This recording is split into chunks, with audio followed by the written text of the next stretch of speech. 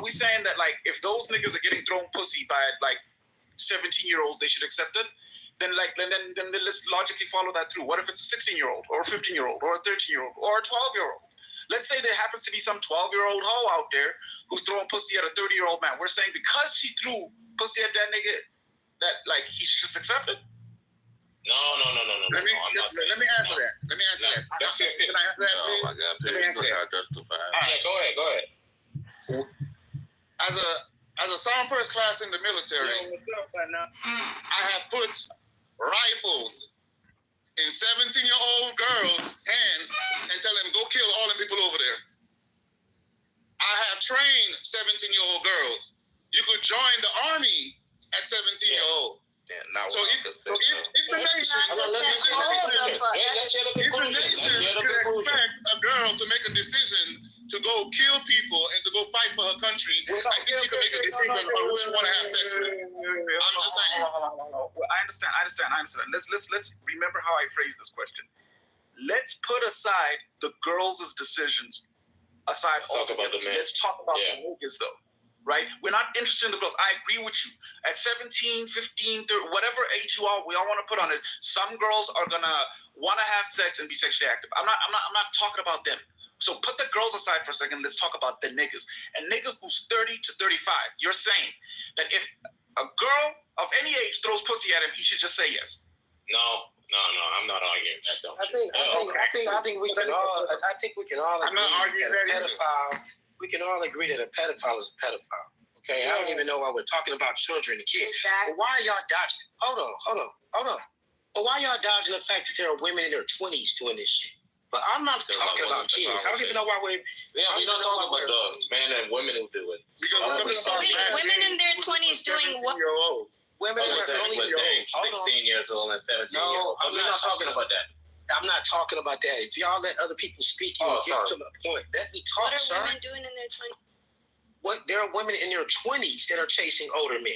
There are women in their 20s, women 21 years old, 22, 23, 24, chasing after older men for these reasons we're talking about. We don't have to go to the kids to make this point. Why do we always do this shit? They're not taking accountability. Wait. There's a difference between an adolescent and an adult. The initial case study was some politician that y'all guys brought up who was having sex with like an underage child. I wasn't here for that. Okay, I understand. That's why. Okay. That's why we're talking about. And she was 17. And I just don't think that there's like a 17-year-old. connection between handing a 17-year-old a gun and like telling a 17-year-old to go out and catch a dick. Honestly, I feel like the ones. Why don't you see the difference? Because I think that I see the difference. I don't think that there's like a connection between the two. I think that the women who are being handed guns at 17 years old, they are getting proper training to go out and handle that gun and know when to use it. But these adolescents with their pussy, they're not going out and being trained how to use their pussy. Okay, so it's like hello, like no. So let's say this then. Okay, let's play with that hypothetical. Let's say a 17-year-old was trained how to go out and use their quote-unquote pussy, right? Let's say they fell in love with a 30-year-old, a 35-year-old. You're telling me that even with all that training, it would be stupid for them to engage in that type of atheism with that 35-year-old if they actually love the person? Only on the surface. Testing a piece without destroying it, I headed over to Manhattan Gold to show you guys what a spectrometer can do. Gives the exact I just don't think you don't know any better. Silver, gold, and They germanium. both wrong, but one is more wrong than the other. But I would say they both wrong. They both wrong. You can make a decision on her own, bro. She's old enough. Don't scroll. At 17, content creator. they're not thinking long term. They're not thinking about like the nature of their decisions and how selfish it is. Yeah, if you're a 17-year-old in love with an older man, yeah, don't be fucking selfish. Don't send that nigga to jail if you really love him, right? So if it's real love and you really care about a nigga like that, then you should also think about those consequences and ramifications if it's real love. But it's not real love. It's infatuation. It's hormones raging. It's horniness half the time. That's how love starts. And you realize as long as no, it's selfish as shit. And I'm saying, fuck them both. Like, but if it's a 17-year-old pursuing the 30-year-old man, it's incumbent upon the 30-year-old man to have some discernment, bro.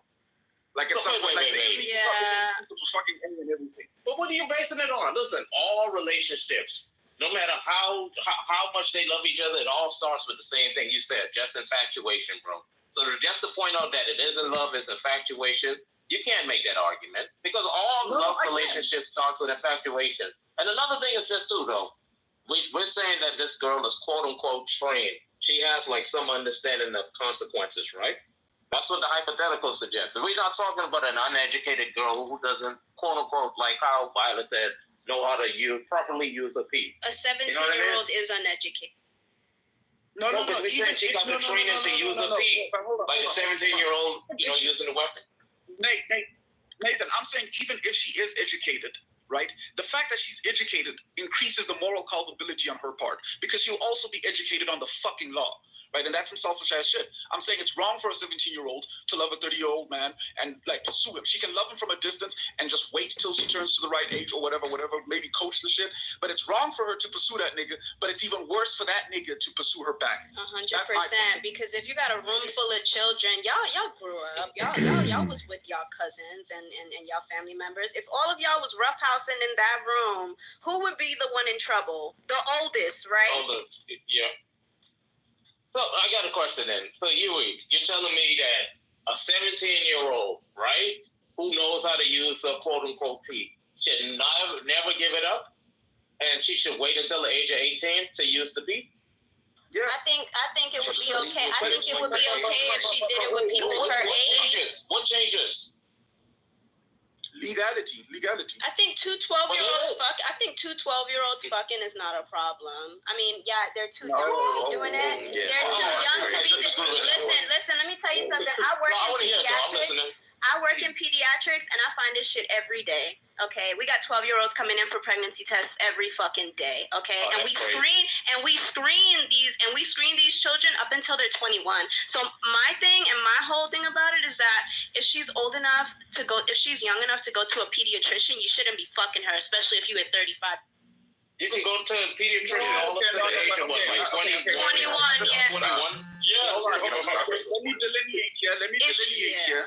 My moral standard is I don't think people who are under the age of 18 should be fucking, and I think it gets progressively worse the younger you get, though, right? So I'm not going to absolve the 12-year-olds who are fucking either. I'm saying that they're. What does the age do, though? Doing that, like I'm not going to be raising. The age is that they're within their age range. Hello. Yeah, you said legal. You said the age just does the legal thing. Not in my house. You shouldn't be fucking. Yeah. But what about? Listen. Here's the problem. Here's the problem. You should not be fucking if you cannot take responsibility for the results of fucking, because you're using your reproductive organs to do that. And what your reproductive organs tend to do is produce children and babies. If you're not ready to be a parent, you shouldn't be fucking, period. Bruh. One thing y'all missing is that women in majority, right? Because y'all keep trying to leave the women out of it. The women in majority, hold on. The women in majority prefer older men. That's their preference. She's talking about, you need to date men in your age range. Like as if she got some kind of set value. Them women gonna date who they gonna want to date, bruh. They choose to date who they want to date. They've been begging. They did away with arranged marriages and all that. They choose who they want. At 17, yes, that too. Women will rebel against you to go meet their boyfriend, bruh. Stop acting like as if y'all are blind and y'all don't see that 17-year-old girls, just like 19, 18, 19, 20, 21, they're going to date who they want to date. And you're not going to have nothing to say about it. And if you try to get involved, you're going to pay. They're going to make you pay. I think that it's a moral thing. I think that it's a moral thing. That's not the morally, man. Like, that's not the morally, I don't think that they should be having sex with each other. But honestly, let's be real. In the state of nature, ain't nothing wrong with it. You know, that's just based on morale. Like, you can't, I mean, it's going to happen. It's going to happen. Trust me, it's going to happen. And honestly, what are the laws? Like, because I don't know that much about it. I've never had to deal with this in my life. No, if two 12-year-olds have sex, I think the parents should be arrested for criminal negligence. And then, like, at what point can somebody look up at what point can you, like, assert your parental right in a situation like this? Like at what point do you say, no, I want that man to be arrested? What point can you say, I want this man to be arrested? What do you mean? At what, 17? Until she's 18. Until she's 18, a parent can be like, no, I want him to be arrested for messing around with my... then I mean, men, protect your freedom. What the fuck? That like I said, that differs from state to state. In some states, the age of consent is I'm not talking 16. about consent. I'm talking about parental authority. That is 18, bro. But if she's having if the relationship is some kind of relationship, romantic relationship, and that state she's over the age of consent, you can call the police all you want. They ain't gonna do nothing. I think the only situation is where like they can't like press charges or anything like that is like if the teenager is emancipated, and then like they get married and everything like that. Like hell yeah, you can't say shit. But I would definitely raise my thought the legal age was like, I thought they could consent at like 16 or something like that.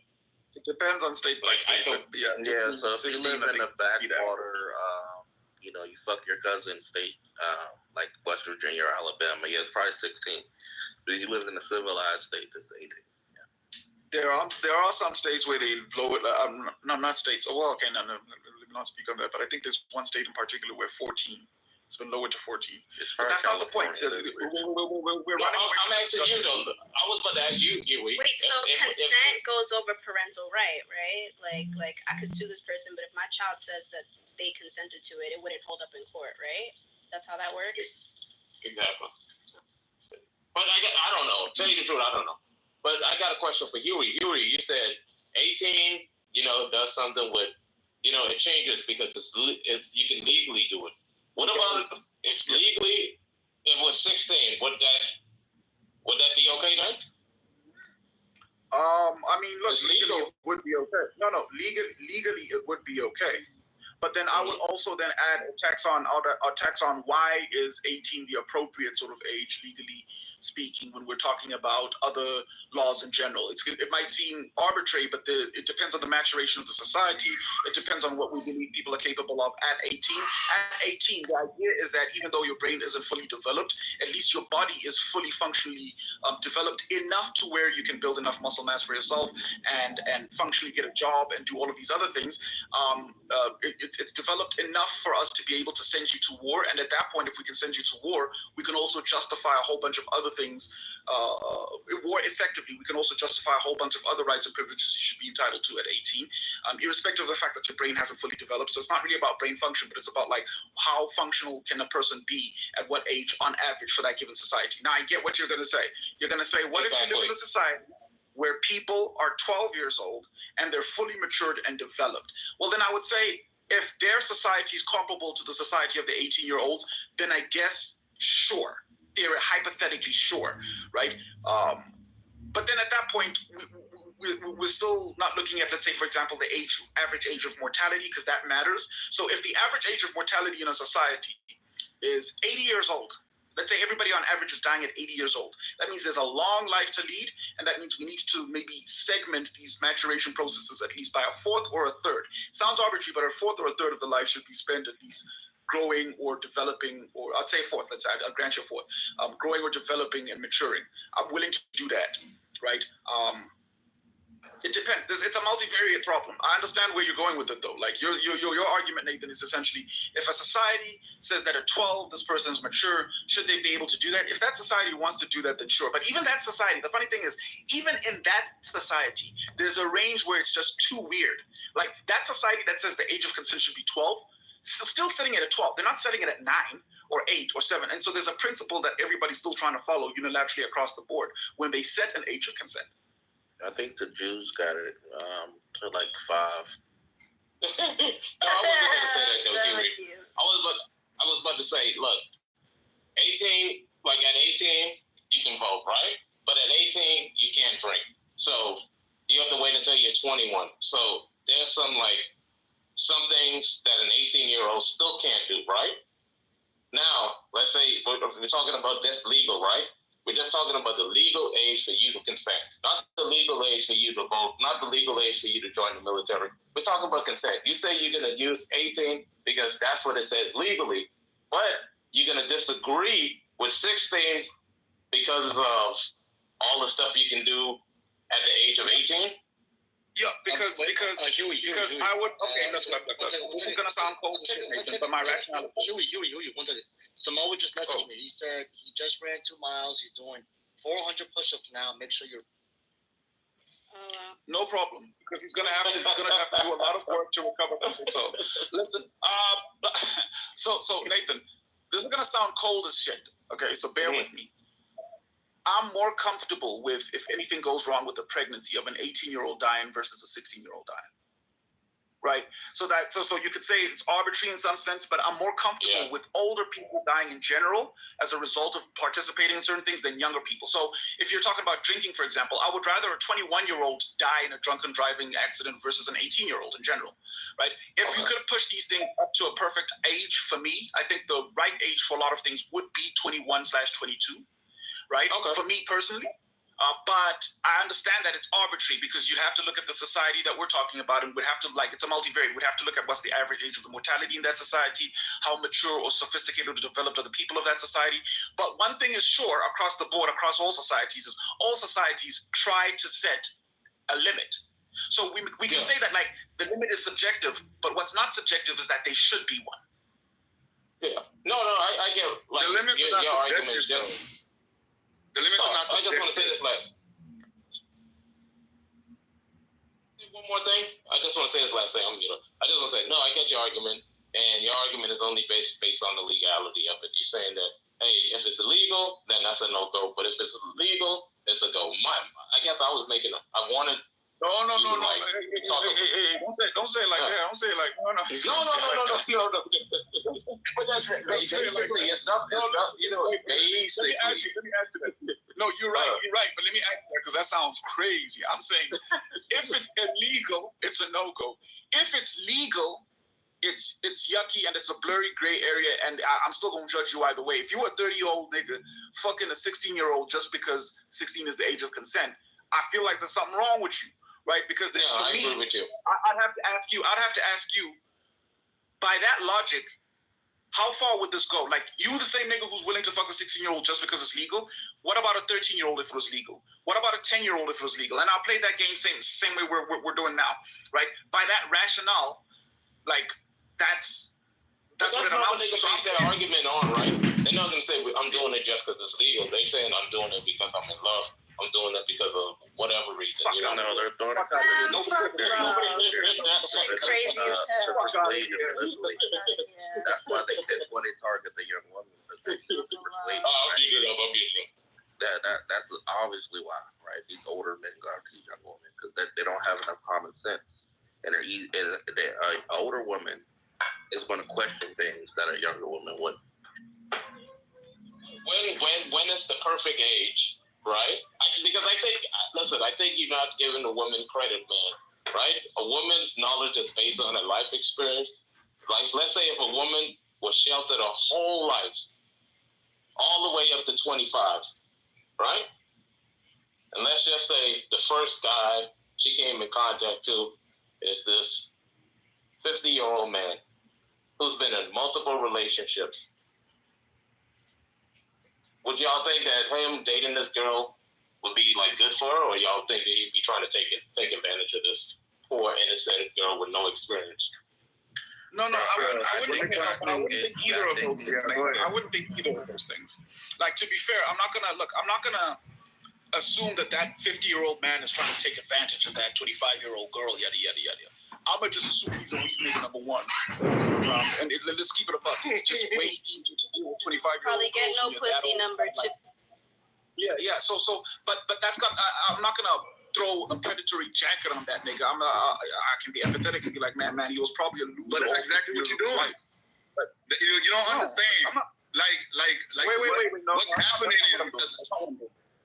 what's happening is you're allowing a lack of accountability again. Because once again, I'm gonna tell you, I said it earlier, women prefer older men. So they're in the equation.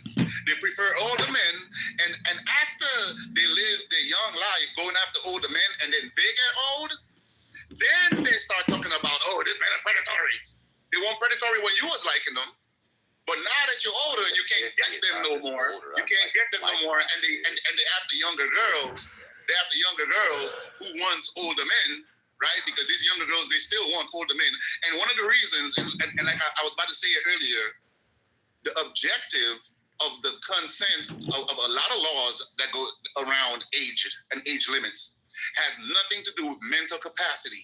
It has to do with social capacity, whether or not you could handle the responsibilities of the consequences that you make, and remember, we're talking about the government. The government don't give a shit about your feelings. What they care about is whether or not you're going to be on the government tits, whether or not you could pay your taxes, and you could manage yourself in the social climate. So that's why they did the whole 18-year-olds for alcohol. But it has to do with whether you're mentally fit. Hold on.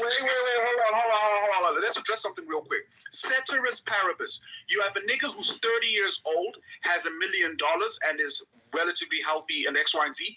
And you have a 50-year-old man who's 50 years old, has $1 million, and is relatively healthy X, Y, and Z.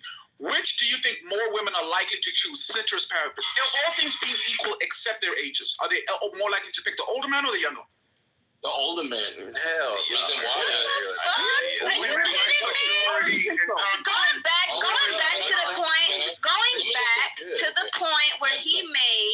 back to the point where he was just like, oh, because you're older now, you can't get the older men. That's because the older men we want are fucking 80 years old and they're in nursing homes. We can't get them anymore. It's not because we can't get them because we're older, but it's like these younger women, they get the older men because they're younger and they're out here and they probably don't have children or careers or fucking any obligation plus sleeping on mommy's fucking couch. What are we talking about?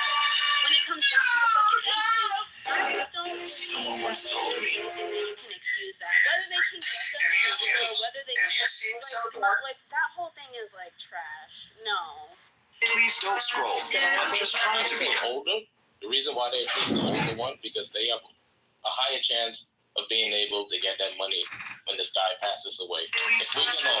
I'm just trying to become a big content creator one day, but I have no supporters. So if you have the chance, please subscribe.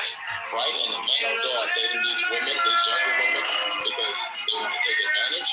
Why can't it be the same? The women date older men because they want to take advantage of the men, because they want their men money. Please don't scroll. But disrespect. Let's look in the hole. I have no issue with hypergamy, right? But to answer the question is that I think that, and my logical conclusion is that anything above 21. Please don't scroll. I'm just trying to become. Please don't scroll.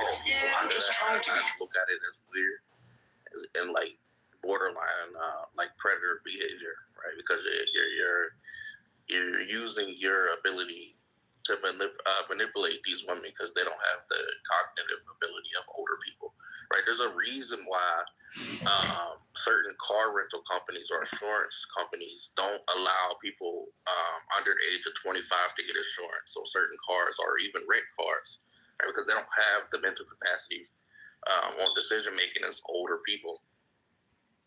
They can get insurance. It's just gonna be. No, I mean certain cars. Certain cars they won't insure if you're under 25.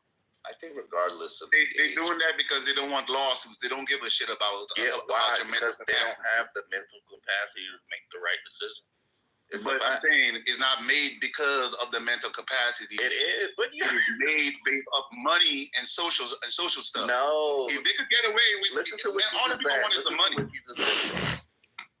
I know what I'm saying. In order to save money, they're factoring in the lower mental capacity of people under the age of 25. All right, you done? Okay, so let me explain to you. The reason why they factor in the people under the age of 25 is not because of their mental capacity and their ability to drive. It's based off PR. When young people die in your cars, you get lawsuit, and you're gonna lose the lawsuit because they're young. Right? People are gonna feel, oh my God, you're killing all the young people with your bad car. That's what they care about. All the other bullshit about your feelings and the mental capacity, they don't care about none of that. Yeah, that's not true at all. You have no idea what you're talking about. It's clearly insurance companies will tell you it's because that these people don't have the right decision-making skills. Like they get into a higher amount of accidents. They usually drink when they drive. Honestly, or they're doing some weird shit with the car that they shouldn't be doing.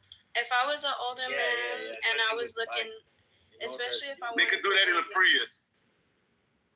If I was a man and I know I wanted to date younger women, I mean, at least be out of your mom's house. You know what I'm saying? Like, at least be on your own. At least be independent. Like, what the fuck? Like, you dating somebody that got a curfew? Come on, man. All I'm saying is this, right? And there's no doubt, and there's no going around it. No matter how you look, people keep trying to put a age around, let's say 17, 18, 19, 20, 21. But there's no like, oh, for this person right here, this is the age that they're mature. And for that person, I've met men in the military who are 30-year-old virgins, and them young girls come in there and run circles around them. Them young girls know more about social cues and social issues than 30-year-old men who are awkward. But guess what? That 30-year-old guy, he's in a nice, sexy-looking uniform. They like that, right? And when they go after him, he's a 30-year-old virgin. Them girls running circle around that. That's what I'm hearing. I'm just saying, bro. That 30-year-old nigga is a victim because he's a virgin. That's what I'm hearing. He's not a victim. He's not a victim. He's not a victim. You know what it is? I'm saying people like who they like, bro. They're gonna go who they like. Pernell, I don't know you. Pernell, I don't know you, but I'm looking at you. That's a great argument. No, Pernell got a point, man. To protect these 30-year-old virgin men, we have to protect them. We have to have laws to protect these 30-year-old virgin men from these young juicy pussies. Like that's what I'm hearing. That's what you're hearing, but that's not what I'm saying. Hold on a minute. His argument is like, hey, let me defend myself. Let me just say this one thing. Listen, let me defend myself. Just say one thing. What I'm saying is this, bro. It's all about maturity.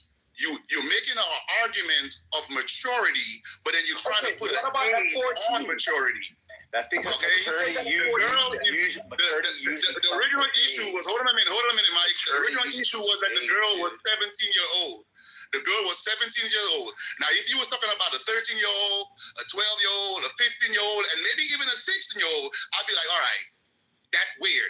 Yeah, but when it comes to like the 17, 18, 19, because even 19-year-old, even 19-year-old women, people would still say, oh, if a 19-year-old girl is dating like a 28-year-old man, they'll still be like, oh, that's red. Like, no, she's 19, bro. She could choose whoever she want to date. An example, bro. Time usually matures the fucking thing, right?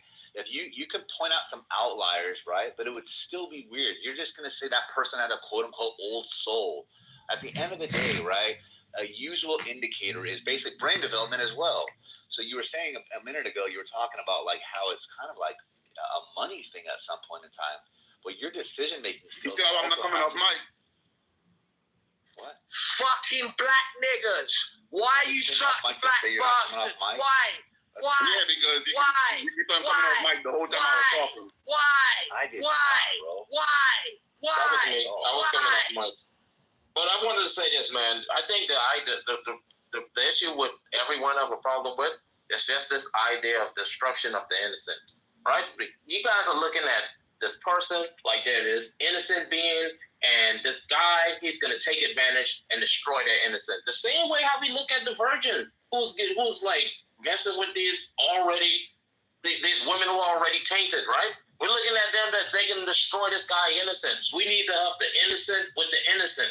And that's how, to me, that's what it seems like. Because if it was of course. So I wouldn't use the word innocent. That sounds kind of gross, right?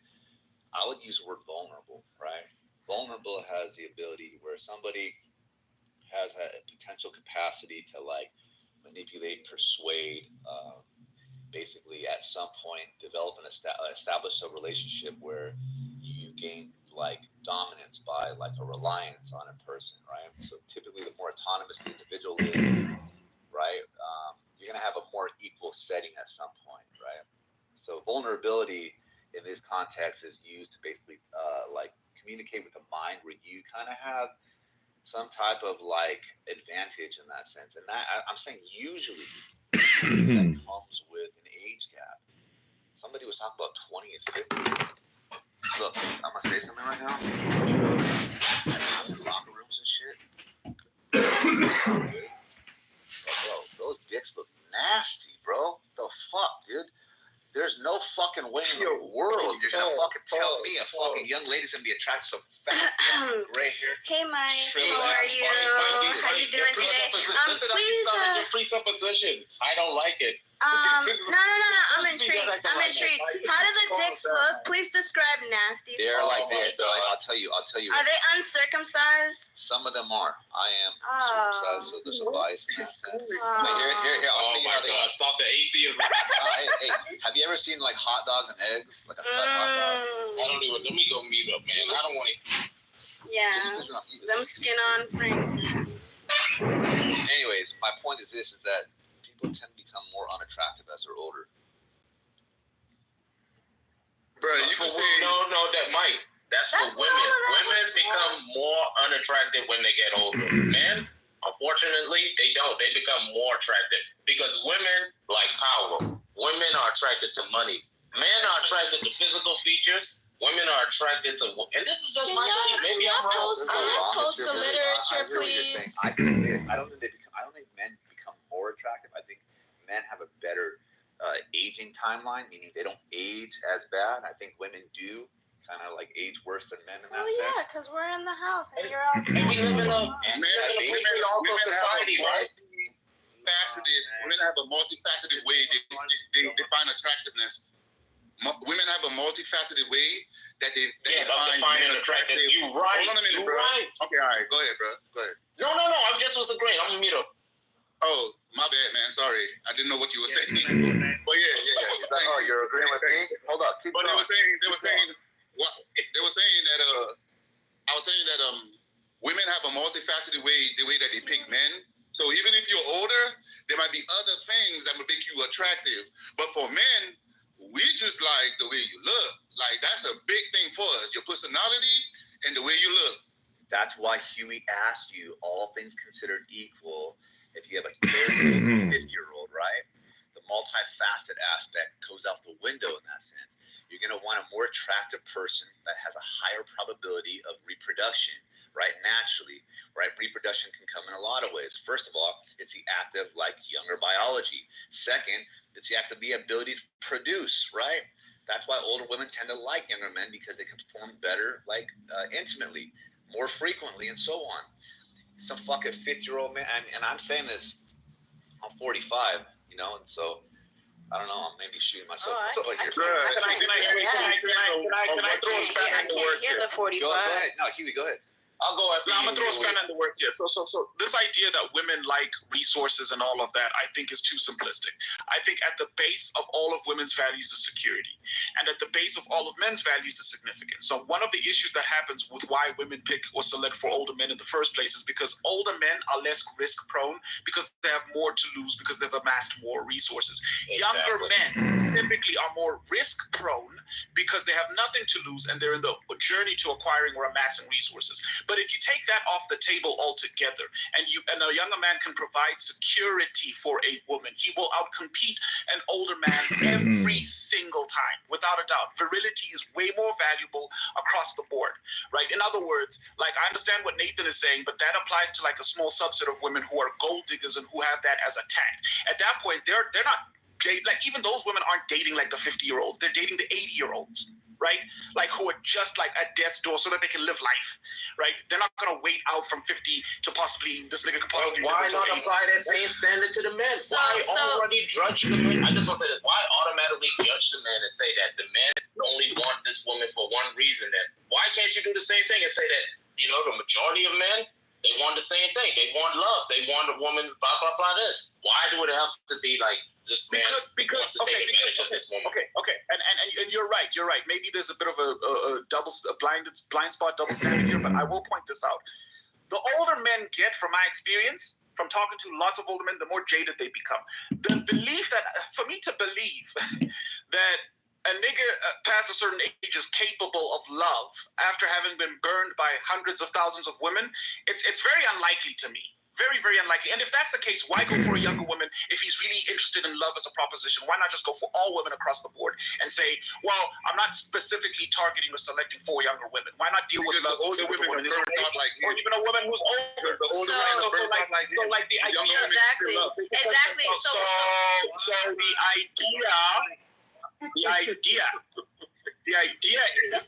the idea is I am dubious to those claims, Nathan, because men, as they get older and deal with, like, let's say the capitalistic nature of women or the hypergamous nature of women, are more likely to be jaded in general, which is why you pick somebody who's naive and who hasn't necessarily gotten into the game about like how to use niggas for their money, X, Y, and Z, right? Like, I don't see niggas. I've never met a nigga past 50 who isn't jaded about women.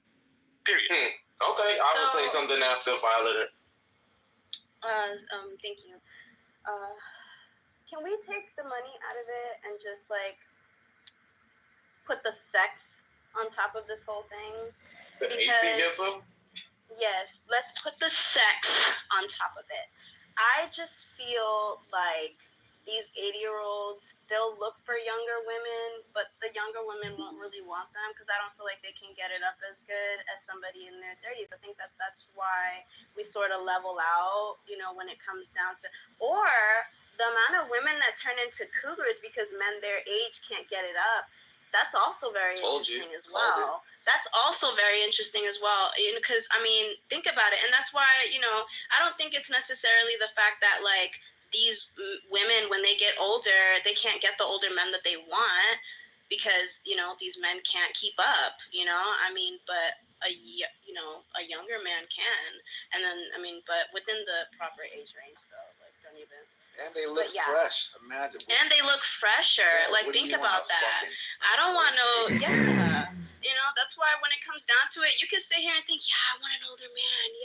Yeah, he can take me places and he can do this. But when you're in your mid-20s and you have your car and you have your mortgage and you pay all your bills and you're responsible, you're independent, you have your career, what does it all boil down to? Especially, let's take out the millionaire aspect of it because, like, not all of us go by money. So some of us just care about, hey, like, can you please me sexually? Like, for a very long time. And can we keep this going for a very long time? Sometimes that's what the fuck matters. Sometimes, yeah. So, can I add to that, too? Yeah. As a personal trainer, just in the experience of just working with people. Hey, look, the wealthy 50-year-olds that have the fucking 30-year-olds? Those chicks are fucking their trainers. Thank you. Hello? I just want to say this. Like, look at, like, every, like, star or you ready? Okay. Every athlete or something like that who got married when they were younger, their families, they end up divorced. And who do they end up with when they divorce? A 20-year-old. 25-year-old people that are young who can keep up with that. Because the older a man gets, the more a man would be upset. That's because they objectify the women. The women just stand there like a statue. Don't talk. Don't speak. Just stand there. And then as you get older, make yourself look younger. It's like, that's what it is. No. Yeah, it happens here in Miami, These older men, they don't give a fuck if you can fuck them. They just want you to look nice, That's why in Miami, these older men, they either go for the younger women or they make the wife get surgery.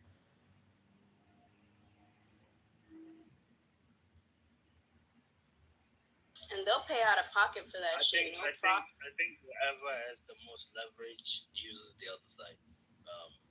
I don't think you guys are really debating each side that has leverage. If you're a woman, you're young, and you feel like your beauty is your leverage. Of course, you're probably even gonna ignore some guys who are your age. And if you're a guy and maybe you're a loser, I think Wu was mentioning it. You're a loser throughout your high school and whatnot, and then you get rich somewhere between your 50s, 30s or whatever. You're gonna use this as an advantage. This is all about leverage, man. This relationship is all about. You said something that I don't know how true it is. You said for most men that you've talked to that are above 50, you find that they tend to be what? They tend to be jaded. Against what? Jaded. Yeah, is that the same as saying they're angry or something? What do you mean by that?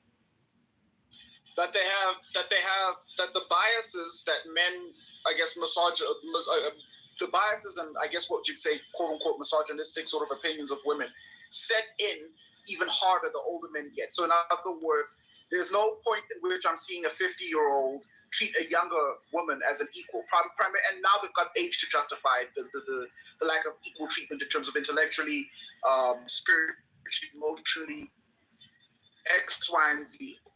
All of the problems that we men experience with women who are reasonable age, those problems scale up the older men get, and then the older the range gets, right? They become jaded. So that's why it's hard for me to believe.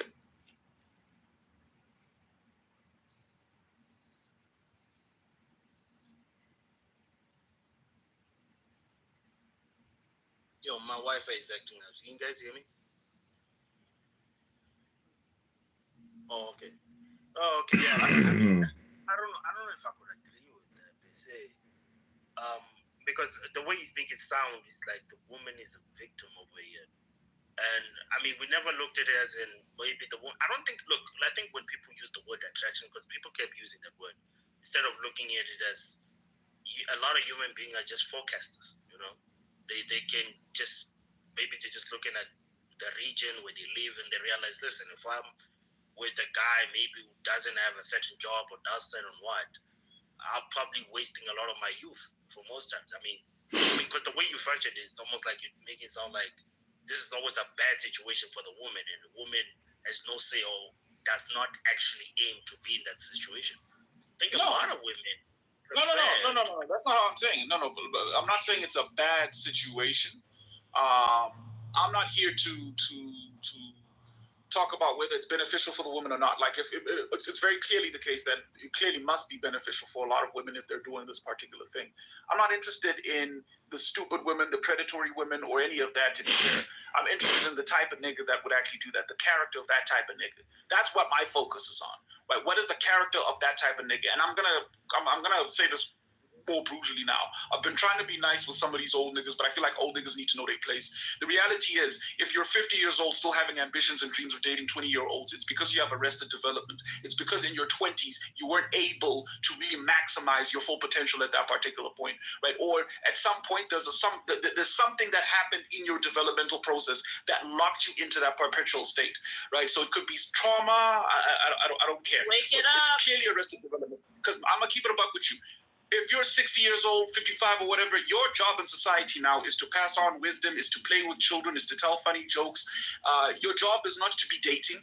Your job is not to be living an exciting life. No, you're supposed to be living the kind of life off of the money, and that's who we need in our society. We don't need more 50-year-old niggas acting like 20-year-old niggas. Right? That's the problem I have. These older niggas, I hope it hurts their soul when they hear me speak. Some of you, you're ready to die now. Right? And if you didn't complete what you were supposed to do in this lifetime, I'm sorry, come back in the next lifetime, you might be that nigga. But stop competing with us regular age niggas. Yeah, do it again. Start over. These niggas are ready to die now. Just die, bro. Just die. Just die, bro.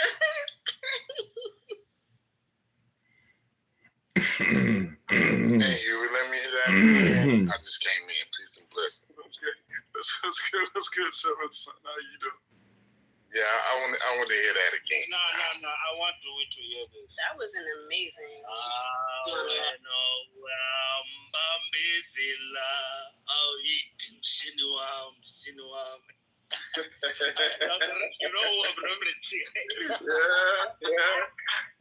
No, I'm with it. I'm for the Cultural Revolution right now. Because here's my thing. But like, I have no problem. How many youth? No. I mean, look at his relationship. He has 9 wives. That's why I wanted to ask you this question per se, because. Okay, wait. But Musanda, he's the perfect example. He's the perfect example of arrested development. The nigga didn't get past grade 7. What are we talking about? That's arrested development by definition. The nigga was out here smashing women with HIV raw and saying that he took a shower to get off the AIDS. That's arrested development, my guy.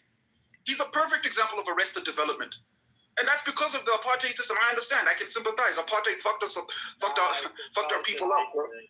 So what about the king of in-between? He just married Zuma's daughter. So what? You're saying he didn't get bitches in his youth? Like, he's literally the queen. I'm saying I think there's a gray area when we talk about a lot of these things.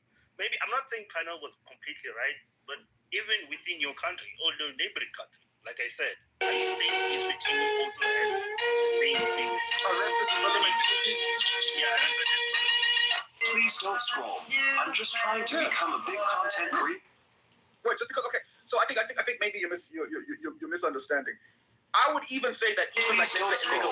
I'm just trying to become. Still fucking lots and lots and lots and lots and lots and lots and lots of women and failing to get into a committed relationship at some point, right? Without establishing some kind of, let's say, a polyamorous or polycule dynamic, probably also has arrested development issues. A lot of niggas are fucking to make up for their first heartbreak, which Please don't scroll. And I'm just trying to become a big content creator one day, but I have no supporters. So if you have a the lot of young chance, girls are also please fucking to subscribe. make up for the first nigga that took the virginity and never committed to it.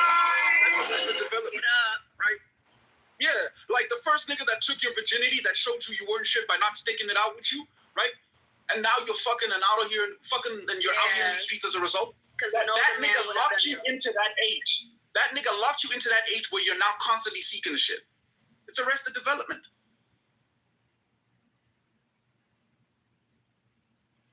Please don't scroll. I'm just trying to become a big content creator one day, but I have no supporters. So if you have the chance, please subscribe. Listen, I can sympathize, but let's not try and act like there's something heroic or noble about what these niggas is doing. They're victims of life, but they're not victims of the women that are now approaching them. Like, I hate the implication that, like, oh, a 17-year-old women sometimes approach 31-year-old men. If it works, it means there's something wrong with that 31-year-old nigga, right? But I'm saying, if you scale that up, by the time you get to a 50-year-old nigga, it's even worse. And at 50, you should be ready. You should be preparing for death, my nigga. You should be the fun uncle who's here to play with kids, tell fun stories, not fucking 20-year-olds. That part of your life should be done at that stage. Talking about they approached me. Like, if a bum approached you, you giving him $1 every time? But Huey, are you talking about, like, let's say about your grandfather's age, right? Grandfather, 30-year-old, dated someone 19-year-old. That woman is the wife and the mother of your dad. Was there something wrong with your grandfather then? Yeah. Listen, you're talking. Yes, absolutely. What the fuck are we talking about? Arrested development, right? And my grandfather. My grandfather had 4 wives. Okay? First one, they met. So he was maybe, I think, 3 to 4 years older than her. Second one, he was about 7 to 8 years older than her. Third wife, by the time he got his third wife, he was 15 years older than the bitch. The fourth wife, right? Like, this nigga was in his 70s when he got a 20-year-old woman. He had arrested development issues. Now, culturally, polygamy is permitted in my culture, right? And part of the reason why is because sometimes you inherit wives from when your brother dies. So for example, Nathan, let's say you and me are brothers, and I die.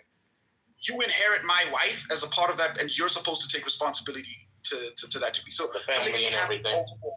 Yeah. So it becomes incumbent upon you to come look after my family, my kids, my wife, X, Y, and Z. But that's how you get the wife there. But in the case of my grandfather, that's happened with the last wife, but not with the third wife.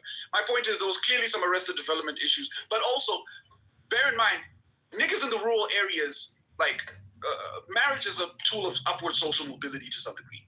You can produce more children. Wasn't that the land, control the soil, and all of that. Wasn't that it's a little bit different, but I'd still keep the same energy.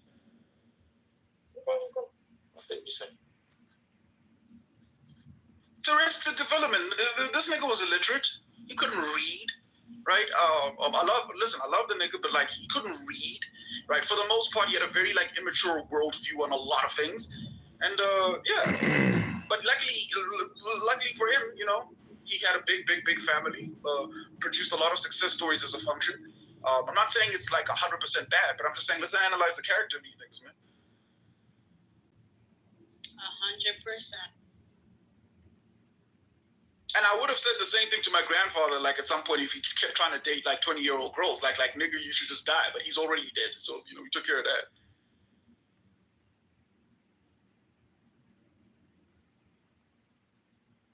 But listen, back then, reading wasn't selected for. At the end of, I don't know. I look at it as like a cultural thing. Culture has now shifted, and now we can look at it, I guess, from our lens that say this thing is quote unquote bad. even though like some places celebrate it, like quinceañera, the 16-year-old becoming a woman, right? Like that was 16-year-old. Now you're not a girl no more. You are officially a woman. You can go out there and reproduce. So they. Yeah, sorry.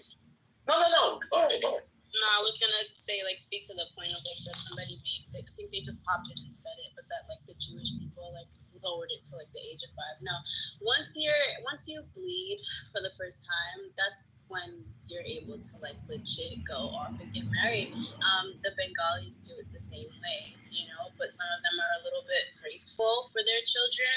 They're not so pressured into just like repopulating like the Jewish people are because of the Holocaust.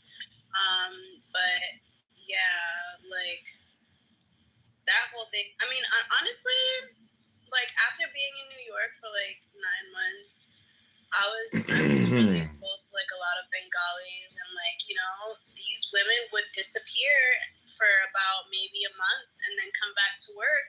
And it's just like, where'd you go, sis? Oh no, I was in Dubai. I was in Bangladesh. You know, my parents are trying to marry me off, so I just went over there to meet a few people. I'm like, bitch, are you serious? She's like, yeah. And I'm like, wow. And these are like what? Like what are they? You know, they're not fucking bums off the fucking street. No, these are people. Like, these are lawyers. These are doctors. You know, like, I mean, they're getting set up like for their future by their parents. I mean, I don't think there's anything wrong with that, but like having some type of dominance and just wanting to like assertively marry off your 9-year-old daughter, that's kind of fucked up.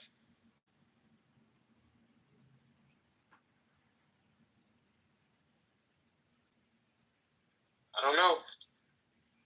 It's weird. Wait, you mean instead of about to get married when they get older, or at 9-year-old, they're gonna be living with a man? Yeah, like you know, like I mean, cause some of them, they're, you know, they want to like as early as 9 years old. At least, you know, that's the earliest I've ever seen it working in pediatrics. But you know, yeah, that's just. I mean, I get it. You know, it is a cultural thing for sure. You know, let's start a room in the house. This ain't working.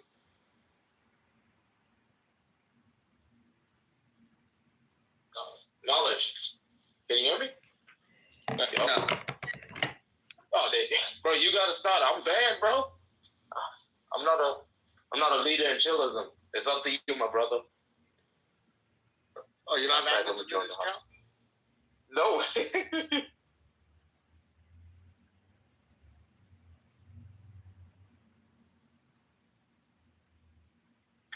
These old niggas. See, they even got me.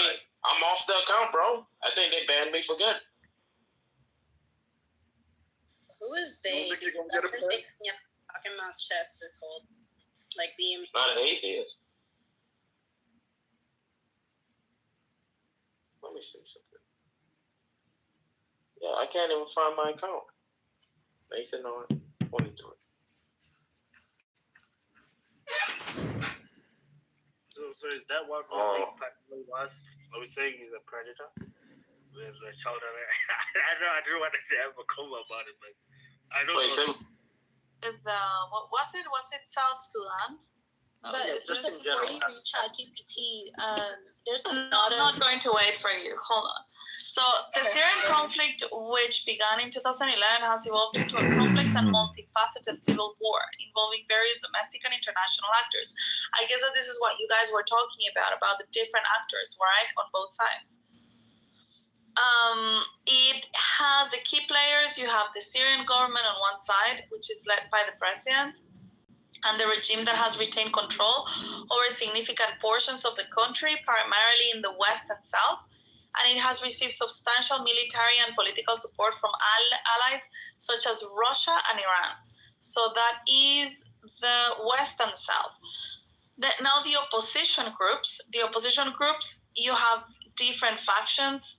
So you have Free Syrian Army on one side, and Islamist groups like Hayat Tahrir al-Sham, HTS. These groups have differing ideologies and objectives, often leading to internal conflicts. Then you have the Kurdish forces. So the Kurdish-led Syrian Democratic Forces control areas in northern and eastern Syria, so on the other half, focusing on establishing autonomous governance and combating extremist groups like ISIS.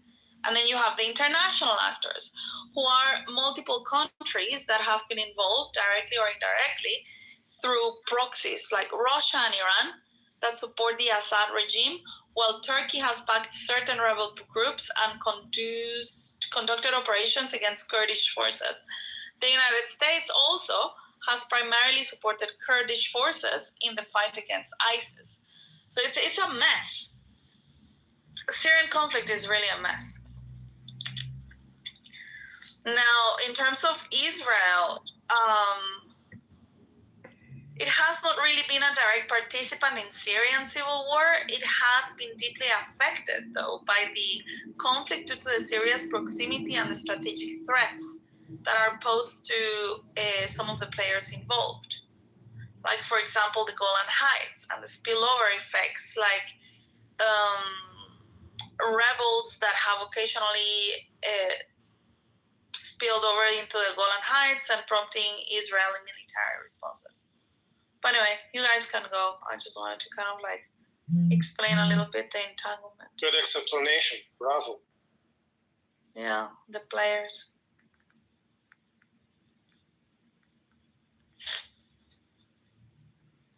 And it has been very complicated because it's a proxy war, as you said, Isa. So many parts are involved. And you know what? None of them is the right side. None of them. It seems like they have taken this territory just to like be like a battleground for several different conflicts.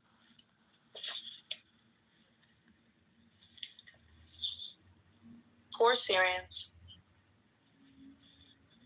Maybe they should just dissolve the territory and split it into different pieces. Well, if it is different pieces, then, you know, I don't agree with that, of course. I don't agree that any state will be divided. The more you divide, the more they come weak. The more they come weak, the more they kill each other and get complicated with each other.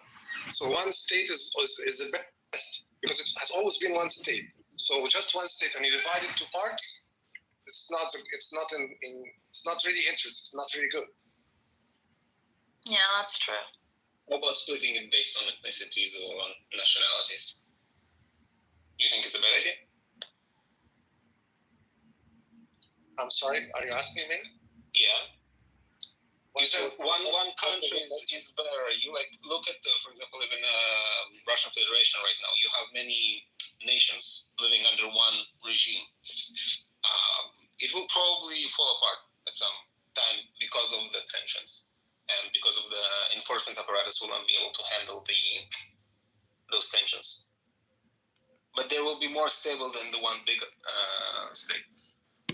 Stability will not be there, Eli. I'm sorry. Look what happened in Iraq, and now it is divided. What happened in Sudan, and now it is divided. It doesn't mean that stability will be there after dividing a state to different or small states. Stability will not be. It might not be, but the question is, what is the division based on? Is it based on a ethnic group having self-realization and self-rule, or are you trying to have like two opposing sides to live under one state? I believe the division is going to be based on ethnics, because simply.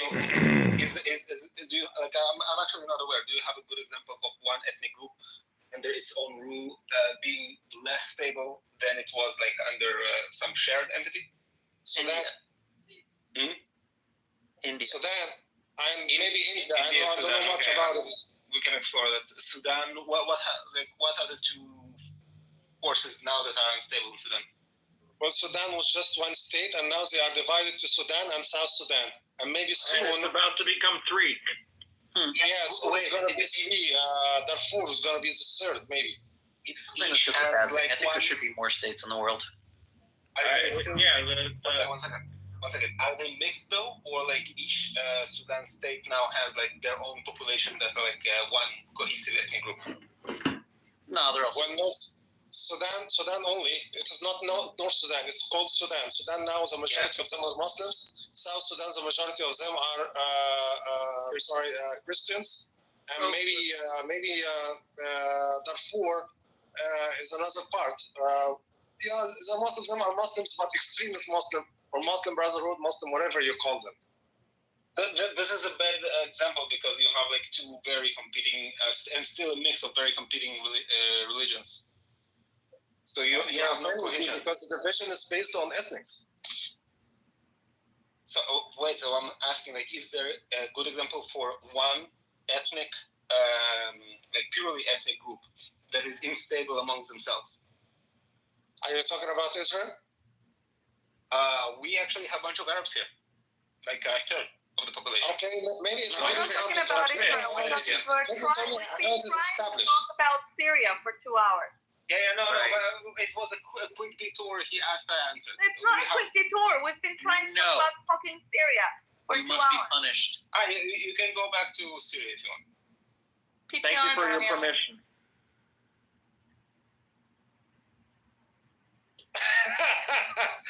Nice, Aisa. Daniel, you look great. Princessia protesting against Daniel.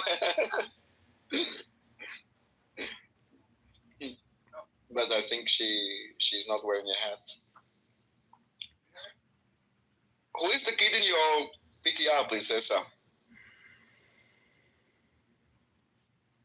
My cousin's son.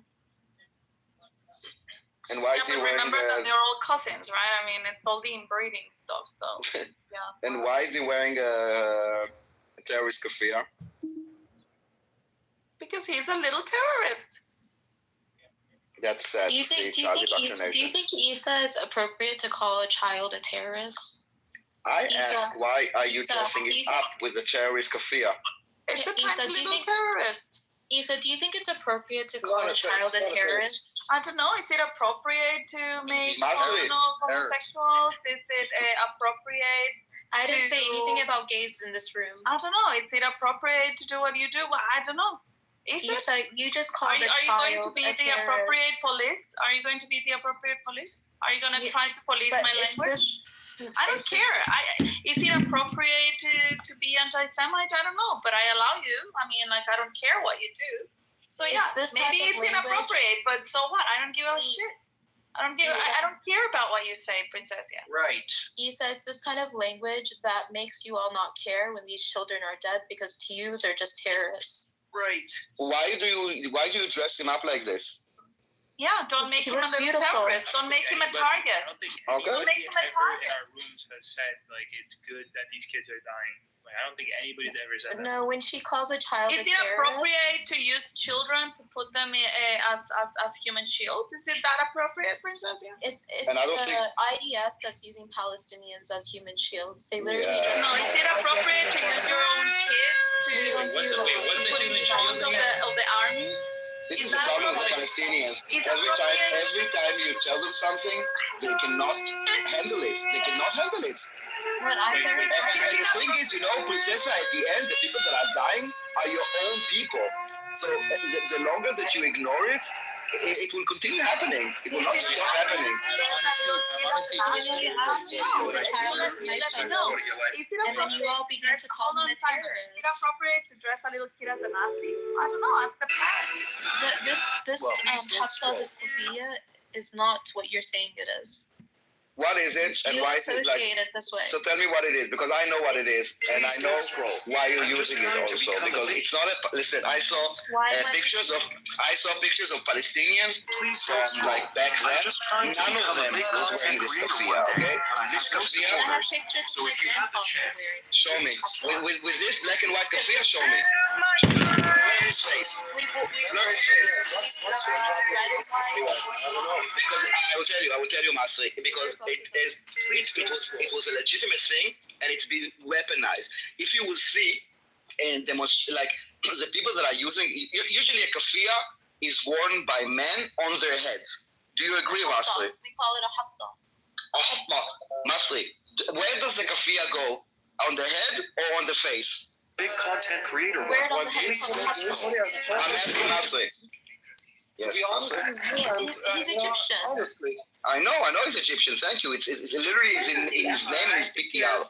Princesa. Thank you for stating the obvious. Masri, which is Egyptian in Arabic. Masri. yes. When you wanna wear a kafia, do you put it on your face or on your head? On the butt. Okay, usually, as a response to your question, Yes. it is on head and sometimes on shoulder. But when you really talk about it, as I put it to hide my face, I can use another piece of clothes. Yes, you not could, about but clothes you are right. But why are they using? I mean, you can ignore the reality, and it's something that was the Jordanians are using it, and it's completely legitimate. They have like the red and white kafia. This kafia became popular by one individual called Yasser Arafat, and in Gaza you will not see like regular individual wearing it. You will only see terrorists hiding their face, and you will only see those kafias in pro-Hamas demonstrations in the West. It is not worn as a custom or like tradition. It's not about tradition, and I think mostly as an Egyptian man, you should stand out against the abuse that they are doing with your culture. I disagree with you, Daniel. Let me tell you why. Okay. As your perspective, which is respected, of course, but it's not the right thing, because each Arab country almost with a kafia has its own color. For example, Saudi Arabia is all white. Right. I know this. Bahrain is with red. We have tribes in Egypt, and usually in Sinai, they use another kafia with another shape. But when they put this kafia, which is a Palestinian one, and you know this. What is a Palestinian kafia? What do you mean a Palestinian one? Since when? Since when is it Palestinian kafia? Please let me. Yeah, go ahead. As you see with Francesca picture, this kafia is a Palestinian one. It is white and black, okay, with white somehow squares. Right. This is a Palestinian one. This is what they are famous with. It is not only Yasser Arafat's kafia. It is a Palestinian.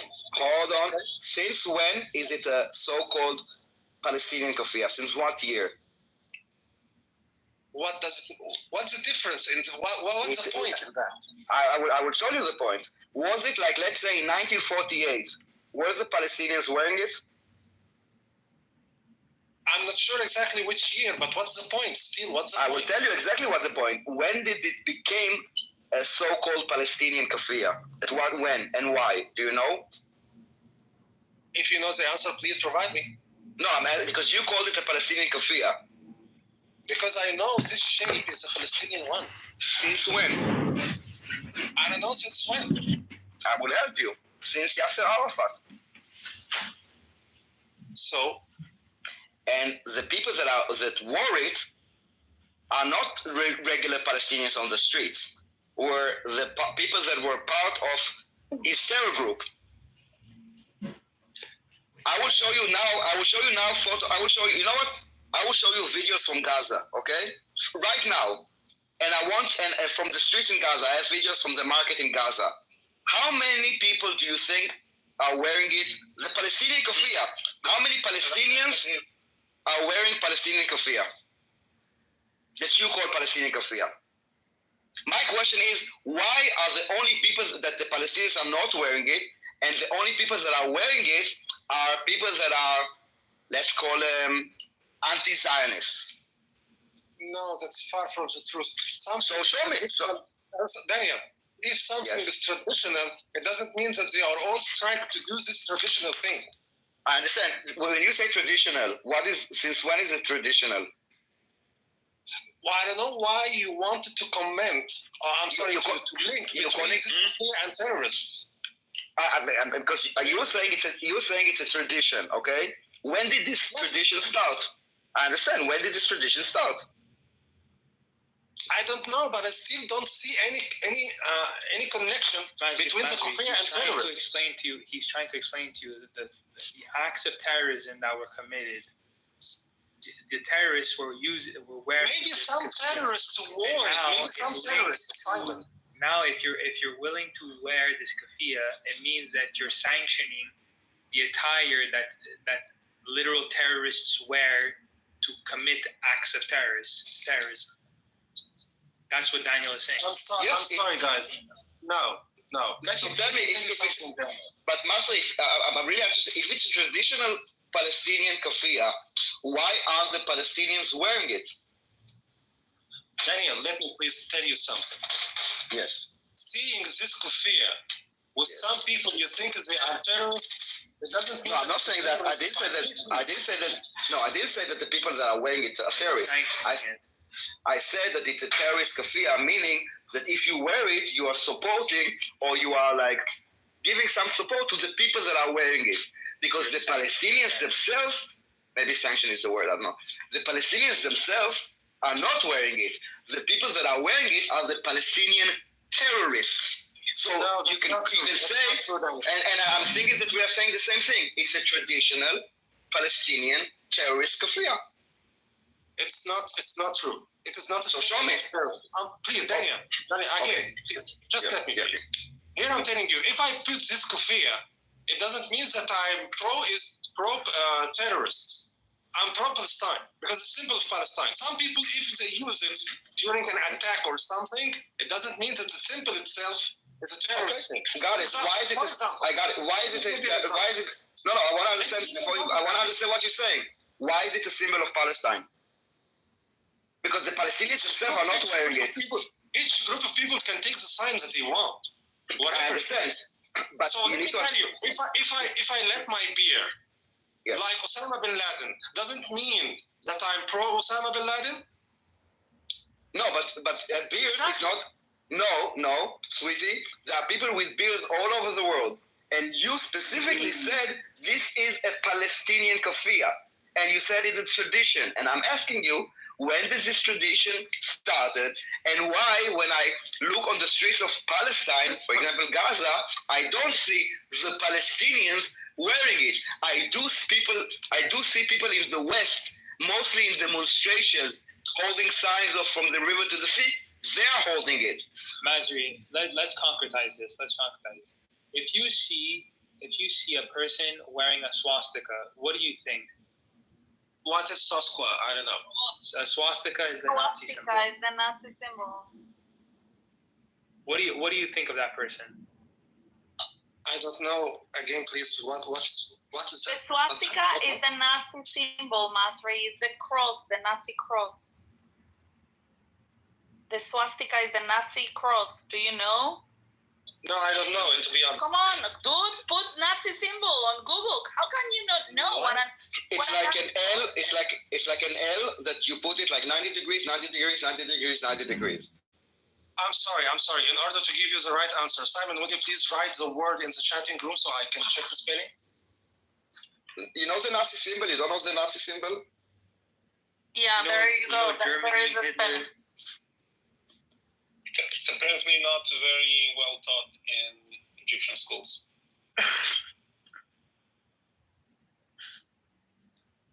And actually, it's also an old Egyptian symbol. Also Buddhistic symbol. Yeah. No, the Buddhist is the opposite. It's like the arm go the other way, and the Nazi is a bit 45 degrees. In Italian, we would say Naguaranda Cinque. If only you got that show. Anyways, yeah. So. Oh, you mean the Nazi symbol? But that's what we've been talking. Okay, sorry. I mean the Nazi symbol. So, if you see someone wearing a Nazi symbol, what do you think of that person? Yeah. I guess in that point specifically you are right. But again, according to the keffiyeh, if you implement this, I'm trying to be. I'm honest. I'm honest. That doesn't mean that I agree that this keffiyeh, when I wear it or I put it, means that I'm pro-terrorist. I get it, but it is a symbol that right now is being used by all supporters of Palestine and supporters of Hamas. No, you hold on, Badri, let me finish. Of Palestine cause, not Palestine. This kafia is currently being used by supporters of Hamas, of the Palestinian cause, and is being taken as a symbol against Israel. So it has become that. We're not saying that it was born like that, just like the swastika had origins in other cultures, and it did not mean that they hate the Jews. But the Nazis appropriated it, and then they used it for the Holocaust. And now it's happening, unfortunately, it's happening the same thing to the kafia. The terrorist supporters are appropriating this thing as a symbol against Israel. So when you're conscious of this and you choose to use this symbol to wrap around a baby or to go out on protest or whatever, you're making a statement. It's also a form of communication. I'm sorry, you're mixing around because Hamas are Palestinian citizens. And Palestine, this is their symbol or one of their symbols. And wearing it doesn't mean that I belong to a terrorist group or something. If I raise it up because I stand for Palestine. And it doesn't mean that I understand. You can raise the flag of Palestine.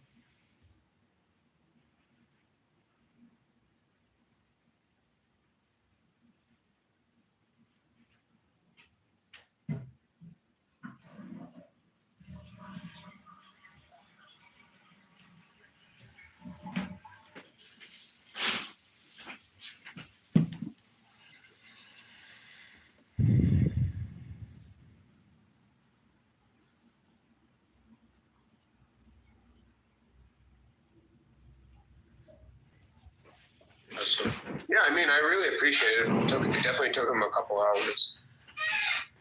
I was like, what is this guy wearing?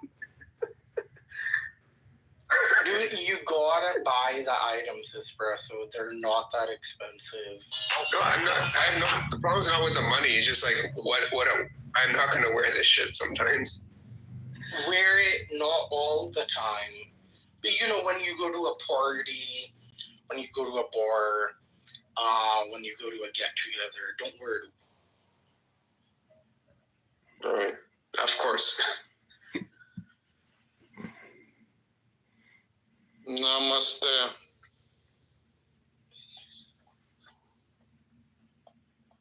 Namaste, Gene.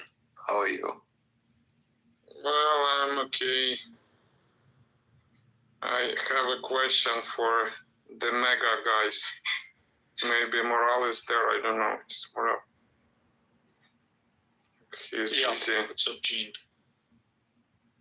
So, because Nachiketa, you're not a mega guy.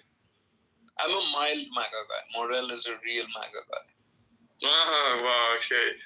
Now, so I don't know, maybe it's a little bit stupid, but so if Zelensky offers Trump like Ukraine's natural resources in exchange of continuing support, so if Zelensky says, I'll give you our natural resources and you will give us weapon and we will keep fighting. So you think Trump will agree? Or do you think it's the right thing to do for Trump?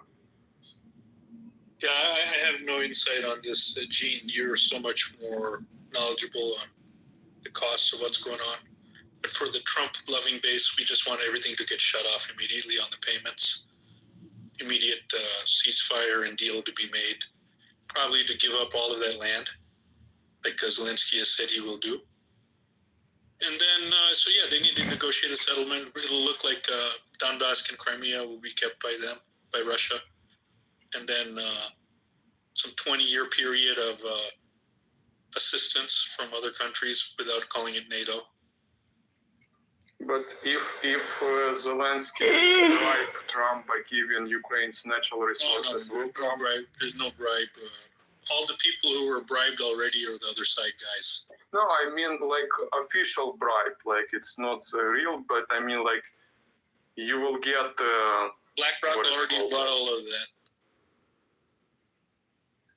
Private equity already bought all of that. That's what Pelosi's son and Romney's son and Biden's son. Why do you think they've been there for 10 years? It's a big scandal now. Yeah, but I mean, but I mean, if there is like real legal official contract, so American companies will get a lot of, I don't know, natural resources, so they will make a lot of money, and in exchange, America will keep giving a lot of weapon, and the war will continue forever. I think it's possible. No way. Zero chance. These people were elected to stop the Ukraine war.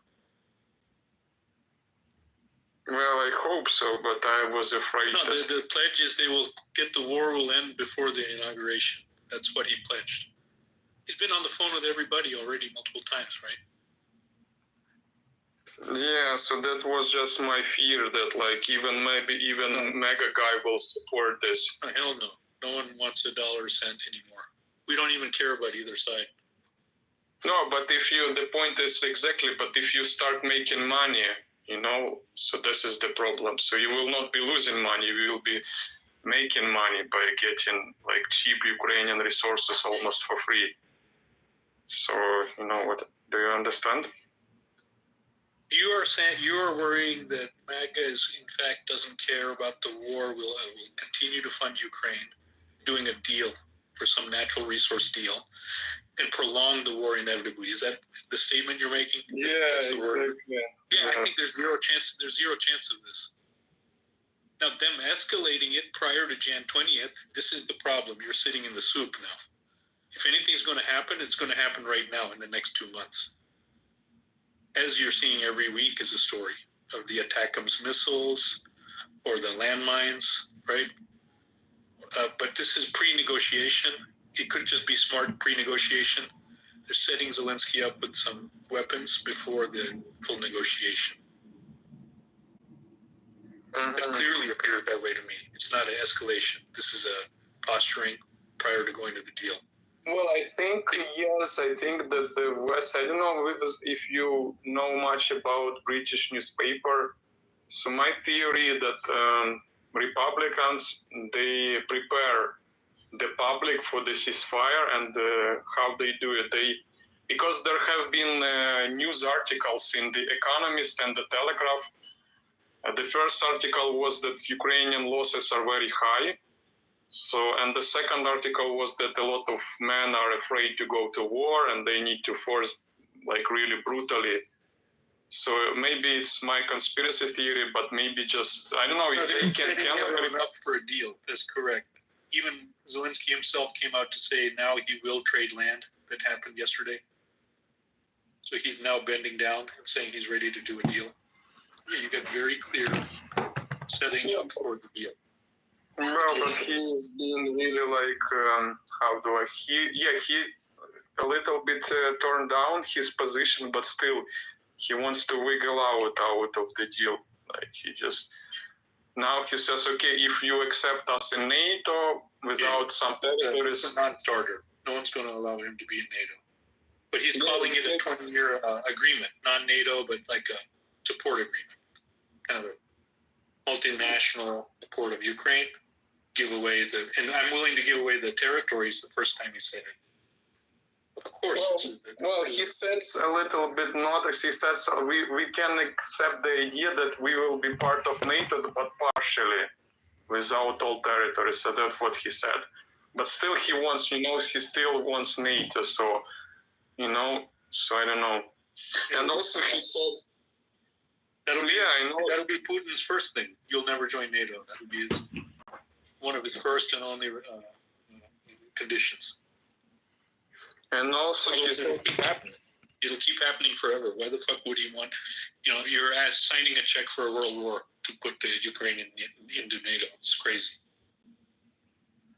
Yeah, so my guess is he still wants to wiggle out of the deal. So he still, so he says we want You'll be forced to do a deal. Really? Yeah. He's going to get forced to do a deal. Trump called him on the first day after he was elected and then put Elon on the call as a three-way. And they sat there and fucking punked him out. No one knows what was said, but I imagine it was a strong recommendation to get this deal done. But he keeps saying something. He talked tough to the media. No deal like that after that call. So he's softened tremendous. Look in 2 weeks how Zelensky softened. Remember, Trump promised a deal would be made before he enters office. He's going to get that settled not on day one, before day one. He said it many times, and I look at the momentum right now. He's going to have a deal.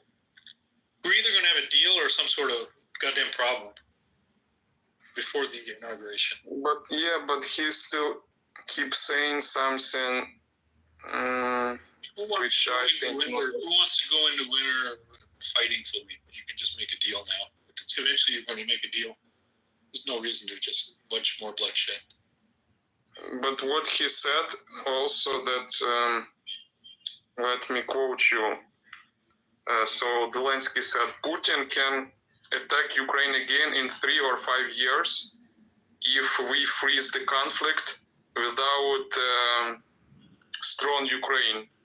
So to avoid the second invasion, we need to enforce, make Ukraine stronger, and Ukraine should get missiles and invitation to NATO. So that's what he still wants. It's a reasonable list up until NATO. So he's not going to get NATO, but he'll get all of that other assurance. There'll be a treaty line right there. And if Putin comes in anymore, there'll be a problem. Yeah, but in my opinion, if you use logic, so he says Russia can attack again in 3 years. That's why we don't want ceasefire. But in my opinion, it's still better, even if Russia attacks in 3 years, it's still better to live 3 years without a war than have 3 years of war, right? So from logic, right? So do you understand? Yeah, but Russia's not going to attack again once they get all of that territory. If they go for more, they will have a World War threat on them. So you think Ukraine will get a real guarantees, maybe not NATO, but something? A treaty. They'll have a treaty. Yeah, they'll have a treaty, multilateral treaty, of course, between Ukraine and Russia, and it's overshadowed by UN/US. Yeah, that's what that would look like Majinsky or any of these other treaties. They'll go for as long as they go. But what if Putin disagrees? What Trump's gonna do? Oh, they're in agreement, man. He likes him. They've already spoken. Really? You think they will agree? They're more likely to agree than anyone else. But what if it happens and what the Democrats will say? Will they say we were so wrong? We almost they never killed. They're wrong. They'll change themselves. But if it happens, it will be detrimental for Democrats, or will they pretend that nothing happened and they will just move on, like with COVID? They'll celebrate the deal. Yeah, I wonder. Yeah, well, I don't know. I still it's still difficult to believe that it's possible, because it would be like a miracle, if you're sure you're almost dead and all of a sudden you are. They said this about North Korea would be a miracle when Trump came in the first time. We were supposed to go to war with North Korea. We're supposed to go to war with Syria and Iran. This is not. Yeah, he already proved that he can make some great deals. Well, but North Korea, it was not at war, actually, right? So. Yeah, they were ready to war with the U.S. They were dispatched, and they said the red line has been crossed. Red line has been crossed. All sort of garbage. Obama said there's definitely going to be war. North Korea. But what about Israel? Like they wanted to have a deal. It was a good idea, but they couldn't. There was Why did they try to do something to Trump?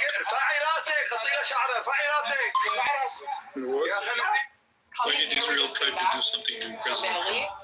And coming and seeing all of you young men singing, you have a choice as a man in my eyes. You have like women, it's your Judaism is passed down as a woman, but as a man, and you choose They try to do some things to him. sing and be Jewish. It's a Such choice. as You can always marry out. have you Your heard of children won't be Alexander Jewish, Friedman? but seeing you all standing here, where the second largest Holocaust happened to Jews in history, No. it's so powerful, and it's like I'm shaking because I'm like it's getting me so much. No, but You know, there's been a lot of reference to some. Israel would have to. Israel is going to have to also be in the same spot as Zelensky. Coming here, we just came back. And weirdly, they are. They also And coming and seeing. watching the same NPR coverage. They all have the same opinions pro-Ukraine and pro-Israel side. But Israel likes Trump more than Democrats. Yeah, well, maybe they act like that. Really? And AIPAC, yeah, American Israelis would be favoring Trump if that was the case. Only the Orthodox Jews support Trump. Well, I know a guy from Israel. Well, he was born in Soviet Union, but moved to Israel. He's a Jew. And when the war with Gaza started, when Gaza attacked Israel, he became radical. So he became very anti-democrat and very pro-Trump. So I don't talk to him anymore. But so they were like very much in favor of Trump. And a lot of these people from ex-Soviet republics, they are very anti-communist, so they support Trump.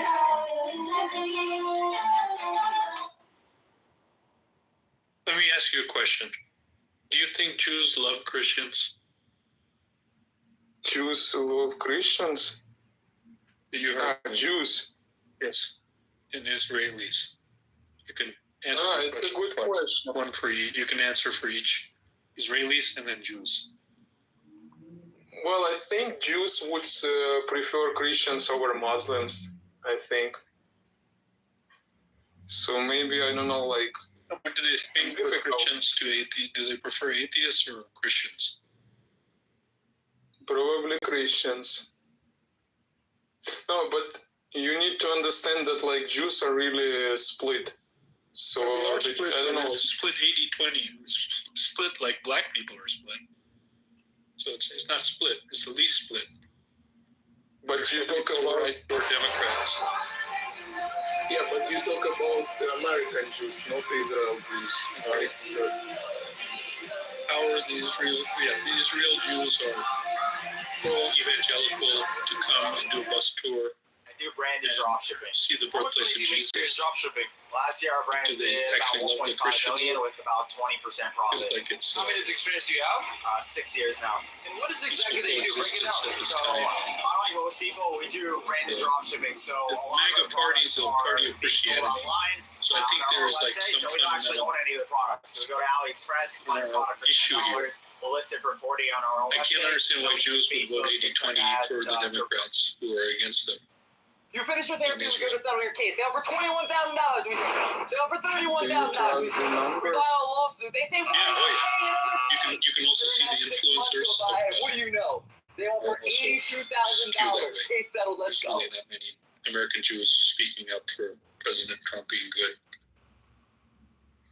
Well, I can tell you You the finished your Jews therapy, we that go to settle are your from ex-Soviet republics, like Russian-speaking Jews, who, it doesn't matter, they are in Israel, in America, they mostly pro-Trump. Especially, I don't know, at least here on Clubhouse, I don't know. I don't blame them. I mean, he put the embassy, he did some deals that were good. He's spoken out that we should help Israel defend itself. So he's been nothing but a friend. The other side's been nothing but garbage. So why did they vote like black people for one side? So you think this? Well, but if you look up the poll in Israel, I think most people in Israel support. Damn, they kicked me. They kicked me. They kicked me.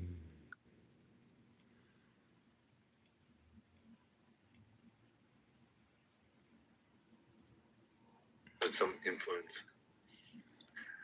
Some mushrooms or something. Did you eat cubansis, Michael, last night? I haven't had an alcoholic beverage in, I think, a month or more.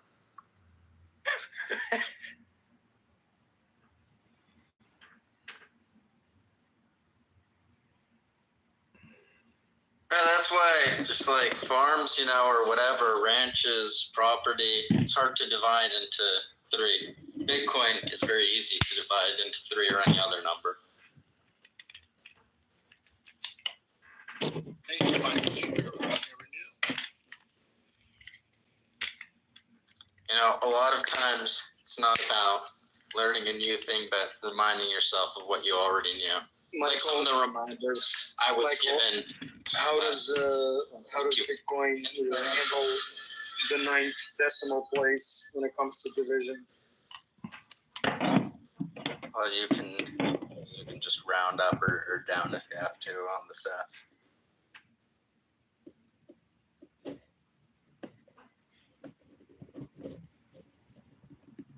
You can also theoretically scale micros or fractions of a Satoshi on second layers.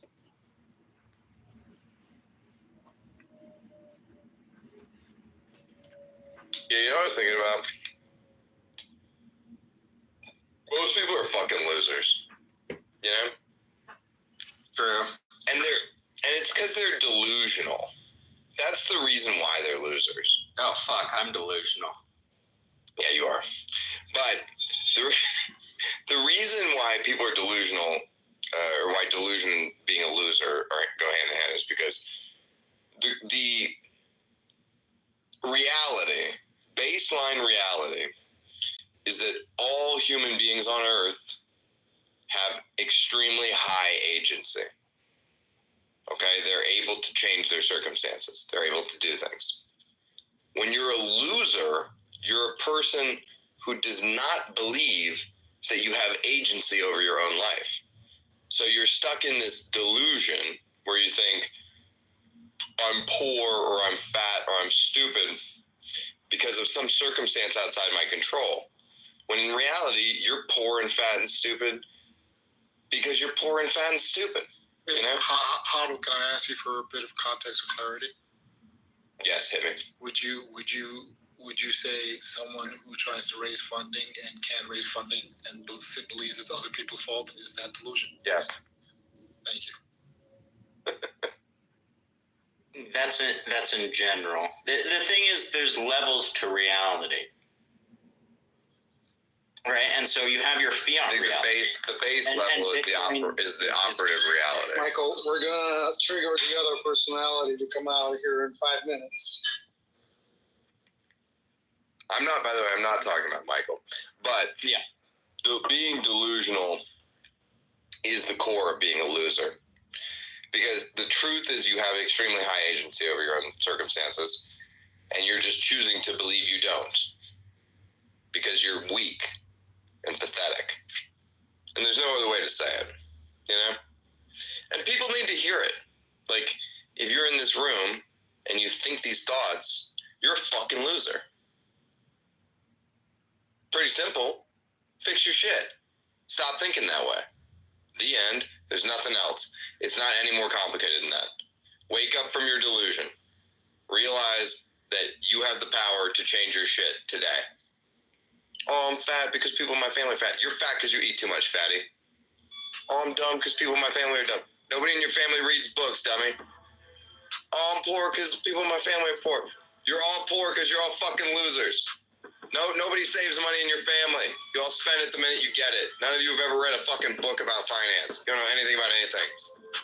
This is on you. This is on you. Wake the fuck up. Wake up, you're dreaming. Wake up, you stupid fat piece of shit. Fuck you. Wake up, you delusional asshole. Monster.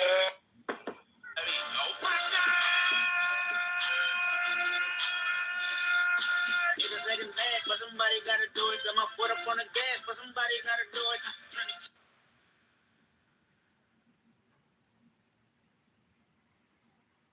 I hope I fixed just one life today. So Kendrick Lamar needs to sample that on his next beat.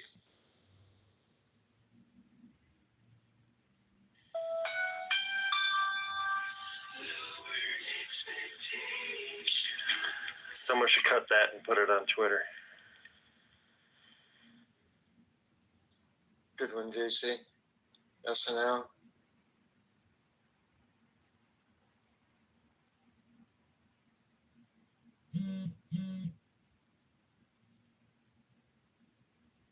I don't know how to lose. All I do is win. No matter what. I was running the numbers this morning. That's why I'm feeling myself. Is because I ran the numbers, son. And it turns out we ballin'. My personal CAGR rate on Bitcoin is 83%. 83% over the last 10 years. Okay? The S&P 500 returned 13% annual on average.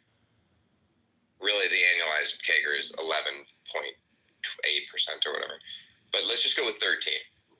13% means if you invest in the S&P 500, you turned $1 into $3.50. Woo! You're rich, son. You're rich. You're ballin'. You got $3. You used to have $1. You got $3 now. Woo! If you were in Bitcoin, 83% CAGR, you turn $1 into $429.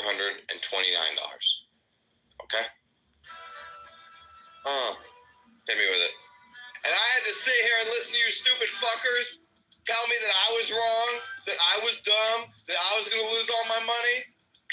You turned $1 into $3. I turned $1 into $430. Fuck you. I'm your god. Do you know how much better I am than you? Suck every dick in existence, and all the insect dicks and all the animal dicks too. They not like us, all the alien dicks. They not like us, all the bacterial dicks. All the amoeba dicks. All the fungi. Suck all the dicks. Fuck you. Did you tell niggas to cross-pollinate fungi? Big pond, big splash, yeah, big bag, okay, little fish, big pond, big splash, big bag. You see what happens when you do shrooms? We all the way up. But their penises. Look like the little fish in the big pond, make the big splash, ain't got the big bag. Oh, my, look how nice the child, they know I'm the one that it talks. Andrew's CAGR is Got a like fucking 100. jury duty summons while listening to that. God damn it. Oh, man. You know what? Throw that shit in the trash. Act like you didn't get it. That's what I do. That's what winners do. Be a winner, David. They can't prove you got it. It didn't come certified mail. Did you sign for it? No, I don't think so. Throw it in the fucking trash. It never got to you. The rain damaged it. No one knows what happened to it. What are they going to do? Send the power of the state after you? You think the military's coming to your door because you threw away a fucking jury duty summons? No. Throw it in the fucking trash. Light it on fire, my guy. Nobody tells you how to live. You tell them how to live, David. That's what the fuck you do. Throw that shit in the trash. Throw it in the fucking trash. Do it. No, I'm going to go and give a rant about the precautionary principle. I don't know, some other libertarian. No, I shit you not. Fill it out in red crayon. I did that 20 years ago, and they've never contacted me since. That is a really, really good line. This person's retarded. Tax returns? jury duty. Something. Filling out my tax returns in crayon.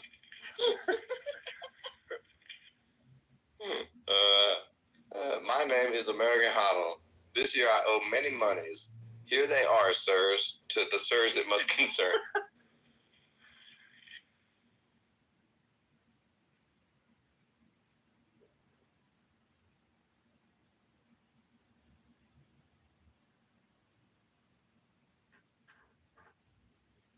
Who was it that sent that letter to the IRS? Is it Rumsfeld? Yeah, Rumsfeld. Yeah. I've, to the best of my ability, done this. I've contacted many lawyers and accountants, and they don't know whether this is right or not. That's my favorite. That's my favorite letter ever. He's like, I am literally. He's like, you stupid fucks. I am literally Donald Rumsfeld. I am the Secretary of fucking State. I went to fucking the fanciest schools in this country. Me and my wife are both attorneys. I contacted several accountants and several attorneys. I have no fucking idea if this is correct. I have no clue. Here it is. Fucking take it. You know? It's like he spoke the most truth of anybody. They probably don't know either.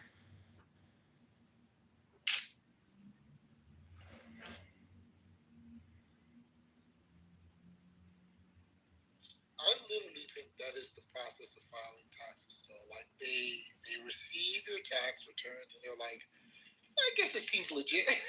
It's intent. Yeah, they're just looking for people that are basically cheating their asses off. You know, like everybody else who's cheating just a little bit is basically getting away with it.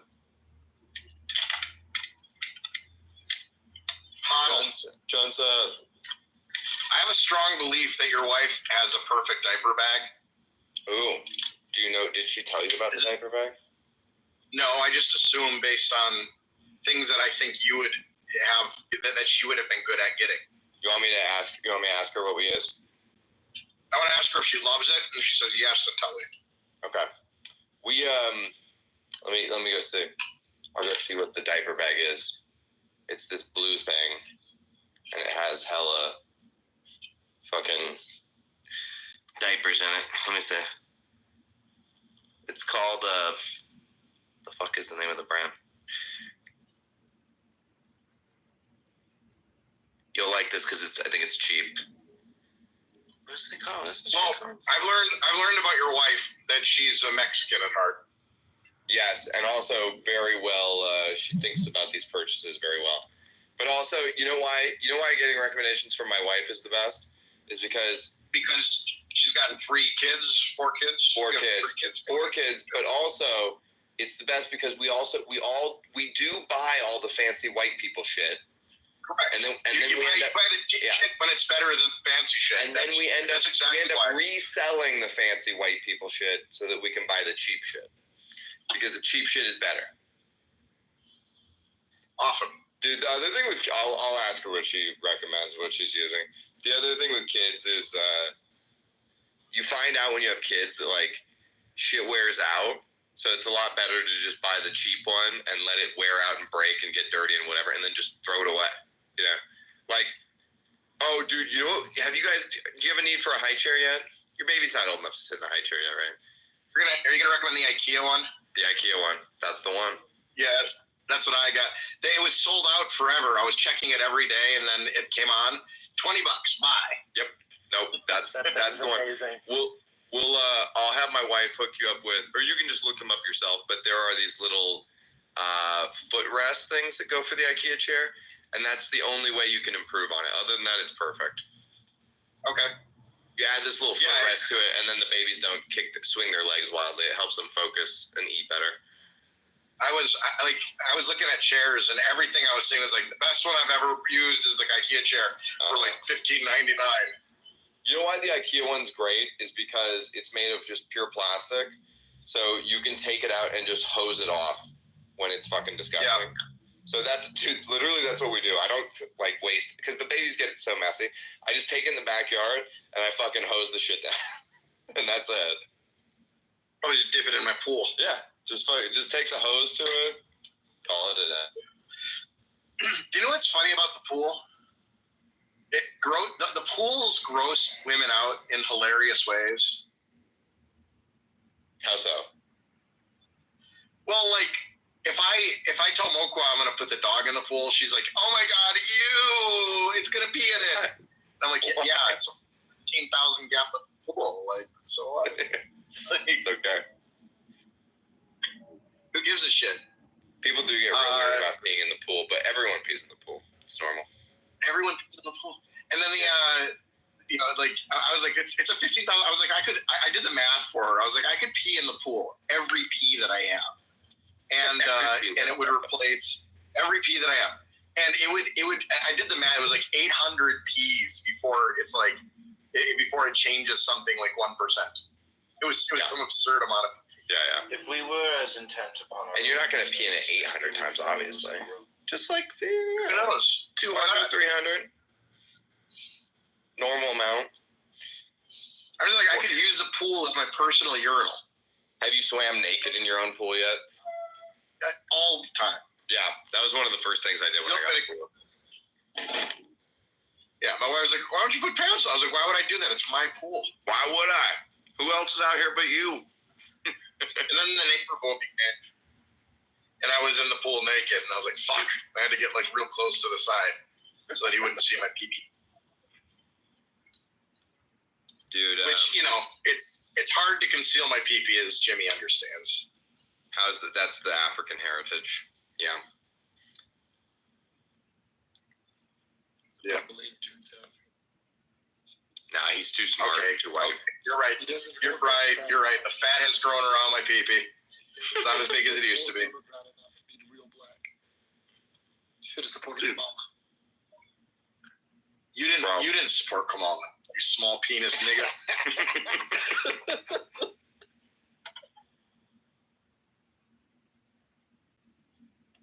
Dude, John's the only one here. John's the only one here with the big. We supported Kamala, and we all know about his penis size. It's huge. Yeah, he lets us know every day. Yo, Otto, is Nick Fuentes gay? I think, by the way, that's what I wanted to ask Jensen about. Did you see that Nick Fuentes Destiny rumor that I found the video. Did you watch it? Yep, I did. What'd you think? Is it Fuentes? You can't even see either person, which is what I suspected the instant I heard this rumor. I was like, I'll bet you there's not. And so I went and checked out the video. You can't tell whether it's Destiny, and you certainly there's not even a face of the other person. Fuentes definitely does strike. He strikes me as pretty gay though.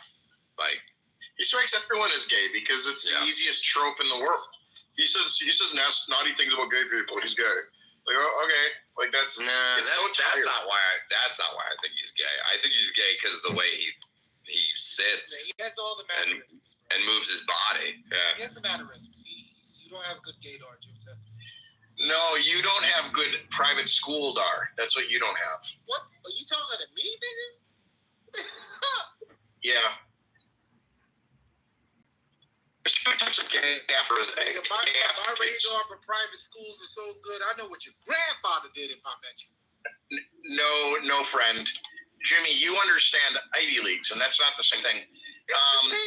So, no, sir. There are two types of gay affectations. There are gay affectations, and then there's private school gay affectations. They like crossing your legs so that your penis hurts. That's a private school gay affectation.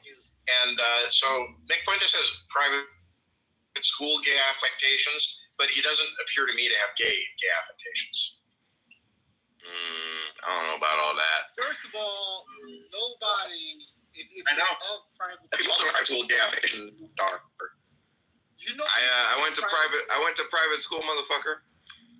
You fancy private school in your area, or did you go to one of those like parochials? I went to Catholic school. So that's same. One of them was the fancy. One of them was the fanciest in the area. Yes. Yeah, but Catholic school is very different, though. You gotta like the you don't get gay affectations. That says you're in the Matrix so bad. You're in the Matrix so bad. You don't get effeminate through Catholic school, Playboy. In fact, you do well in sports through Catholic school. That's true. That's true. Is this better, Huddle? Is this better? That's better. Yeah, gay affectations are a thing about secular private schools, like the best ones in any area, like Choate, Deerfield. Down here it would be Pinecrest. Damn it! Now it's worse. Now it's worse again. Better now? Now, for right now. Down here it'd be Pinecrest. In Minnesota it would be Blake. Your kids are probably going to the school. Westlake, California. God damn it. Yeah, Harvard, Westlake's in LA. In LA, yeah. I know a bunch of Harvard.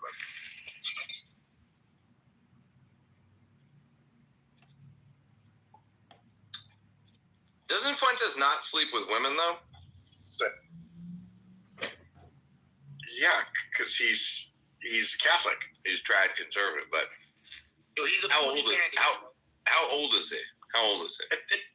I don't understand the critique. I know plenty of people that were married to women who are not gay, who spent a lot of their life not sleeping with women.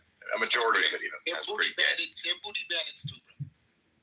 No, they're not. Okay. How old is Fuentes? He's like 27, maybe. Anal assassin.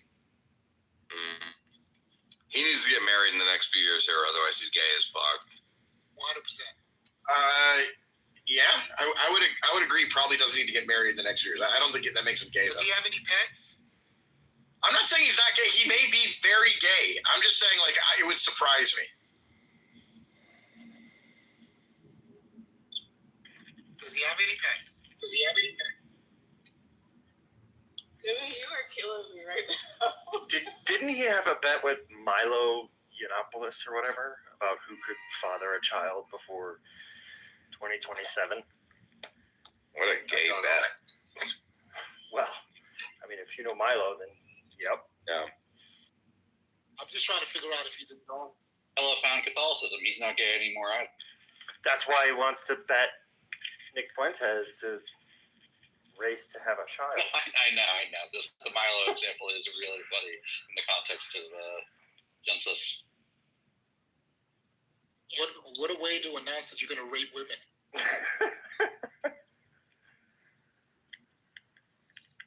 He's reformed. I'm sure he'll find someone. I mean, look, Nick might be gay, but he doesn't strike me as gay. It would surprise you if he was gay, right? Does he strike you? It would surprise me. Does he strike you as a fed? No. You don't think he's a CI?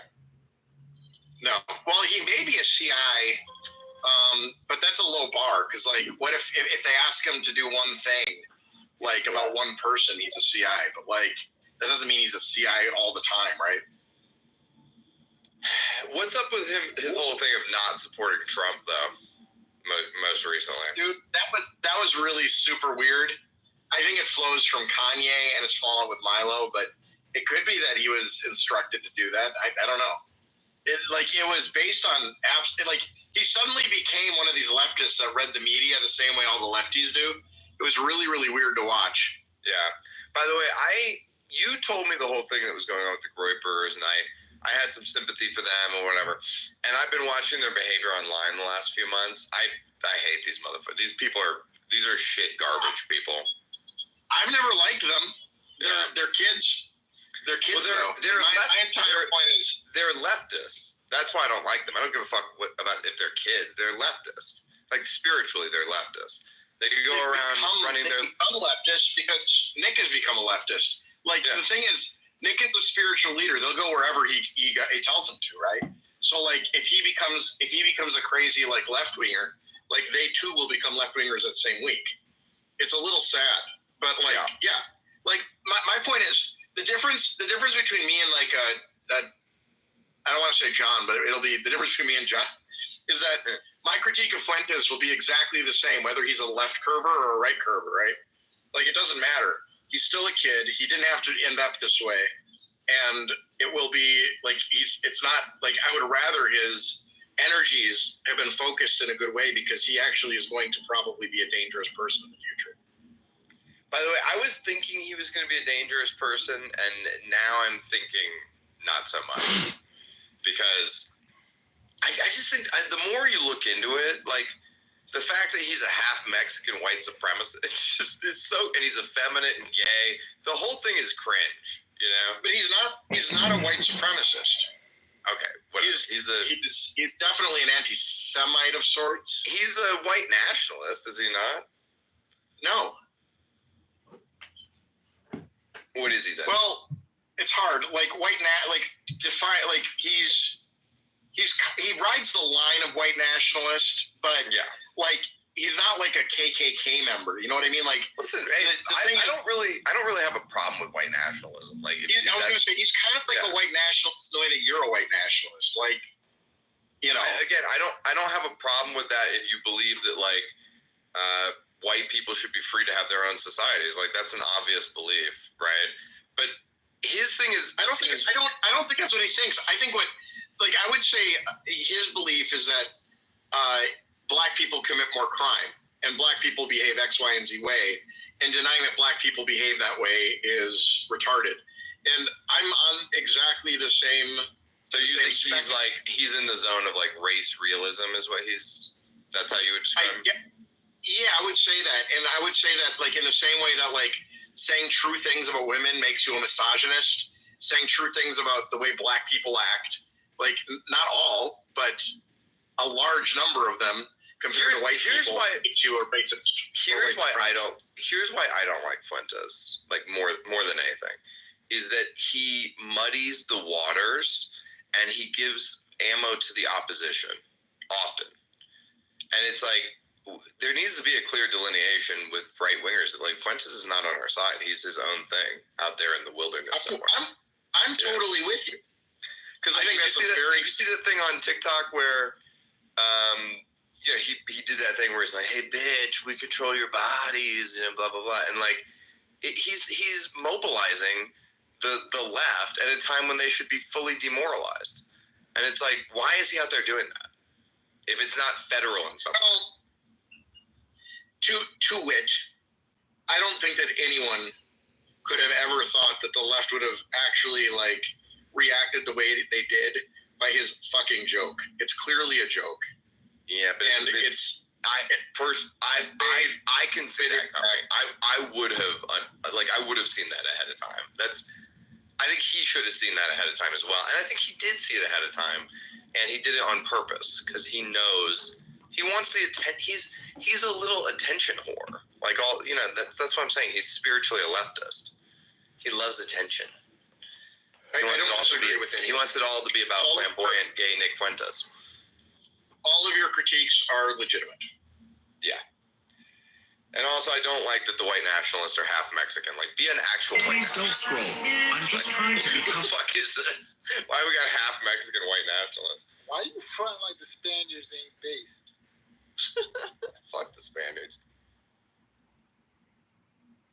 Don't you ever talk down these paella-eating motherfuckers. Nah, son, them Spaniards are just as white nationalists as you motherfuckers. Research Asturias, Cortic taught me about how the Islamic invasions were thwarted. Americans are like 4th place in genocide. Fuck out of here, nigga. Spaniards are #1 niggas in South America. Yo, they didn't genocide so much as they just raped everyone. It's a different thing. Apparently, they got everybody sick, bro. Spaniards. Well, we all brought our dirty European diseases over here.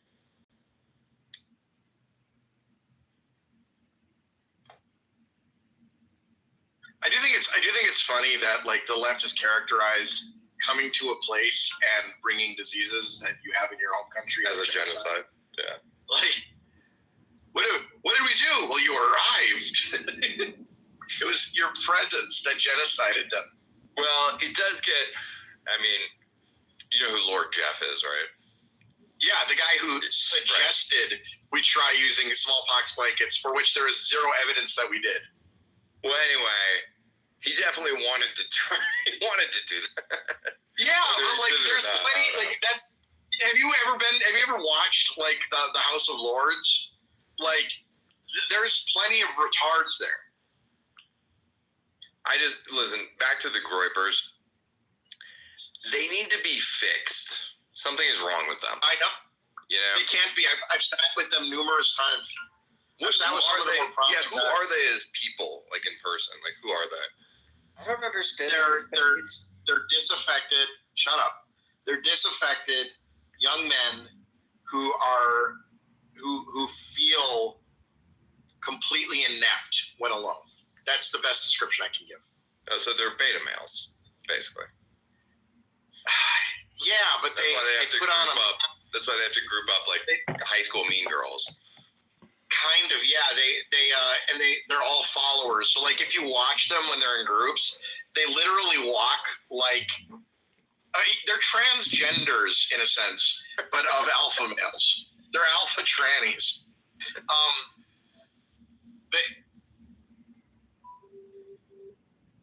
If you watch the way they walk in public, they like have a swagger, and you're like, what the fuck is he doing? And you realize he's imitating a cool kid.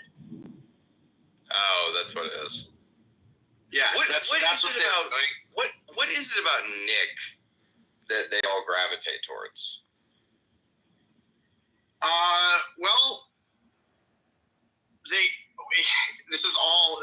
Historically, it's all from Gamergate, and they're all looking for like basically they were disaffected around that same time. That's when they became disaffected. Right. And then there was a group of them that got disaffected from the other disaffected people. So they were like double disaffected. And they kind of rose up after Charlottesville. Because he was there at Charlottesville and then somebody doxed him or whatever. Right. And then he got like kicked out of school or something or... I don't really. It's very. Yeah, he was there at Charlottesville, and then he started his thing, and like he got kicked out of everywhere, he was kind of the precursor, the first person to like get kicked out of everywhere. And so they all follow him. I know the story about the Jewish woman within the FBI going after them, and I believe that story, and I think it's real because obviously those things were happening at that time, and it wouldn't have been hard for one agent to cause serious harm in that direction, right? But at this point, I can't help but feel that the anti-Jewish stuff is an op. You know? Yeah, I do feel bad for like the Groypers because they didn't have to end up this way, but they all kind of did because they really are like low T men. Right. Tranny alpha. I'm dying. So here's what I'm saying, Jensen, is that I think it might be conceivable that somebody within the FBI is now running Fuentes to promote anti-Semitism. For what point and purpose, I'm not entirely sure, but I think it has something to do with branding everyone as a neo-Nazi. Because this anti-Semitism... I could name who it is. If it actually is. There's one woman who's I think she's Jewish, who's been obsessed with the Groypers, and she's been hyper obsessed with like basically creating neo-Nazis out of thin air. And that's what she's doing. She's the one that would be doing it. Yeah, and I think Fuentes is acting potentially at her discretion. Is the way I see it. Wouldn't surprise me. The FBI really like fucked him, and it wouldn't surprise me if they like offered him some kind of deal to give him stuff back, and like he was running an operation or being run as an operation. That would not surprise me. It's a weird move because none of these kids are unsafe. None of them are. They're not dangerous, you mean? Yeah, like they're not like. I mean, they could become, but I don't think these guys are the like pick up a gun and shoot people guys. There's something weird going on though. Like on my For You page on Twitter, it's like half anti-Semitic content. You know? It's like half like videos where people are saying they read Mein Kampf and Hitler was so right. I mean, it's like, what's happening? It feels very psyop-y. Like it feels like an operation. And because it doesn't feel organic, you know. Have you read? It's weird that it's happening now. I read Mein Kampf in high school, yeah, and Marx and a bunch of other stuff. It's weird that it's happening now, and you know what's really funny is how like sort of puerile the strategy is, the marketing strategy. It's just like an agreement strategy. Your friends believe Hitler is right. You too should believe it. You're right. Ad targeted All hard you have with all is a this hand. like fucking David Duke shit. All you have is a Yeah, hand. I'm seeing David Duke and Richard Spencer and the bald guy, and like, why is that in my feed? You know, and why is Bald guy? All you I have is a fucking can't hand. remember his name. There's a video of him sitting with Eddie Wang, and they're like at a Chinese restaurant. Yep. Fucking Andrew Yang? no. It's old fake. Yeah, this was before 2016. Even just there's like What's bothersome to me about it, Andrew, is that I can see the op in real time, and it's pissing me off that someone's trying. And it's obvious it's an op, and then you're going to be in here and someone's going to repeat the message. Right. Yeah. That's what's annoying me, is that a bunch of people are going to take the bait. Yeah, and maybe somebody who takes the bait then ends up as in some, dragnet thing, let's look at them. That's what I was saying, Andrew. What is the purpose of the op, though? Do we know To that? create neo-Nazis. That's the purpose. Andrew, I think. I don't fully know, obviously. I mean, the thing is, there were like 17 neo-Nazis in America when the left started saying that all of the right was Nazi. Right. And now there's actual Nazis around. Yes. That's the thing. Yes. Otto was talking about it yesterday. It's like, forgot how you said it, but they're entirely created by the left. Like, they literally became that because of the left. Well, no. Well, Otto said it best. He's basically like, the Jews said the Nazis are everywhere, and then pretty much there's another side to it where they think like other people think that Jews are behind everything that's bad. Oh yeah. What I was saying, super powerful. What I was saying is that if you're a Jewish person and you believe the whole world is anti-Semitic Nazis, then you're retarded. And if you're a regular person and you believe that the whole world is controlled by Jews, then you're also retarded. Both groups are equally retarded. It is weird though. There are a lot of Jews. It'll just. There are a lot of Jews who believe. There are a lot of Jews who believe everyone is a neo-Nazi. It is kind of the same thing the other way. Well, I think Jewish people create anti-Semitism, which is, I know that sounds like victim blaming. That's an anti-Semitic trope. I know. It sounds like victim blaming as well, but like if you focus intently on something, like you're so worried about this thing happening, like eventually it's going to happen. It's like a basic psychological principle. Well, you also when you act in ways as a group in order to prevent it that cause it. Right. It's a problem. Right. Like I said the same thing by the way to Tina, and he agreed. Okay. Of course. And then a few days later, he called me and he goes, I think that you're really needing to be careful about your, like, how close you are to anti-Semitism when you say stuff like that. And so I was like, you agreed with me. He goes, no, I didn't. And I was like, yes, you did. And like literally, he agreed with me. And he then called me back because I think he like had a conversation with his wife, and she told him that like it was anti-Semitic to think that.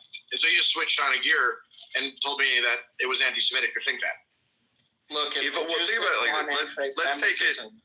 Hold on. Let's take it out of the realm of, a group, right? That like a hotly charged political group like the Jewish people, and let's put it into the realm of like just a man in a relationship. If a man in a relationship was constantly worried about getting cheated on by his wife, and all the time was like, you're going to cheat on me. I know you're going to cheat on me. You're going to cheat. Let me share your location. Where are you right now? Are you going to cheat on me? You're thinking about cheating on me. Eventually, she would cheat on him. Right? Even if she was a woman who had no intention of cheating before, eventually his fear over this behavior would cause it to occur. I don't know what that is in human psychology, but I know it to be real because I see it everywhere, right? So that's what it is. But it's simple. If you accuse someone of being something they aren't, if it's no cost to them to become it, they figure, well, I'm already suffering the consequences of being the thing. Yeah. Well, it's also like fear of Nazis is the same thing, right? Where it's like Hitler has become Voldemort, and we're not allowed to say his name, and we're not allowed to like talk about, like if you wear a Nazi uniform to Halloween as a joke, you could wear a uniform where a Nazi, you're dressed as a Nazi who's taking a dildo in the butt, right? So clearly you're making fun of Nazis, whatever. You would still get tarred and feathered for that. So like, it's gone into this weird zone where like we're not allowed to talk about it, and now it lives in the blind spot of Western culture, where like it's like waiting out there like a specter, and one day it's gonna reemerge because we can't just mock it. It's also there's also a weird problem that is the Jews' fault. So a lot of Jews sit in like prominent positions socially. That's undeniable. They tend to, work really hard and get where they go. But like the result is that in academia, there are all sorts of things that are both understudied and that certain groups or a group has declared it's even racist to study. And like with regard to World War II, that basically involves like the fact that Hitler genocided not just the Jews, but lots of other groups. And so that like you're basically not allowed to talk about that. And that's really about weird. The other groups. Yeah. Like Polish, like Polish people. Yeah, or cripples or black people. Like Hitler, there were a lot of people on Hitler's list of people he didn't like. Gays. It was gays. It wasn't just the Jews. Right. The Jews are only interesting because they were his prime they're target. like The Jews were his prime target, though. Let's be real. No, that's not even true. Like there's a lot of things. Again, you're not allowed to talk about with regard to World War II, but the Jews were a prime target. But the reason the reason the Jewish part of the genocide is interesting is because he killed 6 million, and there were only like 20 million of them total on Earth. Right. So that's why it's considered particularly heinous. But like I don't know. I think I don't know how many Poles were killed. It might have been like 8 million Poles or some absurd number. It was a huge number of Poles that were murdered. Yeah, it was about 5 million Jews. Yeah. Okay. So like, and I think we count them differently too. There's overlap, right? So there were many Jewish Polish people. There were many German Jews. Like the other thing is how to there were a lot of when people talk about the Jews dying in World War II. Generally, what's brought to mind is like the notion of the death camps, but a huge number of them were killed incidentally. Being in the streets at the wrong time. Yeah, but also not just in the streets, but before they did the death camps, I think half of all the people killed in the Holocaust were just shot out in the woods. So like they didn't even move them into some sort of mechanized camp until they had just shot them out in the woods for like the most. It's the only incidence though of having a highly industrialized, modernized genocide. Every other genocide has just been sort of like killing on the battlefield or just the communist killing. Oh yeah, no, they turned it into a factory.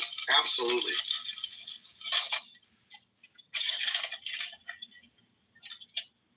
But my main point is that like all that stuff, like not being able to discuss the other people killed, when it was fresh and when it was a fresh wound, I think everyone kind of like let that happen and was okay with it. But now the problem is you have another generation it's like Hitler's becoming more like a Genghis Khan like figure. Or like Napoleon, the new generation, or something, yeah. And the new generation is looking at the things that like are unable to be said or studied, and they're going, "What the fuck? What's that about? That's fucking weird." And that's a really bad position because like if what you do is you look behind the curtain, what you find is like a bunch of Jewish scholars preventing you from like studying this stuff, then it sure does look like the Jews are doing it. Yeah, well, it's the wrong instinct. That's my point. It's the wrong instinct. You can't suppress it. It's not like people know. Listen, it's a bad idea. it's a bad idea to do a Holocaust. It's a bad idea, okay? And like it needs to be mocked. We need to learn from it, obviously, yes, obviously, but like we need to discuss it, bring it about in public, mock the ideas, the silliness of the ideas that this is the way you would do eugenics is just retarded, right? And we can't do that if people are quashing dissent. And so when you can't do it, it fosters it in a negative way. And that's the problem, is that it lives in this shadow of like, it's like Hitler is still out there lurking in the consciousness of Western culture. And he should have been killed, but his ghost is still like haunts Western culture. Well, there's actually a really big problem with Hitler. More than the obvious. More than the other, all the genocide. Yeah, and it's the fact that like the entirety of every society at that time agreed with him, and no one wants to say that. Well, he had a rally in Madison Square Garden, and there was 25,000 people or something there. So, yeah, you're right. Well, it's not just that. Like, the banks agreed with him. They didn't let the Jews go to the banks. We had like clubs that didn't allow Jews. Henry Ford. We had presidents that didn't like Jews. Right. Yeah. The Jewish problem was a worldwide phenomenon that people talked about. So, like, there's this really big problem socially, and it's that for whatever reason, I don't know what it is, but for some reason, everyone in the modern world hated the Jews at that time. And I'm not saying that's the Jews' fault, but what I'm saying is, like, Hitler gets to be the scapegoat for every other fucking person. And he's not actually that interesting as a historical figure in that context, because in that world, like, we didn't let Jews do dick. That's true. It was a much more Christian world at that time. It was. I don't know, what was causing the anti-Semitism then? That it was so widespread? I don't know.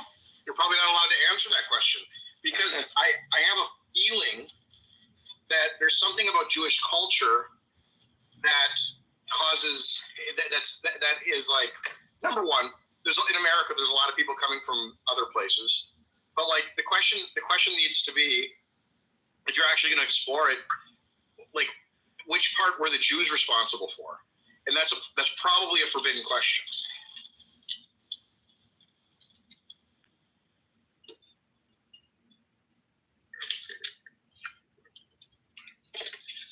The standard answer is that it's scapegoating. Everyone wants to scapegoat them. So the whole world just decided to scapegoat the Jews? Pretty much. I don't know. I mean, they are an easier target because they're a small group. I mean, I'm just saying, like, the obvious thing. There's a lot of. Why do we scapegoat the Somalis?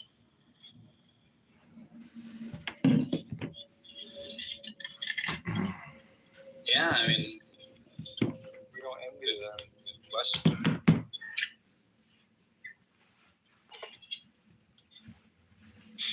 Well, the Jews were scapegoated when they were like small culture too, right? I thought when they weren't rich. I thought it was premised around similar topics we talk about today,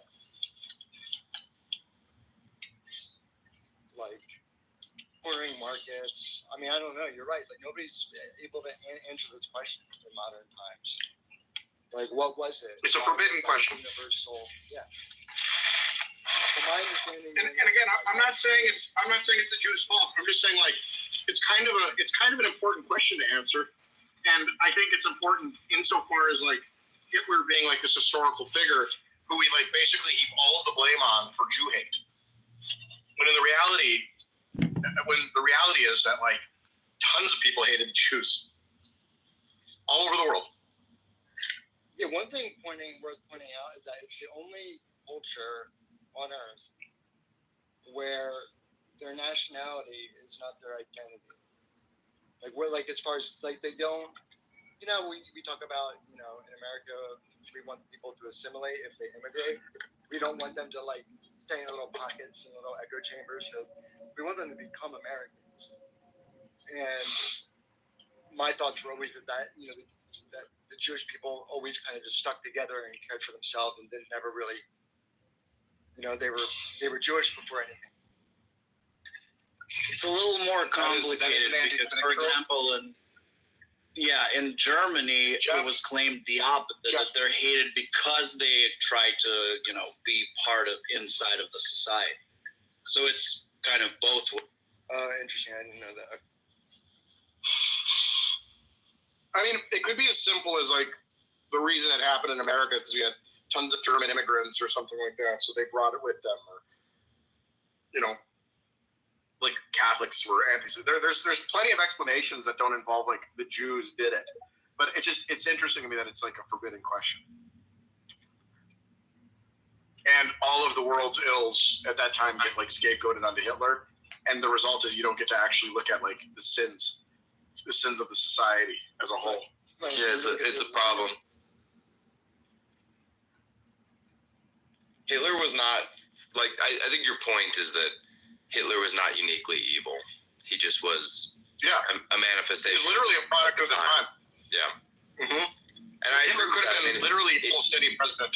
Everything we know about Hitler's personal life shows that he was not like a psychopath or sociopath, you know? Well, that's the thing is like everyone's like, well, how do we prevent Hitler? And the response probably is, well, you prevent like global mass hate of a single group, and that's how you prevent Hitler. Yeah, except right now Hitler is literally a product of the time. No one looked at Hitler and thought like, what an evil dude. What they like that wasn't until afterwards that he was constructed. Like the Nazis, the war propaganda was that the Nazis were like bumbling buffoons who were stupid. That was the war propaganda. Right now, I would say we have global mass hate of white people. And white people are a global minority. That's true. So that's concerning, you know?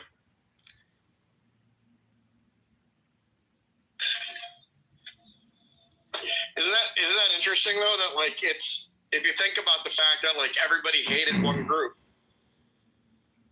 and then Hitler rose. Like it's a very different context to view the war in than Hitler uniquely hated Jews, and that's why he's evil. You're right, obviously, and like for some reason you're not allowed to say these things, and that those reasons are like not valid. Well, it's also the reason Jewish people were so late to the game when it came to like the wokeism.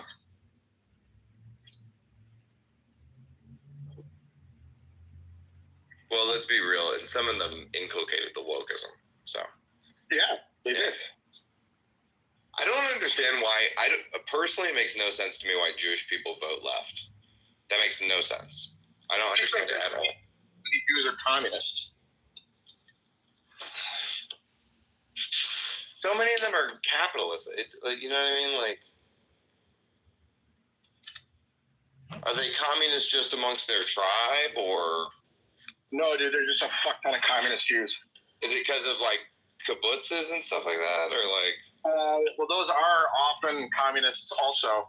Yeah. But yeah, that's part of it. It's like inherent to the Jewish culture.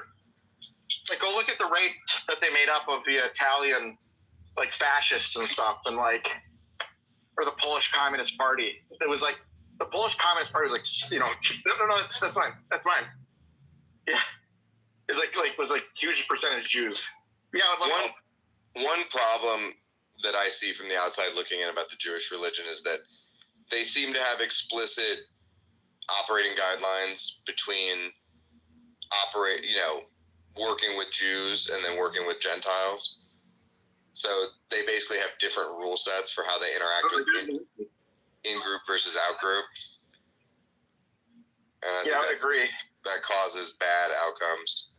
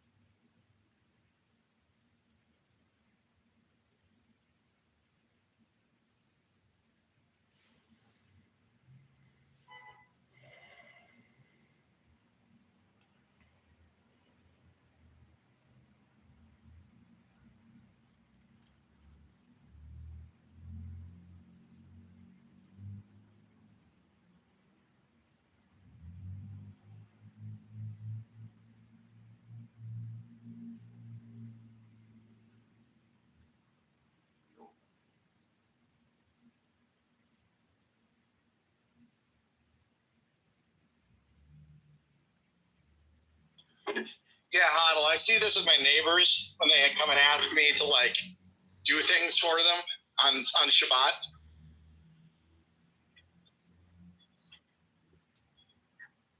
Like, what kind of stuff are they asking you to do? Like last week, they left their stove on. And they were like, "Come turn off my stove, please." Wait, can you please come help us turn off our stove? And I'm sitting there thinking to myself about it. I'm like, you guys do this thing because you think that as like a worship to God, this is commanded of you to do.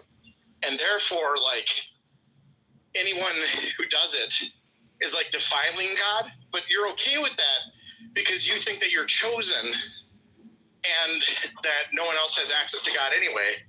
So, like, you're okay with everyone being dirty and defiling themselves, which is kind of like a really nasty thought, actually. It's really nasty. Yeah. Wait a minute. Were they home?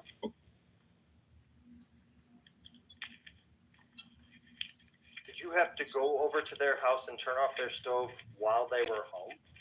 Yeah. And the other thing is, Michael, they'll come to my house. They got a shot of scoring. Holy Christ. Yeah, they'll come to my house at 10:30 at night. It's fundamentally about tricking God, though, more than about defiling you. It's just that they think they put one over on God. Oh, I didn't. Oh my goodness. Right, but I did. That's fucked up. You're going to hell. Well, that's the point. I think that's why there's these frictions, is because Jewish people are very strong on the in-group. They're not very welcoming on the in-group, and they're very abrasive towards the out-group, you know? Well, the other thing is, like, could you imagine if your religious practice forced you to go inconvenience your neighbors like 3 times, well, maybe 10 times a year to come and flip switches for you at 10:30 at night? Right. And then you were so bold about it that you were willing to do it, like, while they have a newborn? Well, the funny thing, it's not like it the wasn't funny thing on is the that full day, right? They used it. the funny thing is that you would say yes, because I would just be like, "What?" Like, if a neighbor, I'm putting myself in this position. If a neighbor came up and asked that of me, I would be like, "Why don't you do it yourself?" And they would be like, "Well, because of this and that, and we can't do it, and blah blah blah. Can you please just help us?" And I would be like, "Yeah, sorry, I'm not gonna do that. I don't believe in magic." Yeah. Okay, like that's what I would say, you know. And then they would never ask me again, and that would be it. So I told them that Jesus already came and they missed their Messiah. Jesus already fixed this. You guys don't have to do this. You don't need to do that anymore. You have Jesus. Yeah, that's what you should tell them. The humor is the reason they asked me is because the guy on the other side of their house is a Muslim.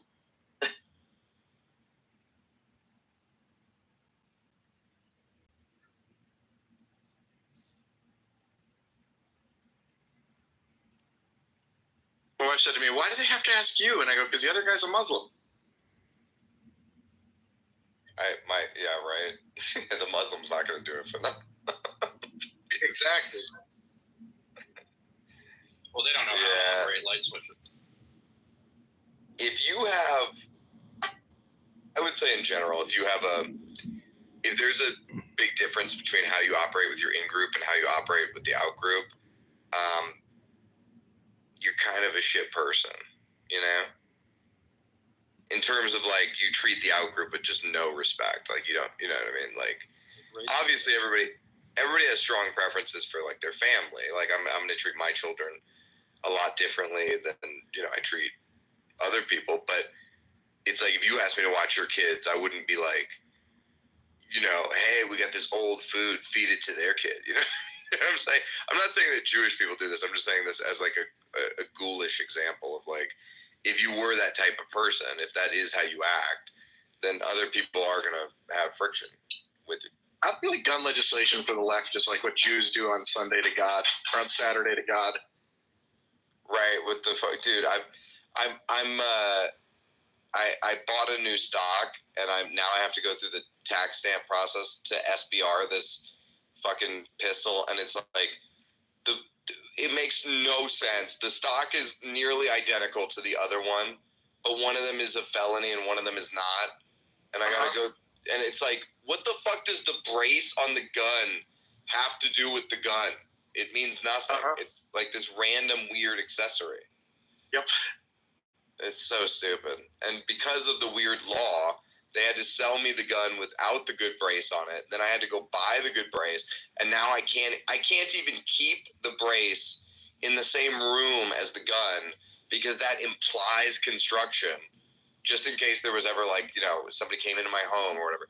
And so I have to keep the brace in the garage in its box and then go get a tax stamp on it, which is this complicated ATF form, so that then I can fucking put it on the gun. Like, what? I am. Yeah. That's all going away. It has to. It's so dumb. It's so dumb. It's a brace. It's not a functioning part of the gun. It doesn't shoot people. What is the pull of the trigger? Well, the left wants it both ways. They want to be able to regulate the stock, but they also want to say they can regulate magazines because they're not part of the gun, but the stock is. Right. It's so goddamn stupid that they want to regulate the stock of a gun. Oh, yeah. Or suppressors is another stupid one because, they think that suppressors work like they do in the movies or something. Yeah, they made law literally based on the fact that in James Bond they go pew pew. Right, exactly. So it's that's not how a suppressor actually works. All it does is reduce the decibel range, and it would be much better for my hearing if I ever have to discharge within my home. That's it. That's the whole thing. So now I have this gun that's it's a PCC, and I got a suppressor for it, and I got a fucking stock for it.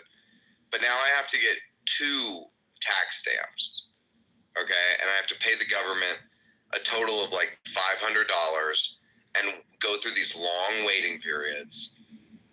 And why?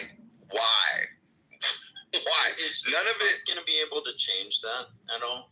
I hope, but none of it changes the function of the gun.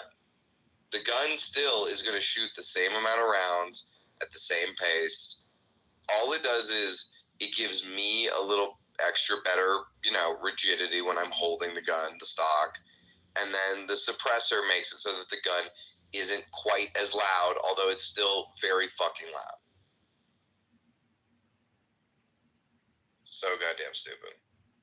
And I have to learn all this shit. Yeah, the thing is they don't tell you. No, I know. You got to go learn it all. So it takes hours of my time. And then I got to learn about legal concepts like implied construction, which I might be liable for. So then I got to take precautions against those. It's fucking stupid.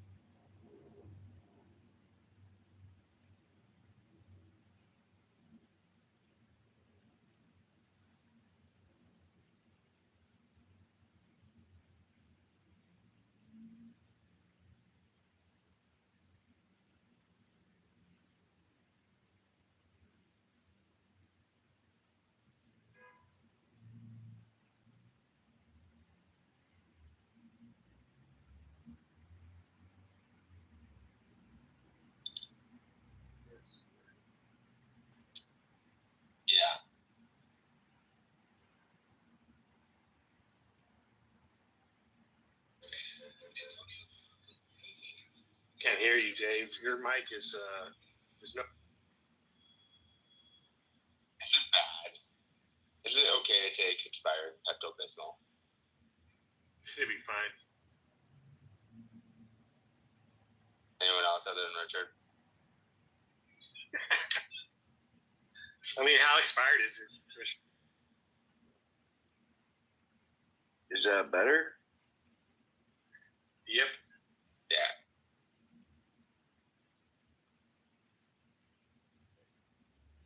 Sounds like the trip's not going great, Chris.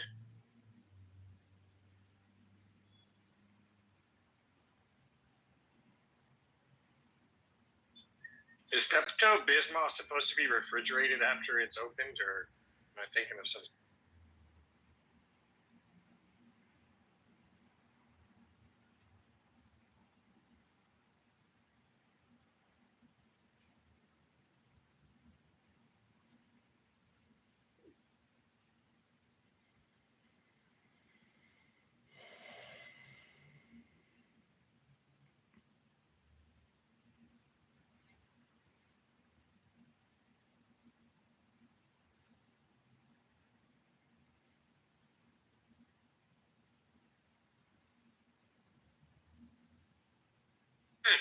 All right, Chris.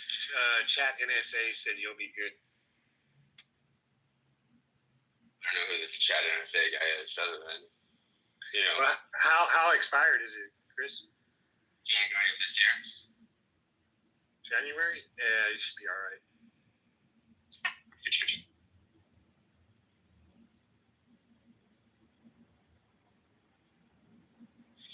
Just smell it first. If it smells fine, then take like half of what you're supposed to, and then take the other half 30 minutes.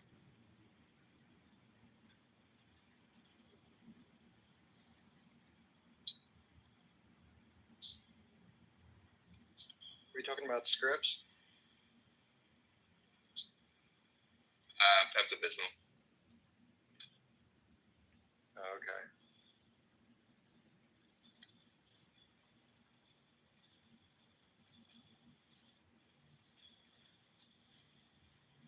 Girlfriend got too drunk last night. Yeah, I was gonna say pills are usually expirations are bullshit, but I don't know. Self-stability.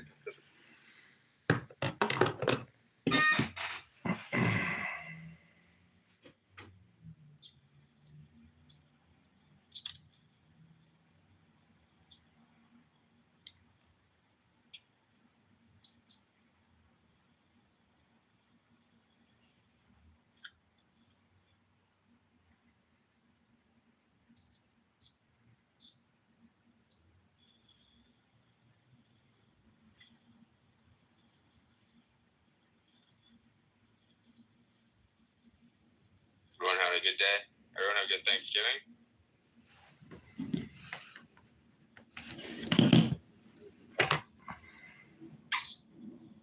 Yeah, smooth on my end, smoother than past years. That's good.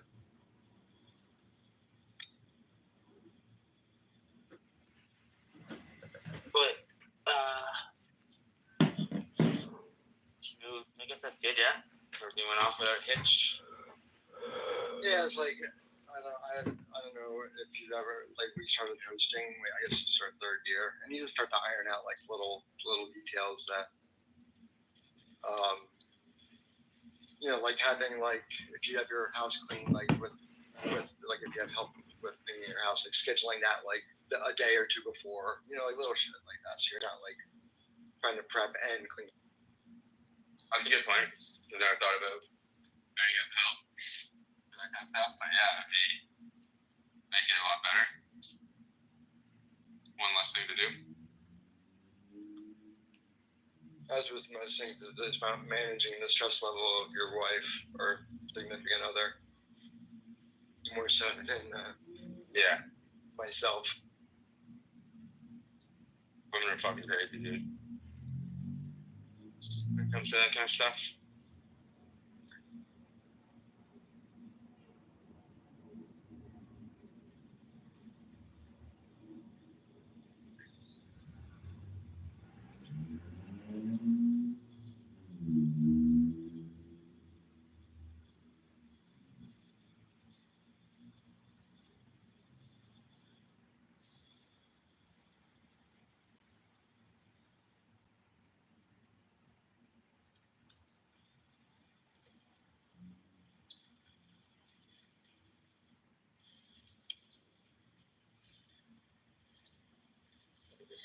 By the way, like, if you're a single dude, going to Tulum would be an easy place to meet chicks. There's so many more women here than men. It's like definitely like a bachelorette type location. Like women come here in droves with their friends. So it's like the Mexican version of Nashville. Yeah. Sounds good. You're in Tulum? Yeah. Definitely not a place that Michael would like. What do you mean? I was in Tulum. I liked it. Oh, really? What do you like about it? I don't know. It was relaxing, nice beaches. Which beaches did you go to? There's one I think that has foam in the name that's really good. It's like you have to drive a little bit, like maybe 30, 40 minutes north. Okay. I forget what it's called, but like there is one that's like a bit nicer than the ones in town in certain ways. It's worth going to. I haven't been to the beach yet, other than like at night at a club, club. But Yeah. like, I haven't. It's like, Yeah, I actually spent a decent amount of time there. I'm having like fun just because like, just in a balling like luxury place, and I don't really need to leave. It has everything here, and just enjoying. Yeah, I remember Kinda when I like was there, there was a bunch of construction of all those resorts. I stayed in like cheaper hotels, like near downtown, I think. Yeah. I'm in like an Airbnb, but like it's like I just got gaslit by a Home Depot cunt. What was that, bud? I'm trying to make a return, and I didn't bring my ID, and they won't let me make the return without my ID. Oh yeah. But they have the receipt. That's the thing, yeah, unfortunately. And I said to the lady, I was like, I'll give you a copy of my ID. And she goes, sir, you must bring your physical ID. I'm like, what the fuck is wrong? Like, what kind of adherence to like a dumb policy is that?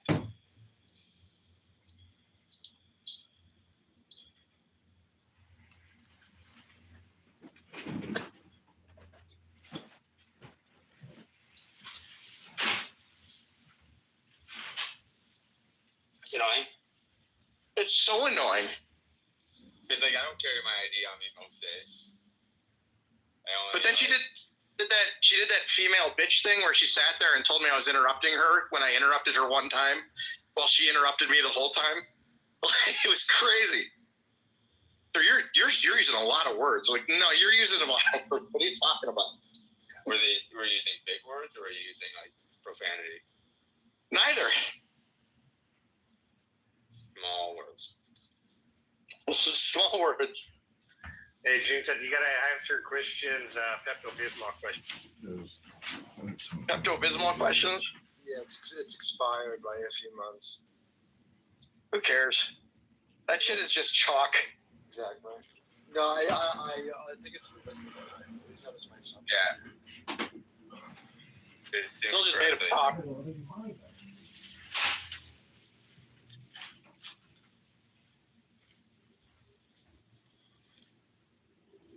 Yeah, once something is in like a liquid form, I always worried about like separation of, you know what I mean, of like sort of the chemistry changing, because it's forced into solution. So that was my 2 cents.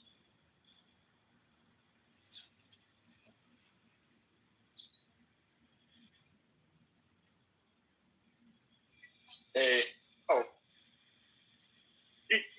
was she first or were you first? Oh, I see. So did I, though. Go ahead. No problem.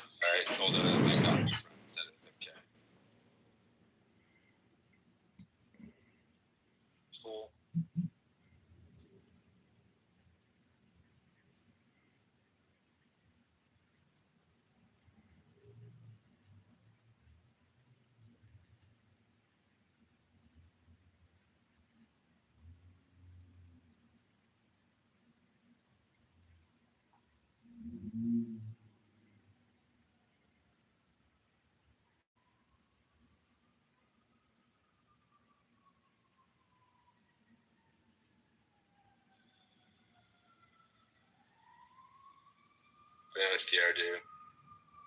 Nothing special.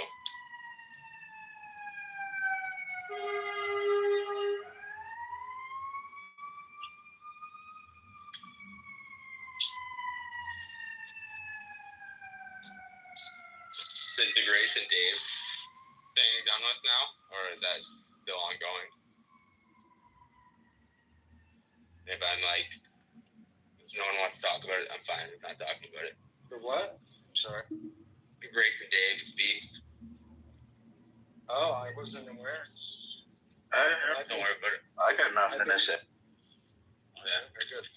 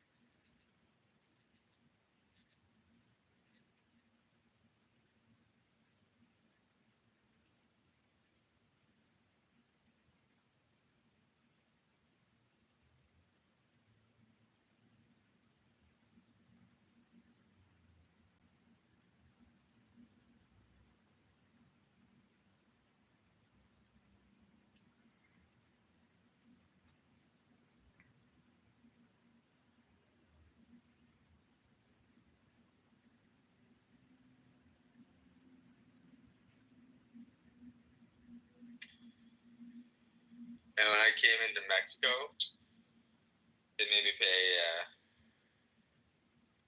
fucking like $60 for some type of task for my drone. I think it said it looked new.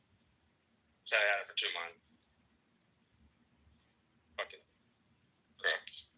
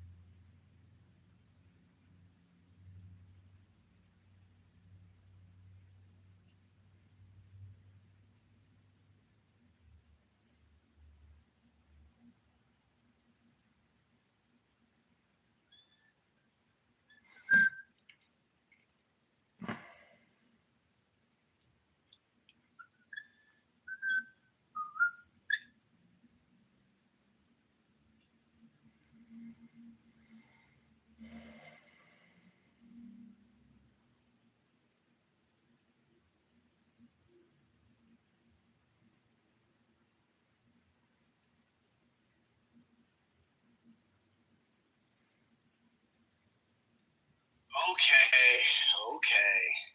I'll do it. Fire it up. I miss you, dog. What's up, bro? On a little honeymoon. Nice. Very nice. Awesome.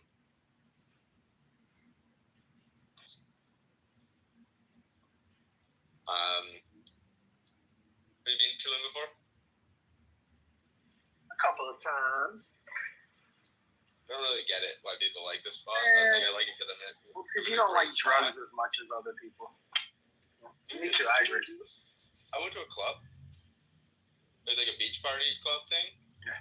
And they checked like inside my wallet and every like behind every card. Christian, and I'm like, yeah. You don't go there with the girlfriend. You go there to fuck 5 girls that weekend. That's Dude, there is 5 girls there. Like, there's so many more women than men. Oh yeah, the ratio's absurd. And the thing is, it's an easy pluck. You know, it's an easy pluck. Very easy pluck. God, there's nothing more feminine. They're willing to spend money. You know. I mean, not much.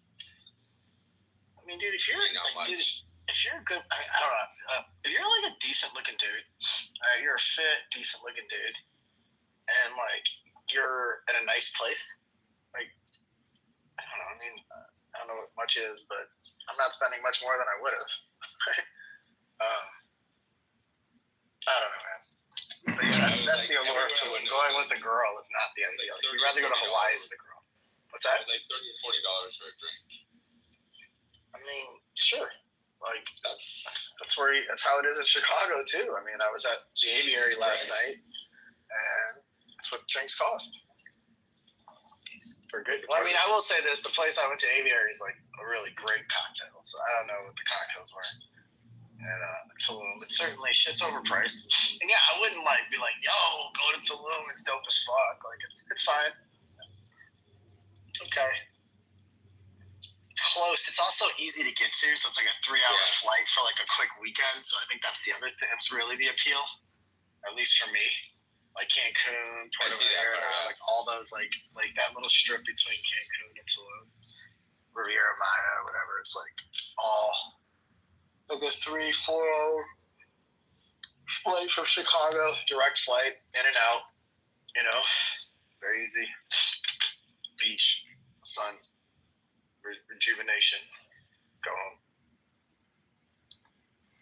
Anyway, I was just thinking, is there anything more effeminate about a man who's actually straight if he sucks at driving? Is that like sort of the beta cutthroat? You know? My sister drives her husband around. Oh man, does she fuck him too?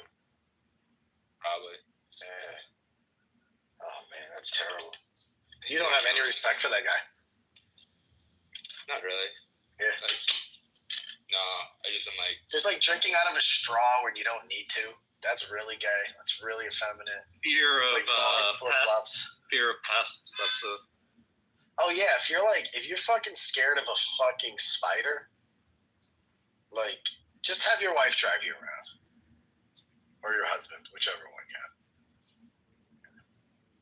What are other gay ones? What are other really effeminate things besides Dave wearing thong flip-flops? Or here's one: ordering at a steakhouse a tenderloin steak.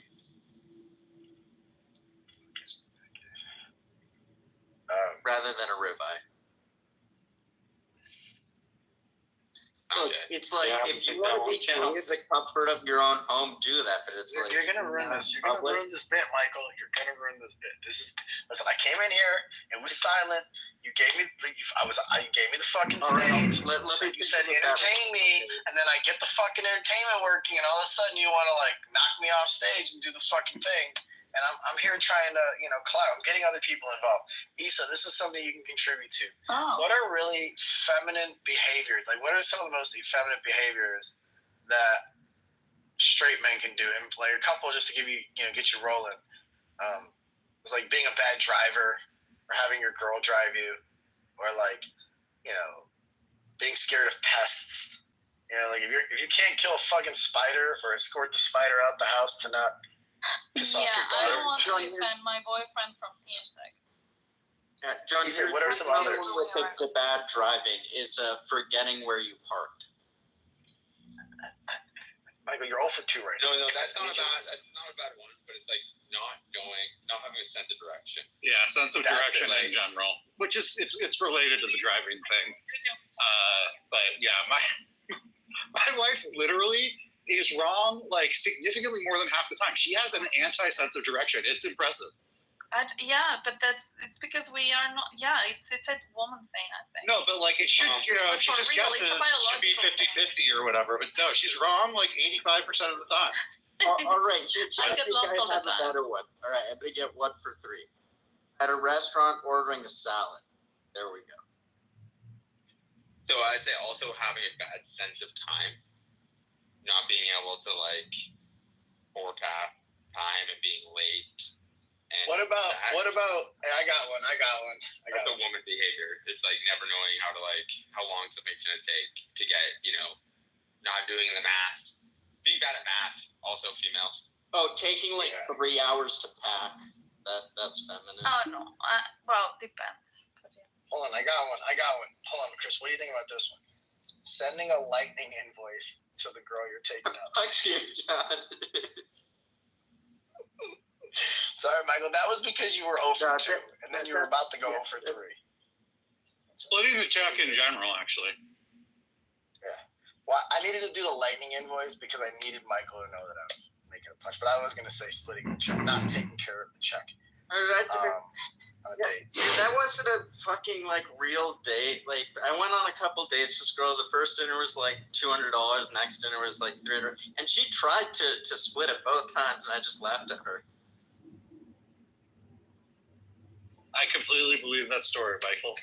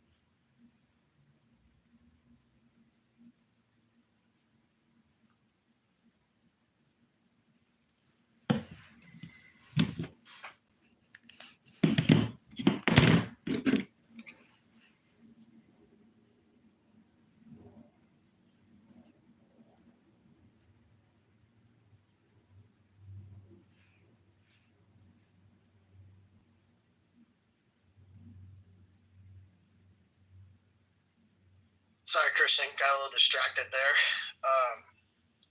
Yeah, so I think another feminine behavior, which I'm often guilty of, is being overly cold. Like, even if it's 30 below zero, you can be cold. You kind of just have to eat the fucking cold. You know what I'm saying? Oh, John, I'm with that 100%. Yep. But I'm a bitch. I'm a bitch. Where's Shooter? Any expression of discomfort, really. Okay, I'm a real bitch. I'm a big bitch. Let me fix that. Sorry, wrong person. Sorry. Whoever I just invited, don't come up. I was just trying to invite Silva. The screen shifted. Hey, Silva, you got to contribute to this conversation, dog. This is when you can join. For sure. You got to have one. Like, what are some what are some effeminate behaviors of straight men? Doing a selfie. So far, we only. Oh yeah, Sylvie. Changing your name to Sylvie. No, not selfie. I'm saying doing a selfie, like posting a selfie of yourself. Oh man, I thought you said calling yourself Sylvie. I was saying that's hilarious. Yeah, selfies are a little bit effeminate. Selfies. Yeah, let me see if I have any selfies. Given that. Oh, got one. I didn't have Got a one. choice. I was given that. In fairness, though, this actually isn't a selfie. This is a screenshot in a screenshot in a FaceTime. So It was lovely. maybe it qualifies as a selfie, but I want you to know that I have gay tendencies or feminine tendencies. I don't know if selfies are one of them. I don't do a lot of pictures. In Clubhouse drama, that's right. Yes. Also, How about starting Clubhouse drama. Not knowing what you wanted. What did you say? I said starting Clubhouse drama, which is what I was trying to do. Here's another one. Yeah, indecisiveness in general. That's the whole That too. Overcooking a steak.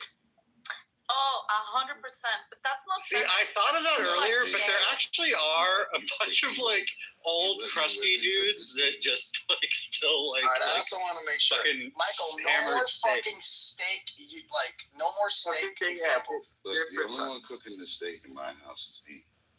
All right. Secondly, all right. So I think the indecisiveness thing is real. I think that can be real. But if you're dating one of these chicks that's like got 14 particularities around their meal, right? Actually, that might be effeminate too. Is dating one of those chicks. Man, she's so hot, dude. Okay, here's she's one. so hot. She's so fucking hot.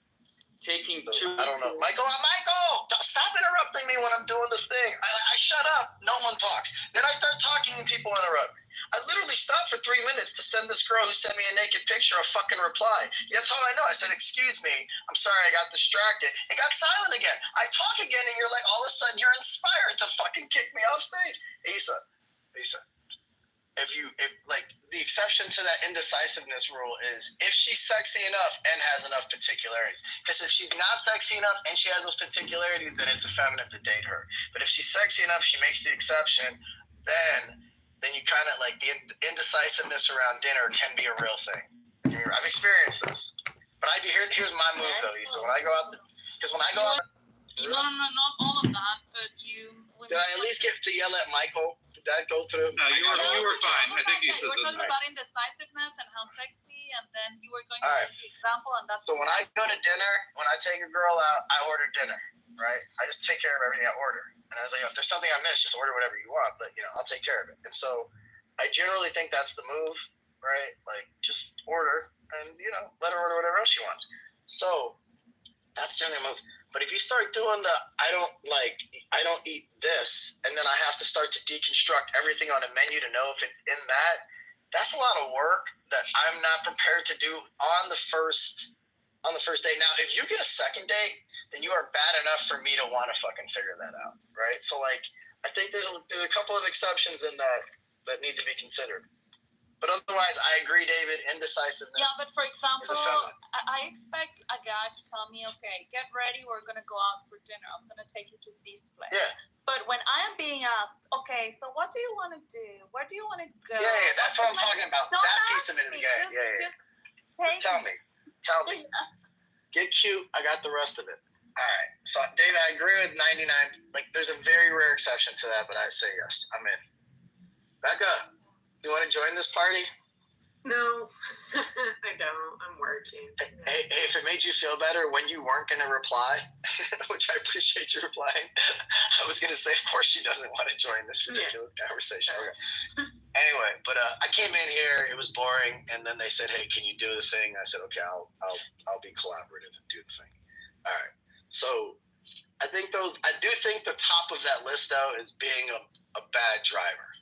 That's the most effeminate thing. You can't park your fucking car, or you're holding up the line in a particular part of a park. If you're that guy, you just can't be. That's just it. That's I think for me that's the top of the heap, Chris. I think everything else is good examples, but that's the top. I have one, being Asian.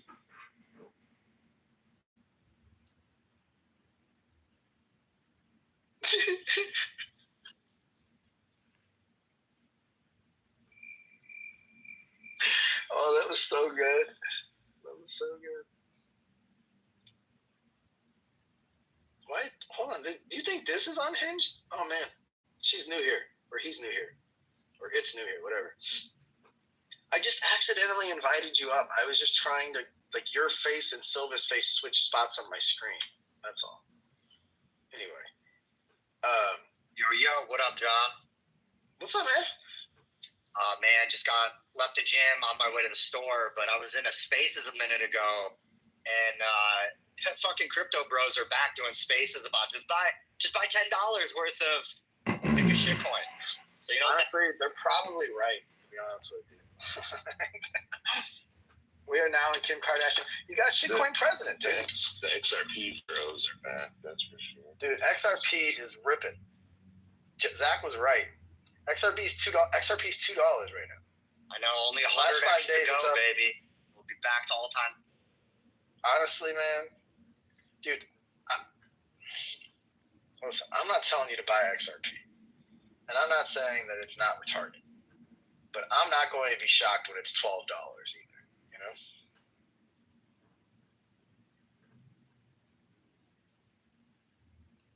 Every squirrel finds a nut.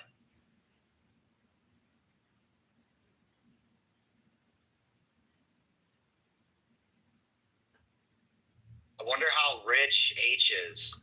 If you were invited up by anybody else, you were invited up by more people. I promise you. You're welcome to come up.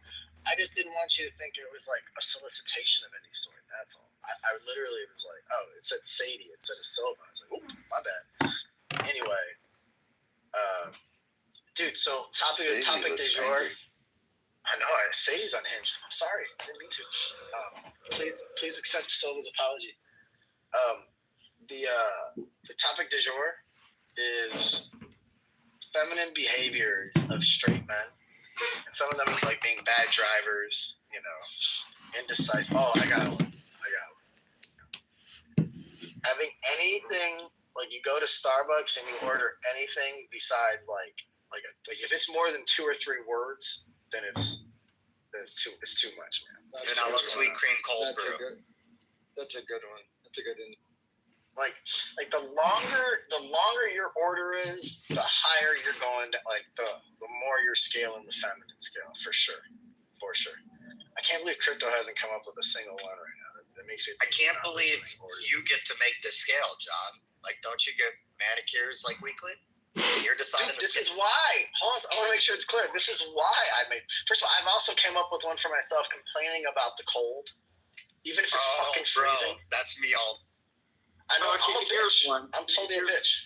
People are like, "You're from the cold, aren't you used to it?" No, motherfucker, I'm not. Evolution doesn't work like that. All right, I've got one.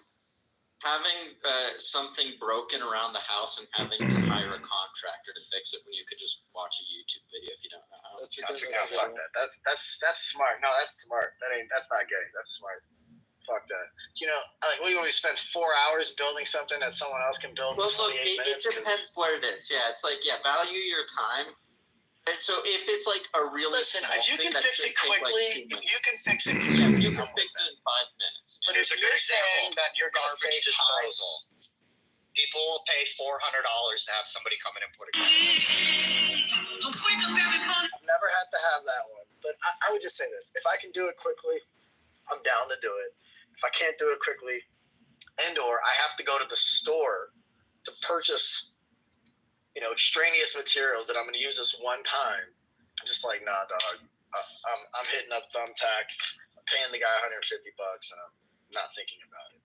I just don't want to think about it. So maybe that is feminine, but for me, I don't qualify that. But I do think there are if you're having someone change your tire, like you can't change your tire. That's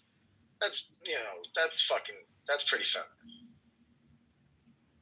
Yeah, John, I'll tell you right now, I'm not getting outside and changing a tire if I got a flat. It's 24 degrees. Not doing it. All right, here's what I would tell you. I'm not saying that you shouldn't do it. All right, let me give you that. So I get a flat and I'm in the neighborhood. I'm going to the tire shop. They're going to switch it out in 3 fucking minutes, right? But if you're fucking driving home from fucking Chicago and you're on I-94 in the middle of God knows where, and you have to fucking throw the goddamn, spare on or some shit, then you gotta fucking do that. You can't sit there for 3 hours waiting for fucking AAA. Come on, my guy. That's yeah, I guess it depends on how long it was going to take. If it's changed many a tire, but I have this constant envision that I'm on my way to the airport. I'm in a suit, white dress shirt. Am I really going to get on and change a tire? Yeah, no. Listen, but you got to be able to. You got to be willing to. There's a lot of these, man. Oh, listen. If you're a bad shot, I'm a bad shot. I'm not good at shooting guns. That's pretty feminine. The women actually are pretty good at shooting, believe it or not. Yeah, but it's still feminine when a guy can't do it. Oh, I got a good one. If you're a good dancer, it's kind of feminine. And I'm also guilty of that.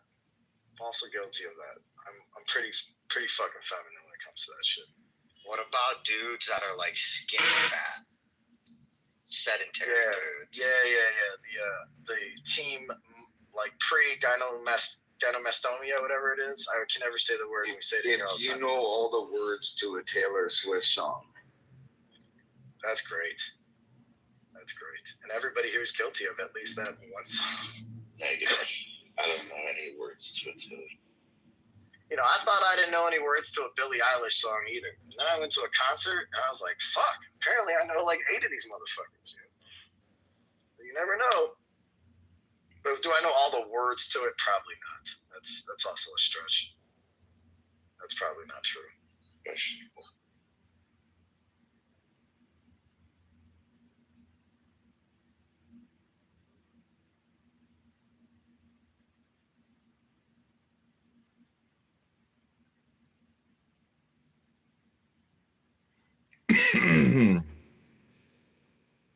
John, I took a day off the gym yesterday, mostly just circumstantially. And going back to the gym today feels impossible. It feels impossible. I just took one day off. I'm at the gym right now. I just can't get out of the car. I need to get up. Yeah, I took Friday off, Black Friday, so my wife could go shopping. And I went Thanksgiving. It's a place I'd never seen it so busy in my life. And then I went back Saturday. Oh, Thanksgiving explains America in a nutshell. Thanksgiving at the gym is America in a fucking nutshell, man. It's January 1st. It's worse than January 1st. See, I wrap up my workout with hot tub, sauna, and like I just look forward to that so much. I went today with my kids and I didn't get to go. And now I'm like salty the whole time that I didn't get to go in the sauna. It's just like, dude, I don't understand how people have habits that are 4 days a week. How do you have 4 day a week habits? You know what I'm saying? Like, the brain doesn't work like that. You drink coffee, you don't drink coffee 4 days a week. Right. Like, I'd go 7 if I didn't really need the rest. Like, no. I like, there's always something you can do at the gym. There's always something. There's always something. The idea of rest is like rest means different to me, you know? But anyway. Yeah, no, I feel you. Yeah, I didn't go one day and I feel like I'm already off my kick. I am like already like disoriented. One fucking day. John, but why 7? What are you trying to achieve? 5 workouts 3 times a week? I'm not even trying to achieve anything. I'm just trying to be happy and balanced. And like yesterday I didn't work out. I felt like shit. It wasn't even psychological. Like my energy levels went How heavy are you lifting at the moment? Me? No, not much. I'm probably lifting 80% of what I used to lift. Cause for me, dude, when I go too many days in a row, like I was trying to go 6 days a week, for a couple months. Saying you gotta lift every day, my guy. No, you can do cardio, whatever. I mean, just for me, when I was doing a lot of lifting heavy and I was going 6 days in a row, I was feeling like crazy central nervous system fatigue, and like then I just started taking more rest days, and now I feel great. But like lifting that heavy that often was really actually like bad for my body, you know. It turned out to be bad for my lower spine, but I felt great working out 2-3 times a day. I mean, listen, do whatever. Yeah, do whatever works for you. But now for me, I just want to keep moving every day. So like not having that, like also it's like that's where I go to think, disconnect, separate. Talk to you fuck faces, you know, like totally. It's like I was talking about, you came in I think maybe before this, but I don't understand 3 day or 4 day a week habits. Like who drinks coffee 3 days a week, you know? Who fucking go, you know what I'm saying? Like it's hard for me to like. Well, I go to the gym every day, but I don't lift every day. That's my point, right? So I just want to be there where I want to be active in some like significant way where I feel, you know, that I like sort of put my body through, you know, some exertion and some movement and some mobility and just keep it moving, keep pliable. I was just saying, I didn't go to the gym one day yesterday, and getting out of the car to get fucking out of the car to go to the gym right now feels like, John, why don't you sign up for a class, bro? Like getting one of those, like, you know, pick a You class. want me to do fucking Zumba and touch somebody's ass, get my ass touched? I'm sure my gym's got all kinds of classes. No, I do the berries. So they built the berries. They basically built berries boot camp inside my gym. Like anytime there becomes a fitness trend, this is what's so good about or what's so fucking gangster about Midtown. They just build that in the gym. So like once Tidal boxing got really popular, they built like a boxing class, put all these it's actually pretty cool. And then OTF and berries got popular, and they built that. And then Peloton got popular, so they made the fucking fitness or the cycling studio, whatever, right? Like they always just kind of adapt it. So I do that Apex, which is their berries boot camp class, from time to time. But honestly, dude, I hate listening to fucking corny ass fitness instructor be like, yeah, let's push your limits. Remember your why. Shut the fuck up. Turn off the music then. All I hear is your phone. I fucking hate that show. I literally can't get through a whole I class. think those are sometimes. I just better. leave halfway. I think those are better for women. I think women really like Taking my those wife. classes is also feminine. There you go. There's another one. Yeah, it is. It is. Bro, You're making a list of I would- behaviors that straight people do. taking Zumba class, yeah. Cycle class, spin class. Being a bad driver, being indecisive, sending a lightning voice on a dinner invite or a date, whatever. Those are all the. I went to the gym. My wife joined me at the gym the other day, and she showed. We went to the gym at I don't know, 6:30 in the morning or something, and she was like, "You're not gonna take a pre-workout?" And I was like, "No." She's like, "No caffeine." I was like, "No." She's like, "Do you need your headphones?" I was like, "No." She's like, "So you're just gonna show up and lift hundreds of pounds at 6:30 in the morning with no headphones, no caffeine, no nothing?" I was like, "Mm-hmm." Hey, the caffeine Pretty I can much. fuck with, whatever. But the no headphones thing, I'm not gonna lie. That would shorten my workout by 25% at least. Whatever it was. I'm so in my head, that I don't even notice what's going on around me. No, how do I you have no don't idea. understand? The headphones are the way that I can avoid other humans at the gym. I've been at this gym for 15 fucking years. I know everybody here. People think I work here sometimes. Motherfuckers, I don't know if you ever hear me when I'm not on mute or I can't find my phone. It's like people constantly come up to me. The only way I get people not to is I do the quick little point to my AirPod and I pretend that I'm on a call.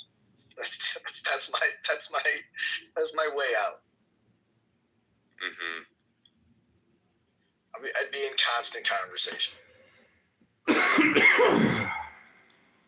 Some of the best workouts are stacks when you get a 2-day rest in between. Just fucking great to lift everything. Totally, man.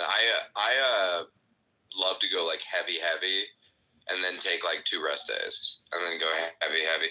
But I also, because I have little kids, I don't really have a rest day. I'm every day.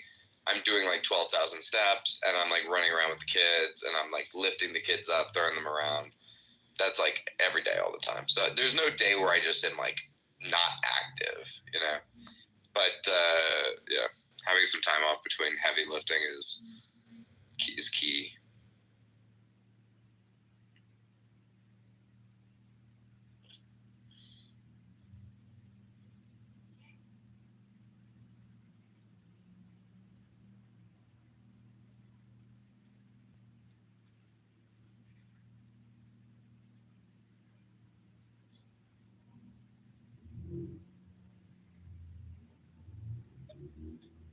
Oh, Harambe says use earplugs and you can focus on your breath. That's interesting. I might try that.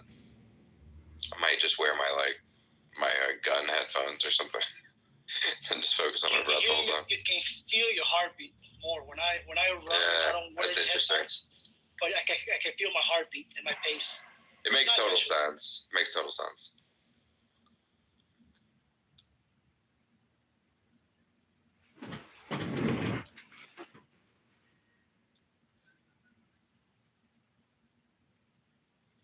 You ever wear one of those masks at the gym? That regulate your breathing, make it harder to breathe. Yeah, the VO2 mask. I used to do Uh-huh. it for interval training, cycling. I did it during COVID. That shit's crazy, man. That shit is crazy.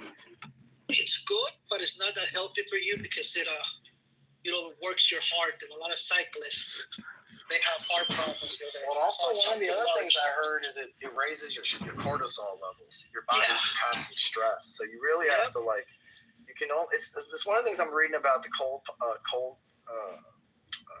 therapy and people are overdoing it and they're just stressing their bodies out too much, and so it's while they might be getting some of the inflammation results, or I guess de-inflammation or anti-inflammatory impacts, it's still stressing the body out, raising their cortisol levels, which is sort of making them inflamed. So I think that's what happened with that video, because I felt that too. I felt so taxed and it felt like when I was even like my recovery would take like a couple days. And so I started doing it pretty infrequently. I took it with me. I remember I took it with me to a trip in Hawaii, and I tried to do some of the hikes, like the really like typical, like the vertical fucking, I think it's Coco Head. Dude, that shit absolutely broke me, man. It was so ridiculously difficult. Dude, that VO2 stuff only works if you're a sprinter, like cycling pretty much. If you sprint, if you are a sprinter, you need those things. But the best way to get a good anaerobic workout is at the pool. Just easy on your body, your muscles are relaxed, and you buy a snorkel. These are snorkels with the fittings for the tube. You ever try parachute running? Like, you ever try those parachutes? Yeah. I tried that, but I tried it in the water. I didn't do that shit, dude. That is one of the craziest like things I've ever experienced, because like there is an increase to resistance. There's like, I don't know if it's exponential or linear or what it is, but as you're running faster, it becomes harder and harder, right? Because like you're getting more and more wind caught in the sail or whatever. Jesus Christ, man! Like that was one of the things that helped me like gain speed on my mile. Just doing those types of wind sprint.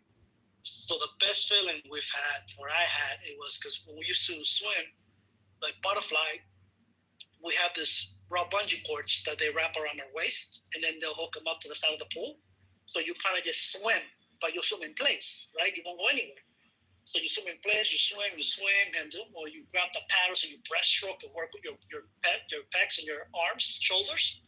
When you took them off, man, and you fucking go sprint, like a freestyle sprint, dude, you felt so fucking light. Every stroke you took, you feel like you pull so much water. It was like the best feeling in the fucking world.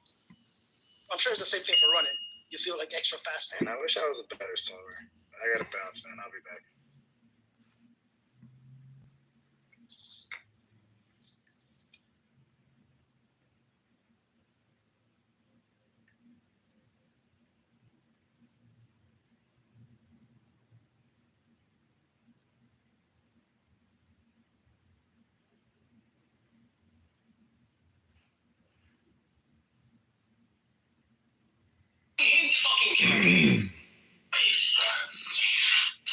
It's been a good impression day for me too.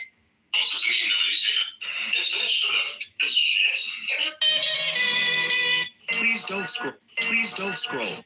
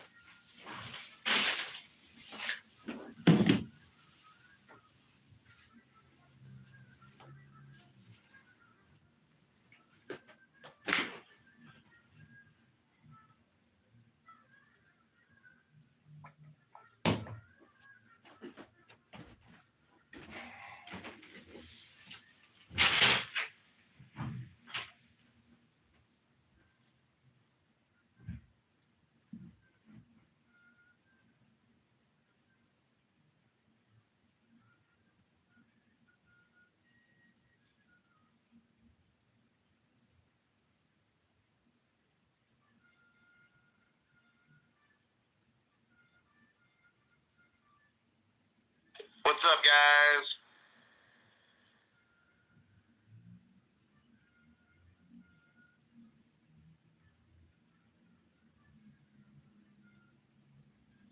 Not too much. Are you out in the water? Absolutely. Dusty, let's go. Oh, how many people are with you this time? I think there's 6 at the moment. Oh my God. Full boat. Oh my God. Who you throwing over first if it starts to sink? Well, the ones that are more like muscular don't float as well. So the skinny muscular guy's got to go first. Oh. So fish is safe. Fish is safe. I'm just taking a little day nap on the deck. It's really nice right now. What's the temperature? It's perfect in the shade. I don't know. What's the temperature? Anyone know? Oh, no one's there. I guess they all went inside. Well, I'm alone. I'm like wearing shorts and a t-shirt and doing just fine. Yesterday it got kind of hot, but if you got in the shade, it was like survivable, and down below was all right. It's kind of the perfect weather. It can be hot if you want. Mm-hmm.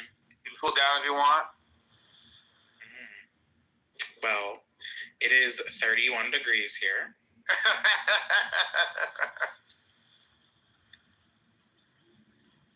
The weatherman says 76. Mm.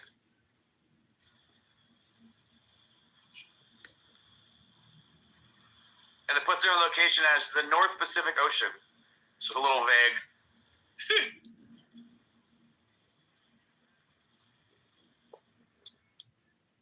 Max was washing his feet in the water. Like if you dangle just right, you can get your feet down. He was saying the water's like warm like a bathtub. Max? Yeah, he's a buddy on the boat. Oh. Apparently the water is just delightfully warm. Excited to try it one of these days.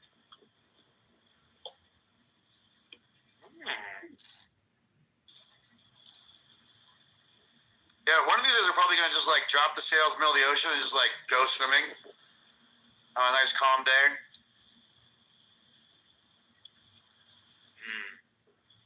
With the sharks? Absolutely, they're friendly sharks, you know. You better shut the fuck up. So don't forget to drop the ladder before all of you jump. Oh man, it's a good point. Imagine the wind picks up and it sails away from us, and we're just swimming around, not noticing. I just know that because of this. I don't know if you saw this movie, where the whole movie is because they forgot that and they're stuck in the water. That's funny. Clubhouse wants us to remember to put the ladder out if we go swimming. Okay. So we can get back in. All right. Good idea. Then he says, "Thank you, Clubhouse."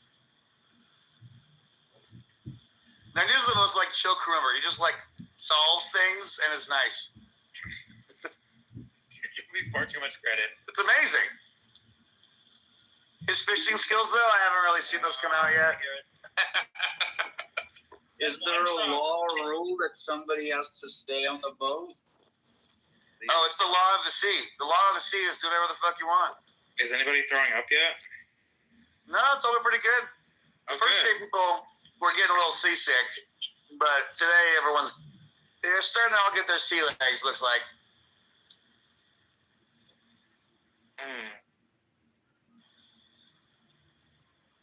You feeling seasick, Nanya? Oh, money. Good. Poor fish did the night shift till like 5 a.m. And his bunk is in the middle of the boat, so all the noise this morning, like he couldn't sleep through it. So I told him to go crash in my bed. Is he still down there? Or has he gone to? He's here, yeah. You want to remind him? Because Anna's in your bed. Yeah, I told her she says we'd leave. I'm just worried he'll like do nothing and be out of action mode, and I need him to be. Oh, you brought your lady with you, Dusty. Thank you, man. No problem. Oh yeah, she's here. Oh, tell her I said hello. Will do.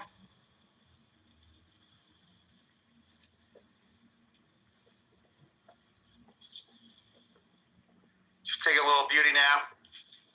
Not that she needs it. Oh, she does not. That's true.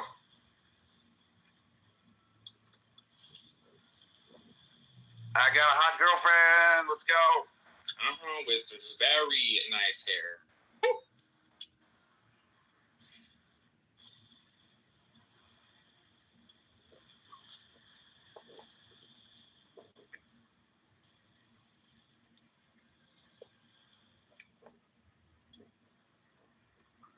See what adventures have we had so far? In the middle of the night, they were fucking with the sails, and they managed to to tangle the jib sail backwards, and it was all fucked up. I came out and woke up to fix that. It was a little fun. One of those like weird little things that like you have to just know from experience how to do. Like no sailing class will teach you how like, hey, you deployed the jib backwards and it's all tangled. What the fuck do you do? It's not really in the lesson plan, you know? Well, yeah, hopefully the lesson plan starts with teaching us what the fuck a jib is. The jib is the forwardmost sail. Oh, okay. Like the lady that is out on the front of the boat? Yeah, the lady that buys you a drink, you know? I just made a fucking Christmas card for these Secret Santas and they're fucking upside down. Oh no. It's fine.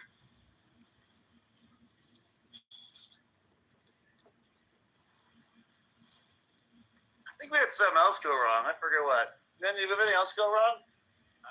Got another near miss the boat? Oh my God. So, it's the middle of the night, you know, fish is on shift, I'm dead asleep. And then a boat is like it's open ocean for like fucking 100 miles in all directions.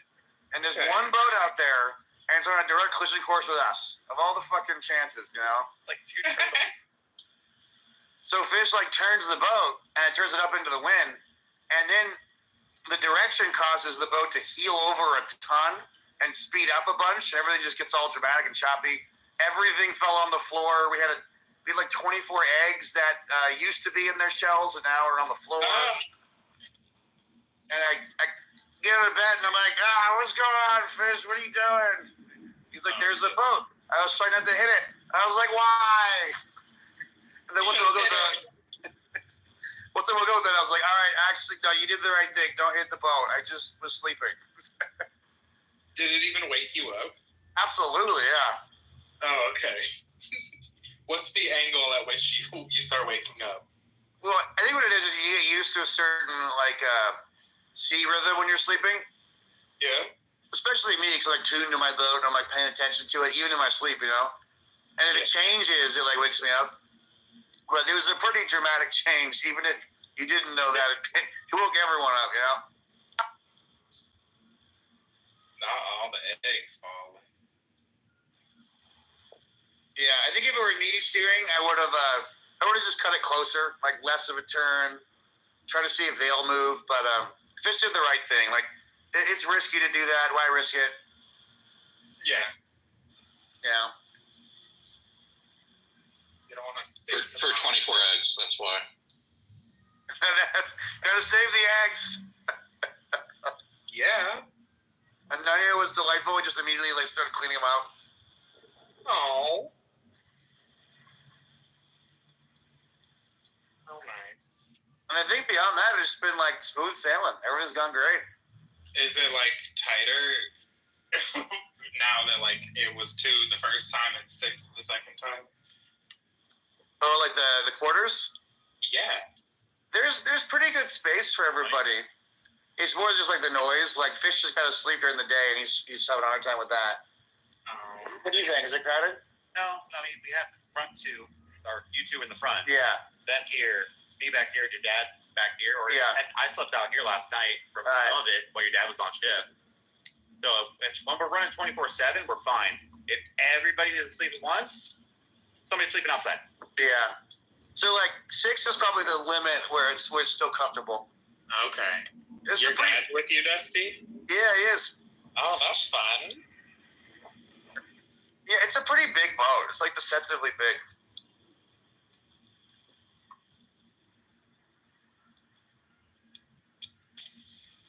Yeah, Dad's here. He's helping out, telling Dad stories and stuff. It's been good. Oh, sounds like fun. And this trip is from one side of Mexico. Are you going across the Gulf this time, or did you already? Yeah. We're going from Mexico to like vaguely El Salvador, somewhere around there. Oh wait, y'all have to go down. Yeah. Okay, so you're stopping in El Salvador. Obviously, right? Yeah. How long are y'all gonna be there? I don't know. Good question.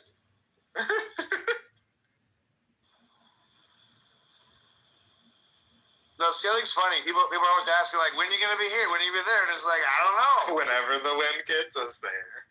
Exactly. Like, don't you have a plan? Like, yeah, the plan is to kind of just go, you know, and then we'll get places at times. I don't know when and where. Did you, What was that? How many cans of David diesel? Are you asking how much diesel we have? Yep. Let me count. Okay, right now we got 1, 2, 3, 4, 5, 6, 7 full jugs of diesel, and probably 20-something gallons in the bow. 7 times 5 is 35. So 55 gallons, I would estimate we have right now. That sound right? Yeah. Yeah, but y'all have 6 people to row. This boat is fucking heavy. It's like 40 fucking tons or something ridiculous. yeah, but in the water, it's way lighter. Come on, it's floating. It's floating.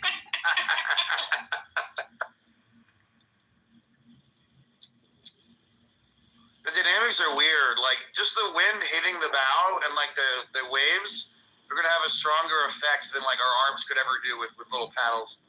All right, hear me out. I could never lift a car, but I can very much push a car in neutral. Isn't it the same with the boat? Although you get less traction. But imagine, like, other people are pushing the car the other way, and those people are, like, you know, the sea. Just have Fish call a few of his friends. There we go.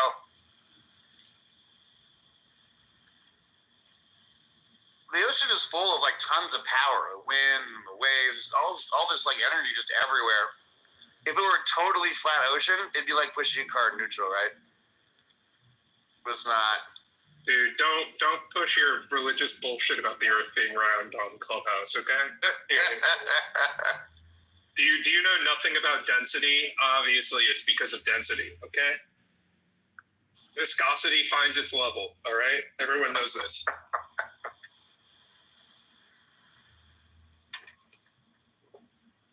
By the way, in case you were wondering, that is literally the argument for a flat Earth with the ocean. The water finds a level, so it'd be flat? Well, it's both that water finds a level, but also that density, like viscosity, hits its level of viscosity. So you were saying that there wouldn't be any waves or things of that nature, or like currents, if the Earth was flat. And I was saying that they whatever you attribute to like tides, they attribute to viscosity. Like, just there's different levels of viscosity of water at different depths, and then that's what makes the ocean currents. Doesn't make any sense. I didn't say it made sense. I was just explaining it. Did Flounder and Ariel tell them that? I don't know. Have you ever heard anyone with a Jamaican accent explain science adequately? That's Sebastian. Oh, well, I can't tell them apart.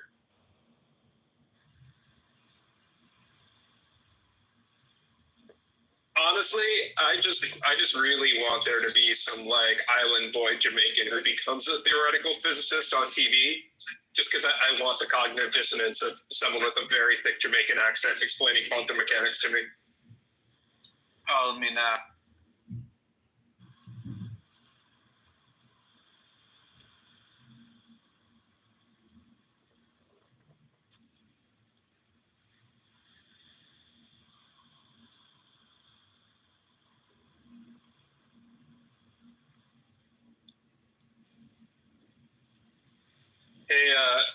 Dusty, has the sea been working its magic on fish? Because he seemed unreasonably aggressive the other day. And I was wondering if the ocean has mellowed him out a little bit. I think it takes, a couple days or a week or so.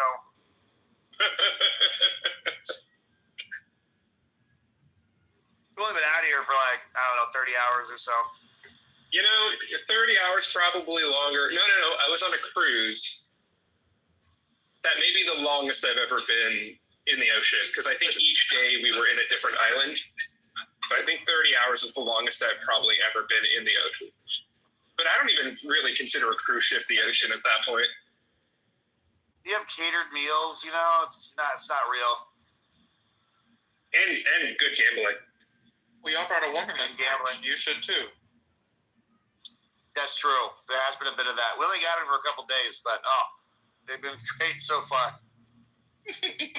Sandwiches appeared out of nowhere right when you wanted them. It's amazing.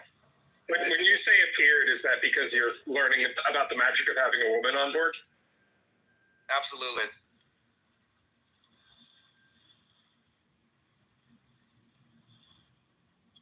They say women are magic, and it's true.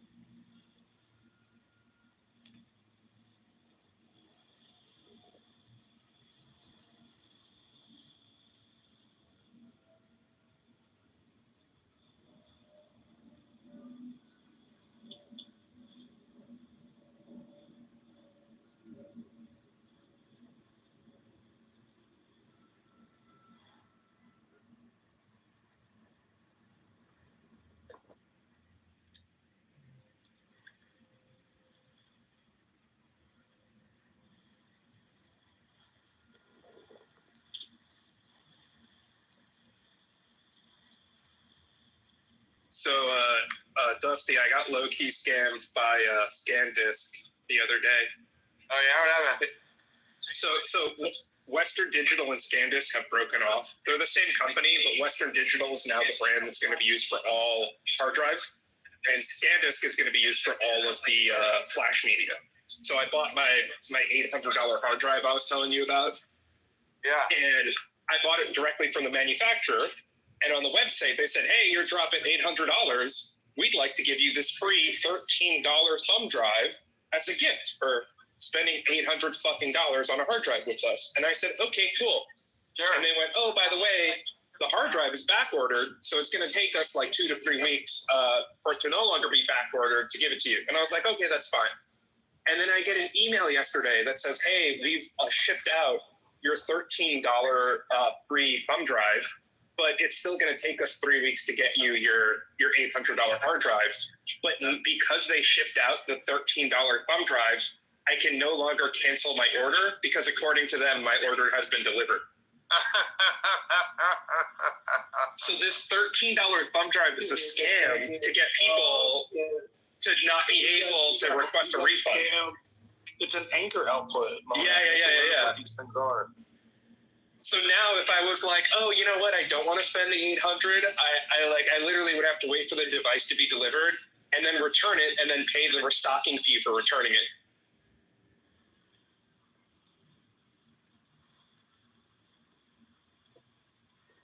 Dude, that's dude, Mohan, we're teaching life lessons in this group. If the idea is if you ever have an item out of stock that is purchased, you have to give them a little freebie in order to lock them in.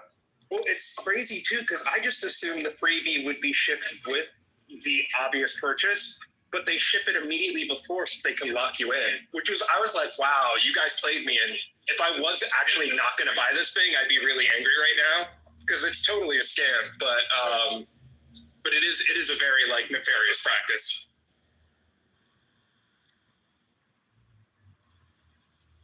Fucking Who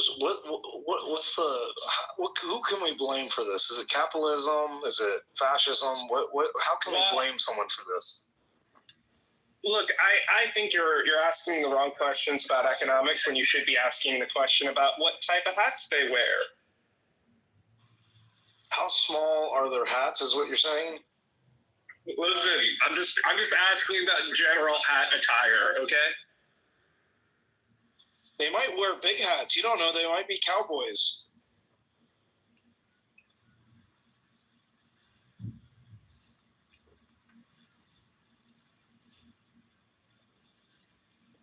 Sorry, I just got a work text.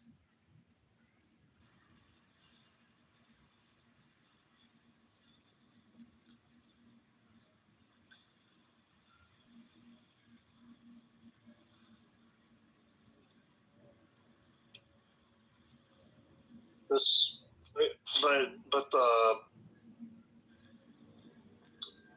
I'm trying to think of a funny joke with small hats, and I can't think of it, Mohan.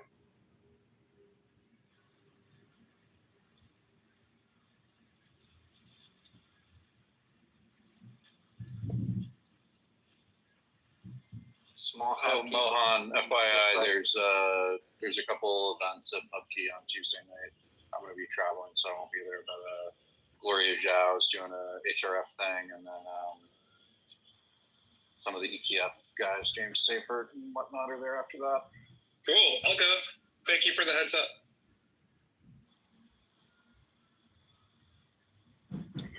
Mohan, how does your family pronounce your name? Sorry, give me 1 second. I'm dealing with some work text messages. My family, it's so, it doesn't fucking matter. My dad says Mohan, but it's actually pronounced Mohan, like Mohan. But that's like, it all depends if you want to pronounce it with like Indian accented English or like American accented English. And then the funny thing is Mohan, the way you guys say it, is a traditional Irish last name. And so, like, when you come to America and they're trying to, like, whitewash your name in Ellis Island, and then they look at our name and they're like, oh, shit, this is just an Irish name, then you just say it the Irish way. And, like, I consider myself as Irish as Indian because I don't give a shit. I'm from Guyana, right? So it's just a question of whether or not you say it the Indian way or the Irish way. How do you say it? Because I say Mohan. Yeah, but that I works. found myself changing it based on who said it previously. It truly doesn't matter. I say Mohan. Yeah, that works. Mohani, I've got a question for you. Could you, Jesus, I'm going to leave the room. I need to respond to 3 text messages. I've said it like 4 times. Give me like 2 minutes. Well, Mohani. Okay, 1 second. I'll just leave. I'll be right back. Oh, shit. I fucked up.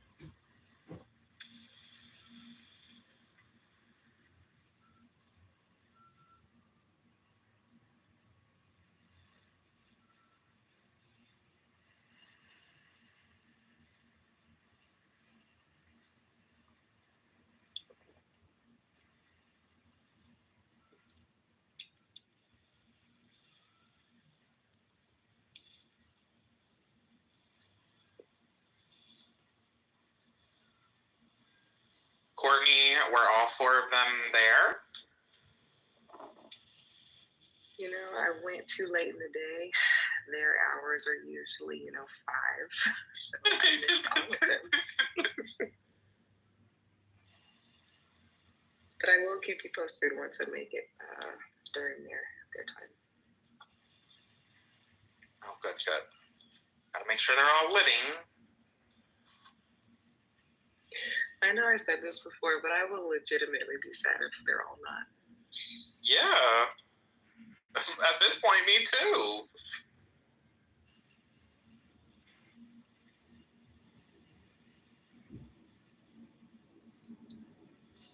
Please tell me we're talking about animals. It's Swipe. If you said something after that, I didn't hear you. Oh no, I just said me too. Yeah, I feel like you're emotionally invested, so. Courtney, are we talking about fish? No, we're talking about old men at the gym. Yeah, I have a little squad at the gym, and I've grown very fond of them, but I haven't seen them in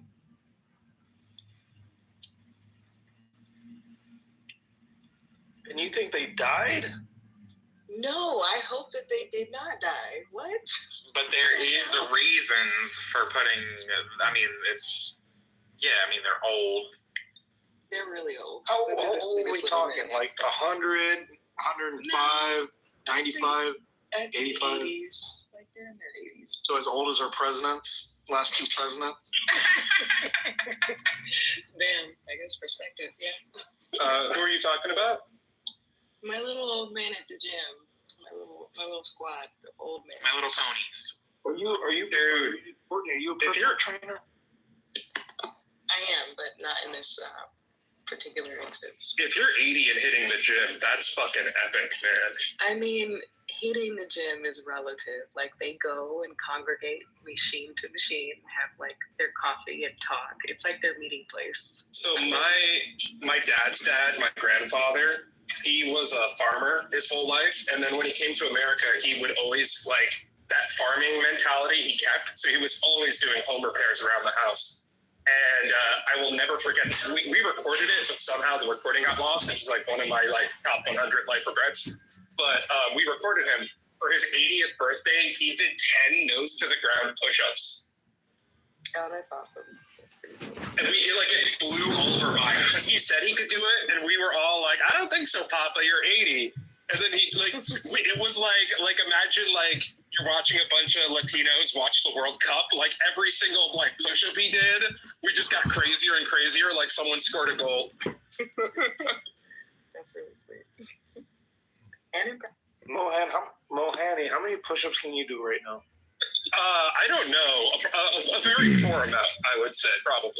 Look, how about this? If you do as many as you can do right now, I promise you I will do as many as I can do right now. We can compare. I bet you I can't do more than 25 or 30. I'm fairly certain my number's lower than that. I have not done. I can do as much more than both of you put together. All right, Michael, I feel like you could do 3 times more than me. Holy shit. No, Am I the Mohan, only you one? and me. Come on, Mohan, you and me versus Shapiro. We can do this. Come on, let's do it. Am I the only I'm one being that's dead ass serious. completely unsurprised that Fortini is hanging out with old? Like, Mohan, are we gonna do this or not? We have to defeat Shapiro. I'm all right. I'm all right. Piece of shit. I'm technically not hanging out with them. We're just in the same space. Hey, well, Oh, yeah, I you think got- on you and Fish combined too. I would I will. totally hang out with them. Yeah, we're just trying to do a wellness check. I'm trying to figure out if Fish or Mohan is more unathletic. I don't know which. Oh, it's most certain. Well, actually, this is a fair question. I feel like Fish. You've been losing weight, so it might be pretty even now. A little bit. I feel like Fish definitely uses his body more because he's like working like he's an engineer. But in terms of general athleticism, if you ask us both to do something, because I've dropped a lot of weight, I might be able to do better, if you know what I'm saying. But if you were to like lift something, I feel like Fish might have a heavier like lifting capacity than me. Fish, you wanna take on Shapiro right now? It's gonna be 2v1. Bro. Wait, he's doing push-ups on a boat that's moving. You're gonna kill him. No, you go up with the buoyancy, so it's easier. You have to wait for the wave. So that he flies into the air. But you know the wave doesn't go up. It's like a lateral. It's like a sideways movement, right? Like it's not really. Yeah, that's why it takes a lot of skill to optimize the energy of the wave into your push-up, Mohan. I didn't say it was easy. All right, I might. You know what? I'll take on all 3 of you. Oh shit! There's only And one I'm kind of instance where that bad right sounds now. like So my number's not where I'd like it to be. Okay, Fish, Mohan, and me, let's go. Come on, we got this. Can I at least get y'all to commit verbally to this? Yeah, we're getting enough. That'll be good for a long time. The hamburgers, something like that. Not bad. It sounds like they're willing to commit to hamburgers. that's totally Nunya talking in the background from Dustin. I got fish stuck into my ear right now. I hear you here. I hear you here. He hears you too. I don't know what's happening. All I can hear is everyone I can. Fish, are we doing this or not? Come on, I need your support. I'm not doing a push-up competition on a fucking boat. It's really hard to even stand up. We only need you to do probably like 4. You're only To a contribute third to of the the total. competition. It's just a third of a push-up. Yeah. Also, I have to take a shit. We only need about 4 or 5 Jesus verified Christ, I push-ups. just knocked out 20 while you bitches were arguing. Ooh. Alright, I'm just gonna fucking do the push-ups anyway, and then I'll tell you what the number is. I was about to say, Michael, I'm with you. It's not gonna be that many. doing them. I stopped doing the 100 push-ups a day thing. Definitely can't keep up with the price. Look, Michael, I'm very proud of you. I know that you're extremely good at this. I know I'm going to lose. I'm also happy to hear what your number is. It's just not a competition. Like, you asking me to do a push-up contest is like me going to a 5-year-old and saying, all right, let's fucking go.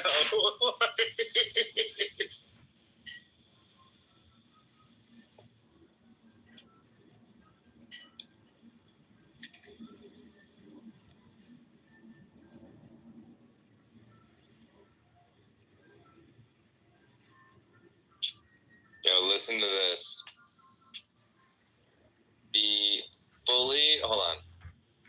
The fully diluted market cap of XRP is currently $187 billion, which is approximately double MSTR's market cap.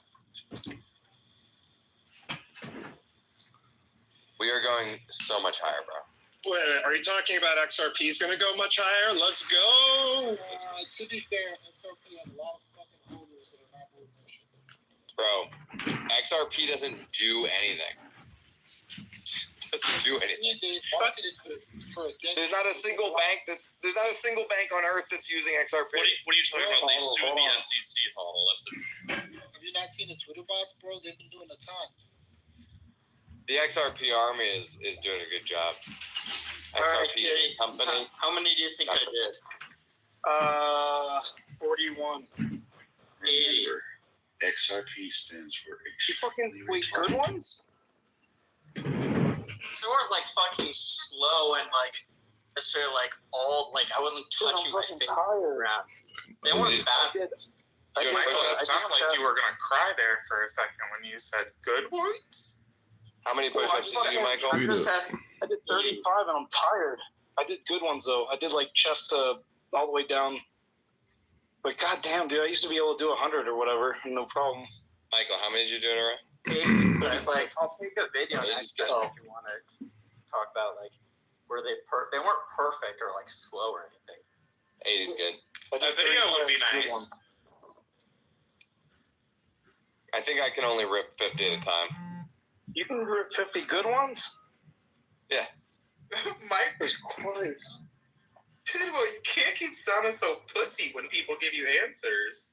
No, I mean, Michael, do you ever bench? Do you ever bench or anything though? Yeah. You do? Yeah, but I'm a small guy, so I only do like sits on the 150. bench. Do you ever bench more than your body weight? Yeah, well, I'm a I do small guy. I'll 150. do a couple reps, 225. What's your body weight? You weigh the size? 150. You weigh the size of like a ninth grade girl, or how much you weigh? Jesus, Otto, what high school? Girl. What high schooler at the girls weighing 150 where you go? Bro, no, he said he weighs less than 150. I was like, how much less? I'll go between 135 and 145. That's like high school girl size, bro. You gotta remember, I'm only 5'8", and I'm lean. You weigh how much, Dylan? My athletic Spartan weight is 135. That's like my wrestling weight, and then my normal weight's probably about 145. I could bench press Tidwell 30 times in a row. Easy. I was gonna say that I can bench you. Wait, are those like 30 good reps? Yeah, I could bench you 30 times in a row. No, he's gonna fight though, Huddle. I don't think you could. Okay, Huddle. Tidwell, this is how you do the content. We gotta do this at the next. We gotta do this at the next conference. You gotta get Huddle on stage to bench you 30 times and get people betting on whether or not he could do it. And then the money could be a fundraiser for the Tornado Cash guys or something. How about this? I'll put 140 on the bar today to just show you how far I can throw it across the room. So I was actually thinking, because I ran into Roman. Oh no, that would be much more fun to watch if you just throw him Just across. chuck Michael across the room. So Tidwell, I ran into Roman, what David and I did at PubKey, and he was talking about how a couple of the other cases, like Samurai Wallet, were getting a lot of people like raising money for them, but no one's really helping him with his case. And his case has a lot like of attributes to it. So I was thinking of things that we could do, or like what type of conferences would be willing to do like an auction or something to help fundraise for his legal defense. I don't know if you. I would donate some LEDs. We can all. Yeah, Michael, that'd be awesome. So I was saying, like, maybe at your next conference, if his event, I'm assuming his case will still be going, or whatever you might think would be a good venue for this, we should start memeing up things for like an auction or a bet. So like having people bet how many times they think American Hodl could bench press Tidwell or something, and we make like a little event out of it, and all the proceeds would go to his legal defense fund. I don't know if that sounds like a good idea or not. Get like Michael's donated objects, get a couple of items. Yeah, I think like the idea of instead of doubling your money, you make like 30% more money, and then the rest just go to the all losers' money goes towards, and then also like the idea is like you just take a large portion out of the full fund and then just make it towards the donation towards the legal fund. But the idea is people can still make money if they feel cocky. It's just like the house rake is really big for the legal fund. You know what I mean? Yeah, that makes sense. If I can get a free booth at the Bitcoin conference for my LEDs, I could commit a percentage of sales to legal defenses. That actually probably wouldn't even pay off for me. This thing will pay for a booth anyway. I don't know. I'm just thinking. I don't know who you're talking to when you're saying that. I don't run the Bitcoin conference anymore. I sold the conference to David Bailey a long time ago. Yeah, I know. All right. Well, that was a joke for anyone who didn't know. I'm really surprised that you did 80 push-ups, man. That's impressive. Zach, are you in on the XRP pump? It seems like it's up your alley. Sadly not. No, that is one that like I hate them so much. I can't. How much is it pumping? What do you mean? It's up 170% in the last month. Yeah, it's crazy. It flipped Sol as the third biggest cryptocurrency. Is it still like HVAC was totally right, and we were all wrong. It's so great because XRP literally does not. It's just nothing. There's just nothing. All the things it says it does none of those things, and it's number 3. You know, it just proves that the reason people buy it is crypto it is a meme coin that doesn't feel like a meme coin to normies. At one point, a long time ago, XRP had a larger market cap than Bitcoin for like a day or something. Well, I actually put it on one of my spreadsheets, and I work at the bank, so technically, I guess the bank is using it. Yeah.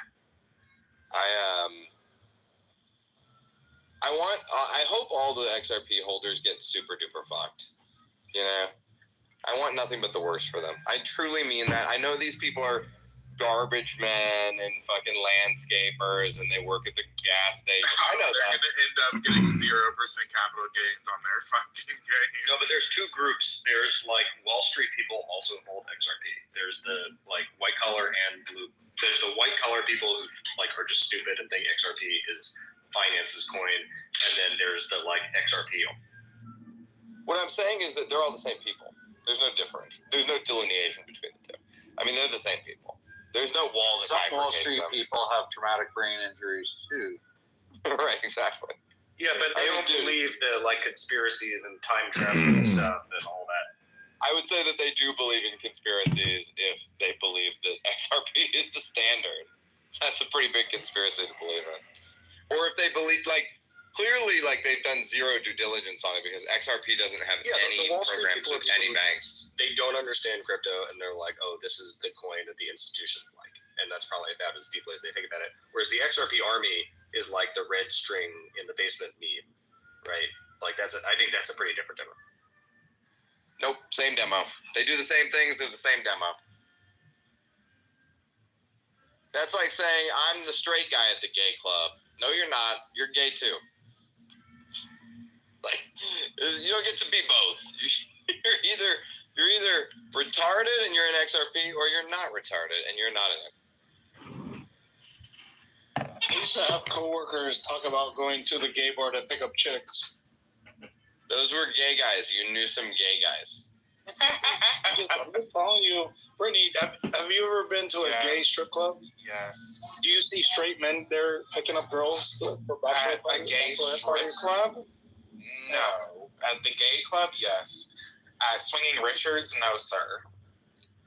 Hey, Brittany, have you ever been to a Louis Vuitton store? I have. Do you see people drinking Swinging bowls Richards of is soup in awesome. there? Like, what kind of question is that? The answer is no. What did you say, Zach? Swinging Richards is a tremendous name for a gay strip club. That is a good Oh, yeah. name. It's the first place I ever saw a 12 Almost as good as and he hit me in the face with it. the white Hit you in the swallow. face? Yeah, I That's paid $1 assault. for him to slap me in the face. You paid for it. Okay, it's not assault. Yeah. It's not assault. It almost touched his knee. Wow. I think it would be even better to have like a gay British pub called the White Swallow. I feel like that guy is really wasting his talents by selling dick slaps to the face for $1. couldn't he be doing more with that dick?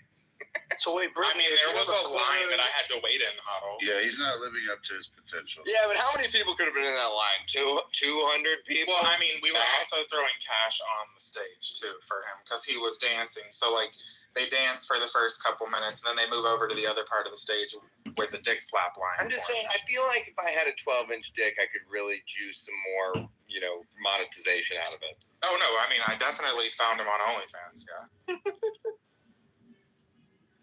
So, like, proportionality, am I allowed to charge $0.25 for my slaps? 10 cents. You can get $1 too. Fuck yeah, dude. With a hog like that, I think you can have multiple streams. I mean, by this logic, I'm worth at least 50 cents. Yeah. Come on. But what if you try to slap the face, but it's too small and you can't reach it? Well, that's Still a get paid? thing, too. Yeah. This is a good question. If there's no contact, do you still get paid for the attempt? Well, you pay before the attempt. Wow, there's a lot of really stupid tokens. It's kind of like Mohan's little USB drive that he had to pay for that. Yeah, we get locked in with no dick slap, and then we hope for one to come in the mail. Since the election, Stellar Lumens up 470%. Wait, shut up. Up 337. HBAR up 330%. I have a XRP, wallet with 311. lumens sitting in them because I couldn't get rid of them. Yeah, that is the top performer of stupid coins since the election. It's almost 5x since the election. Hold on. What was the use case for Stellar Lumens again? It's a competitor to XRP. And then what about They both want to be used for CBDCs in other countries. I remember HBAR, they got really mad at me because I essentially shafted them at TabConf 3 years ago or whatever. But they were doing the, what was it? It was the fucking Hedra, or what was the fucking name of their project? It's called Hedera, but I generally have no idea what it's supposed to do. It's just a generic. So I posted a video about when we covered HBAR, like before it was. I think it was before it was HBAR. It was like Hedera, Hashgraph. I think that's what it was, and Cardano, ADA, all these like various things. We did a big cover at the Tab meetup, and I posted that video. I don't know if you know what I'm talking about. I posted the blockchain video where I explained what a blockchain was as a preamble to the meetup. You know what I'm talking about, Zach? No. But I believe you. Go blockchains.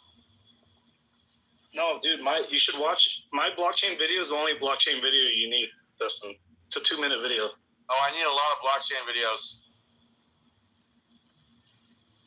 Out of curiosity, Zach, what is the Stellar Lumen even worth right now? That I don't know. Let me see. What is it worth, or what's the price? Those are different questions.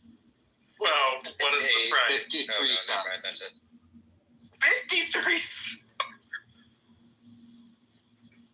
Oh no! Right now it's up to almost 55 cents. Oh my god! I may seriously have a shit pile.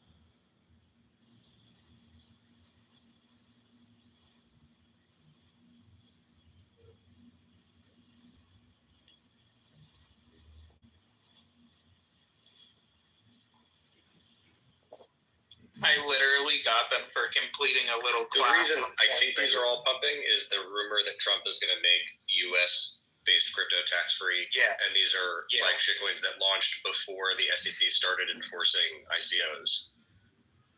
By the way, Wait. The capital gains free?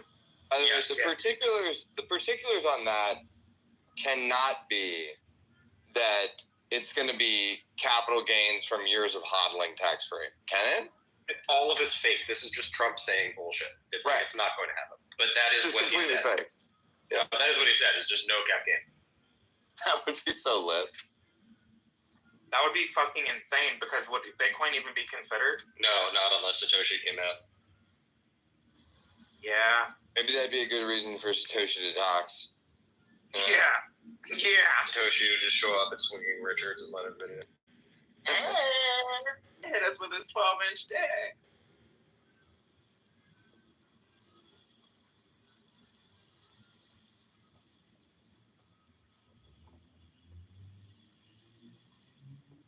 So they're still down 50% from all-time highs.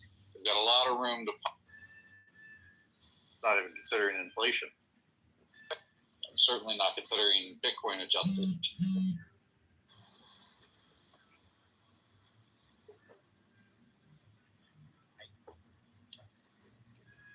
Yeah, honestly, it feels like a good trade. I just, in the event it goes against me, the feeling I would have if I'm sitting there with an underwater bag of Ripple is not something I could.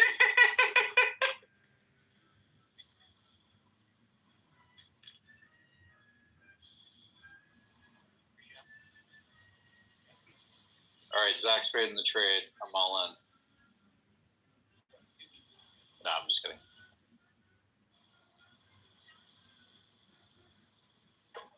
So now that December 1st, did that David Bailey options for December 1st, 100K Bitcoin stuff expire and he doesn't get any money? I mean, he could have sold them for a bunch of money, I'm guessing, a few weeks ago.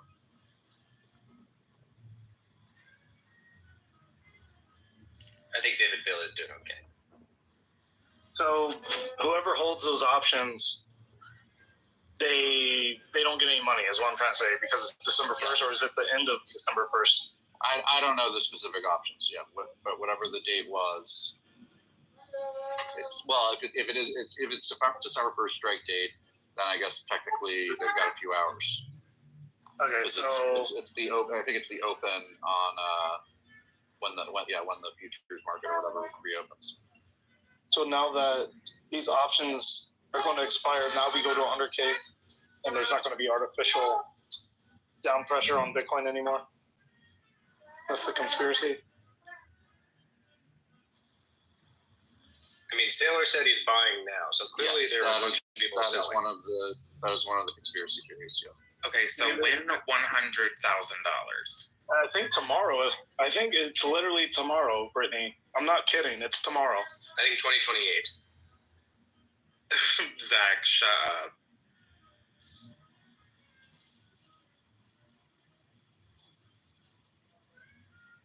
Look, Brittany, tomorrow we go to 100K, or I'm going to chop off my dick and eat it on live stream. All 2 inches of it? This might be the reason why I'm, chopping it off because it's so small. Yeah. Just remember, if you see me eating only a 2-inch weenie on screen, it's mine. McAfee.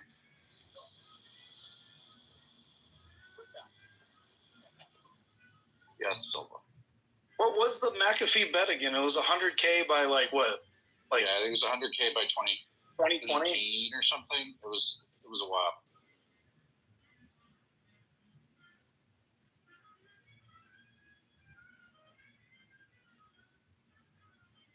I still feel like McAfee's not dead for some reason.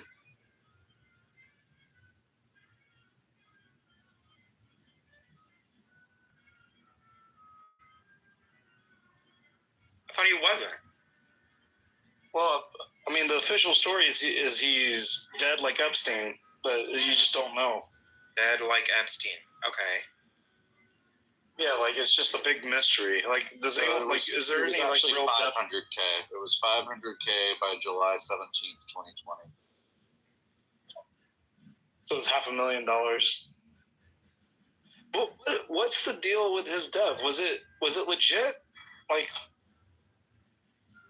forget. Well, It he was intentionally. Yeah, he was in jail, and he did put a bunch of content out saying, "If I kill myself, I would never do that," and someone else did it. But he probably killed himself in jail. But why would you assume that, David? Because I think McAfee was fucking insane, and if he thought he actually was going to have to serve shitty jail time for an extended period of time, he may have decided that wasn't worth it. David, have you ever talked to McAfee in person? I have not, no.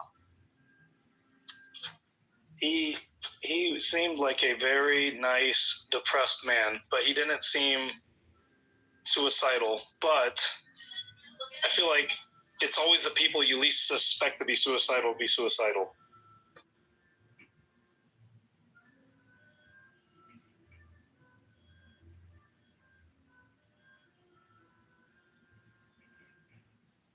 He would always do that same joke about the, what was it, like the hookers in Thailand. He would always be saying like the same hooker joke for like the last, it's like he would say at the Mo Levin conference, said it on the Bitcoin Uncensored podcast, said it like on another, like he kept, I think it's when he started recycling the same material over and over. I think maybe that was when he was done. I don't know.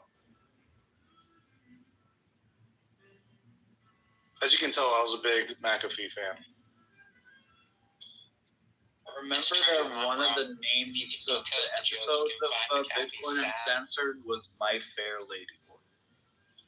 It's as bad as that time I hired a Bangkok hooker to do my taxes so I could fuck my account. That's what I'm saying. That Bangkok hooker's out there, bro, and she knows where the money is. He knows where the money is.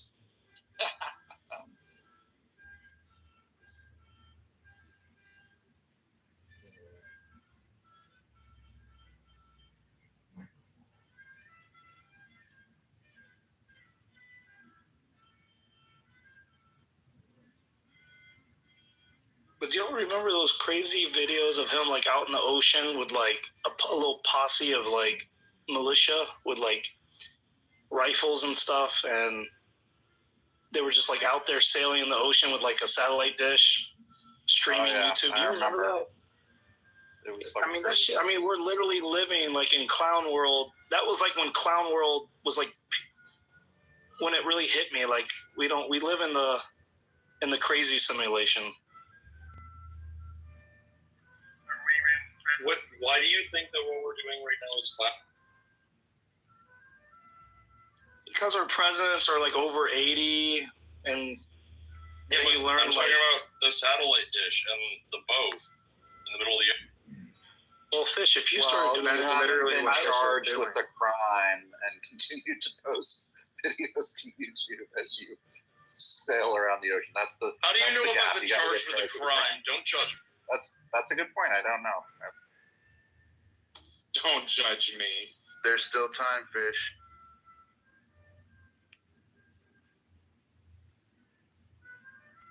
You guys have the whole world at your disposal. It doesn't McAfee seem was we're so entertaining. 110 miles from any landmass right now, and it doesn't really seem like we have much at our disposal. Fish, did you ever fish on Dusty's boat? Nunya was doing it earlier today, and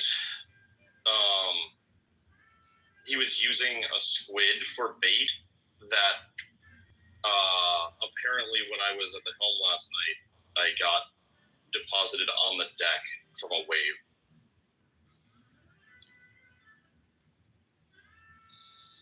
You phrased that in a weird way. That I got deposited on a weird wave. Well, yeah, kind of. Well, on the When deck fish from turned the from boat, waves. they hit the weird. That's what happened. Wait, Poor little so guy didn't you're- make it. So you're the Right on the captain, deck. Fish? You're the captain? That's not how that works. Whoever's the night holding captain. the steering wheel is the captain, I thought. No, I think that's the skipper. What does the captain do then? The captain doesn't do anything. So the skipper's doing all the work? Captain runs the boat. He No. sails the boat. Who's running?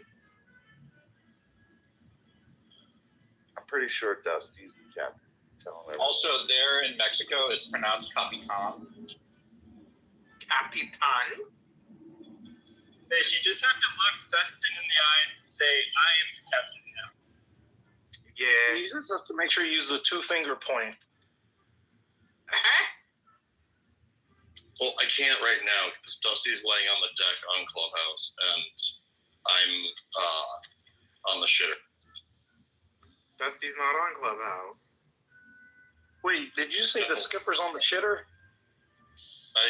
He was a minute ago. So wait, when you're shitting, you're just shitting right into the ocean. No, it's a composting toilet. It's like you shit right into the ocean, you feel the splash, the salt water hits your butt.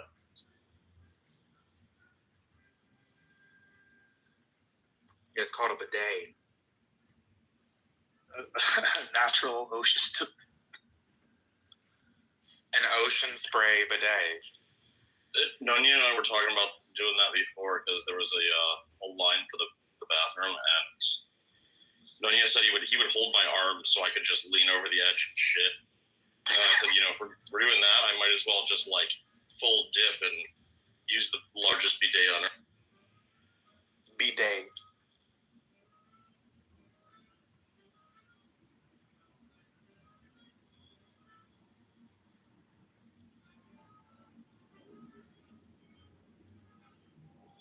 You worried though that you'd be polluting the ocean, Fish.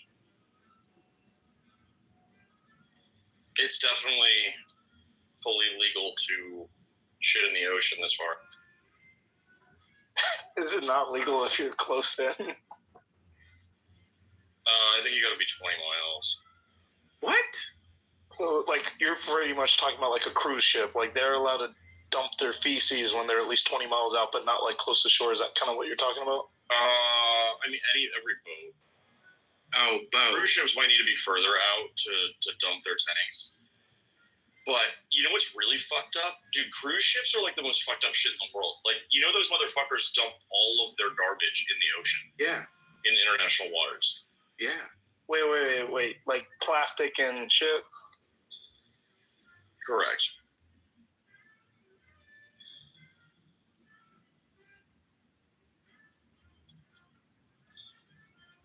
Where's Aquaman when you need him, Fish?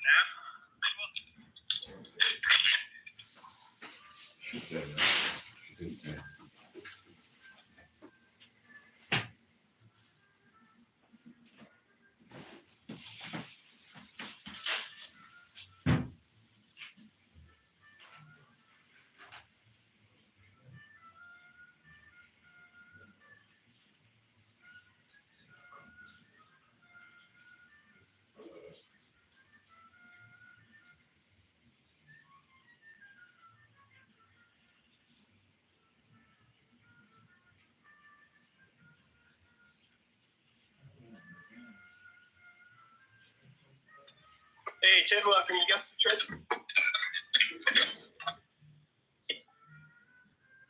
What the hell did you just say, Asher? Can you guess what trick this is?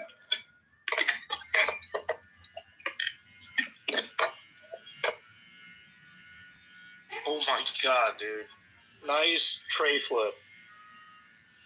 Nah, that was a kickflip for sure. Yeah, it's just a really bad kickflip. Okay. Well, you got me. I couldn't tell. I love how, I don't know who it was, David or whoever, was just like, yeah, this is a kickflip. I played a lot of Tony Hawk Pro Skater. You know, it's not a big deal for Walt, but you know, it's bigger. Hey, do you remember 1080 snowboarding? Oh yeah, N64, baby. And SSX was also a pretty good snowboarding game. So that guy put out a VR snowboarding game. Whoever made 1080, he's back. Do you remember how sick 1080 was for N64? You get like all the way to the end, you got the avalanche, you had to outrun the avalanche. Remember that? Oh yeah, I was trying to watch like old videos of it. It doesn't quite hit as hard. I had it on Dreamcast. I don't remember that. You know what's also as funny is if you would ever put your user in goofy mode, they would make the user look goofy. They would like purposely make them look stupid. And then another thing that was interesting is you could also like, there's like so many little like secrets and tricks, and like you could like grind and like do tricks and stuff like on like the logs and whatever. And like I remember as a kid I would never do any of it. I was just trying to like live and not hit a tree and stuff. But like you could do so many like interesting little secret-y paths and like grinds and like tricks and stylistic stuff. Anyways.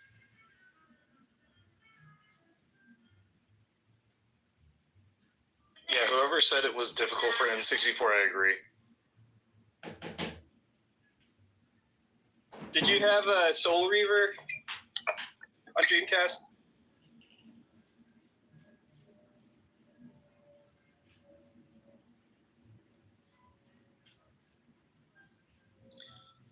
Dude, I remember Dreamcast having that game, like the Soul Calibur games, and it just seemed so far ahead of its time, but yet the Dreamcast never like took off past like PlayStation and Nintendo. Dude, it's so bizarre. It was way ahead of its time. It had the little memory cards with the screens on them. Yeah, you talk like about amazing games like Crazy Taxi, Soul Calibur, like all these fucking crazy awesome games.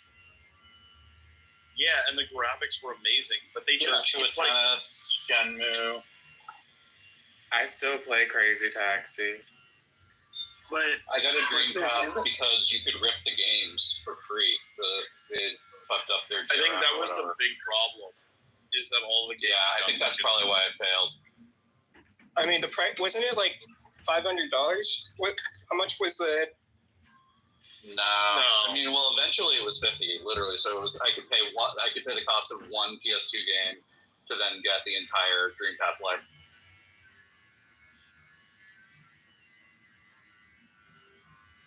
Which is, I mean, I didn't burn all of them, but yeah, I got all those games for free.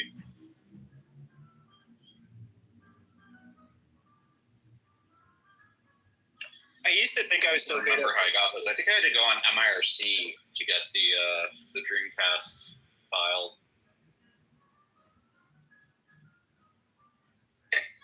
I used to play Ivy. Is my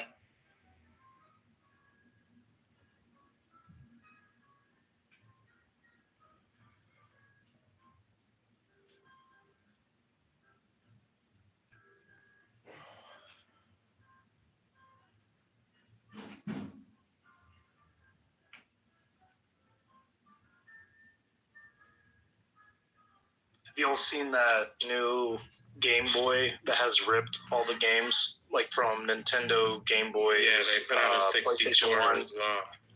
Yeah, I've been playing Ocarina of Time on it, and I've just, it's so sick. Like, it's obviously not as good as like the N64 or, full experience, but it's 85, 90% there, and it's really, really cool. Like, after this, I'm probably going to play like Majora's Mask. Anyways, it's got all the games, I think, for Game Boy Advance, Game Boy SP. Is it from Nintendo or is it like a ROM? Oh, no, it's super probably illegal. Like, this is a rip of, like, every fucking game. Like, it comes preloaded with, like, 100,000 games or something ridiculous. Yo, no cheating on the water temple. You better find your way through. Dude, I'm not even there yet. So I just got the green gem from like the big tree that was like in the starting village. You know what I'm saying? And then I walked across and got to the castle, and I went into the Temple of Time and just to check it out. And like, it's just nostalgia for me right now. Like, but you know, it's also funny now that I'm like older and smarter than I was when I was like 2 years old. And I'm like finding a bunch of shit that I would not have found as a kid. And I'm just thinking to myself, like, dude, there's like some NPCs that I want to interact with. I don't even know how to get to them. Like, and then also the castle I didn't realize this. The castle at night completely changes. Yeah. And the only way to get into the castle at night is the way I found was to stand on the bridge when it turns into night, and then as the drawbridge goes up, then you're in the castle, and then it's like you glitch in, and then now you get to experience like the dog mob, which I never saw as a kid. Like all these dogs roaming around the castle. I'm like, what the fuck? Like I never got to see this. Done this once. And then like you rescue a dog, you get like a heart piece. Yeah, but like the thing is like the castle's only open during the day. So then like you leave the castle, it's nighttime, then the drawbridge goes up automatically. You can't get in. But if you stand on the drawbridge, it's like these are things I would not have thought of as a kid. You know what I mean? Are you talking Majora's Mask or Ocarina of Time. I'm gonna get to Majora's Mask after I finish this one. When you get the like water character in Majora's Mask, it's the most. It's so crazy how creative they were with these games. Like, yeah, the fact that they implemented a really cool Groundhog Day style and like us growing up as like whatever, I don't know exactly how old you are, but like as a young teenager or whatever, like 10-year-old, like playing these games is just like it's really like fucking influential. Yeah, I would have been around 10 or 11. Anyways, yeah, so this device has 4 triggers. It's like a Game Boy style. It's got 4 triggers. It's got like 6 buttons and a joystick, and it's pretty much you can they map the buttons for like all the controllers, like the PlayStation, the N64, everything. And then you go into the game, and then you have like a big list, and you can filter, you can search. You got like search by game, search by name, like, and you just like search like Zelda, and you see like 100 Zelda games, all for like Game Boy, N64, etc. And then it doesn't go past PlayStation 1 and N64. I think they might have some Sega Dreamcast stuff, I'm not sure, but yeah, pretty wild. Oh, and then the other thing that's crazy is you can save each game like up to 100 times. So you can have like 100 save slots per game that are outside of the actual game. So you can like be playing a game, save it, and not even worry about like the in-game save system. So you just save whatever you're doing, and then you can just quit, and then you can load that snapshot of like your session, which also is kind of cheating because what I've been doing is like if I'm doing anything where I fuck up, I'll just load the last checkpoint. So I'll like, if I'm about to do something really like crazy, I'll like save the game. I'll just like, whatever, try some shit. Oh, that didn't work. I'll just load back that last, checkpoint 10 seconds ago. I don't know, but it's fine. I remember nice. the first time I hit a checkpoint in Halo, I was like, what the hell is going on? Like, why am I just keep going? Like, where's the challenge to this?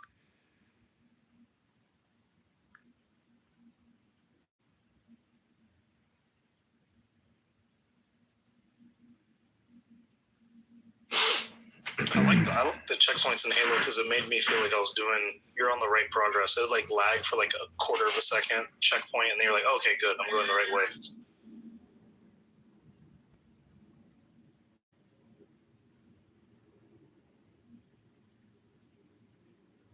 But like after getting through like beating GoldenEye on Double Agent, like it just doesn't feel like the same kind of challenge if you can restart from 5 seconds ago. It's definitely not. You're definitely not playing these games for the challenge. I feel like I'm playing it for the nostalgia. What was the name of that emulator? So, here, let me look it up.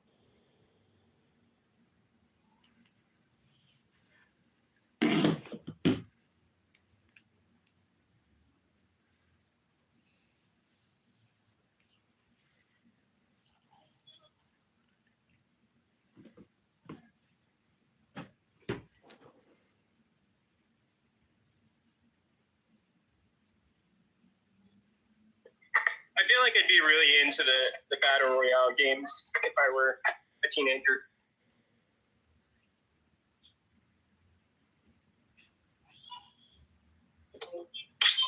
As well, the controls feel good, like them, except for when I'm playing the one that we haven't.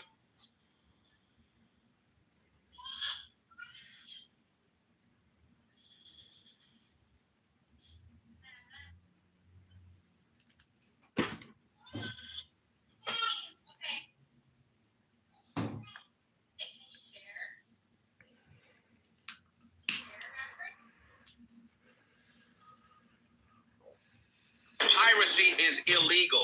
You're right. Piracy is 100% illegal.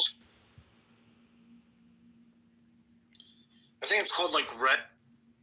Right when folks had to decide which way are we gonna land on this. That to me was the nail in the coffin.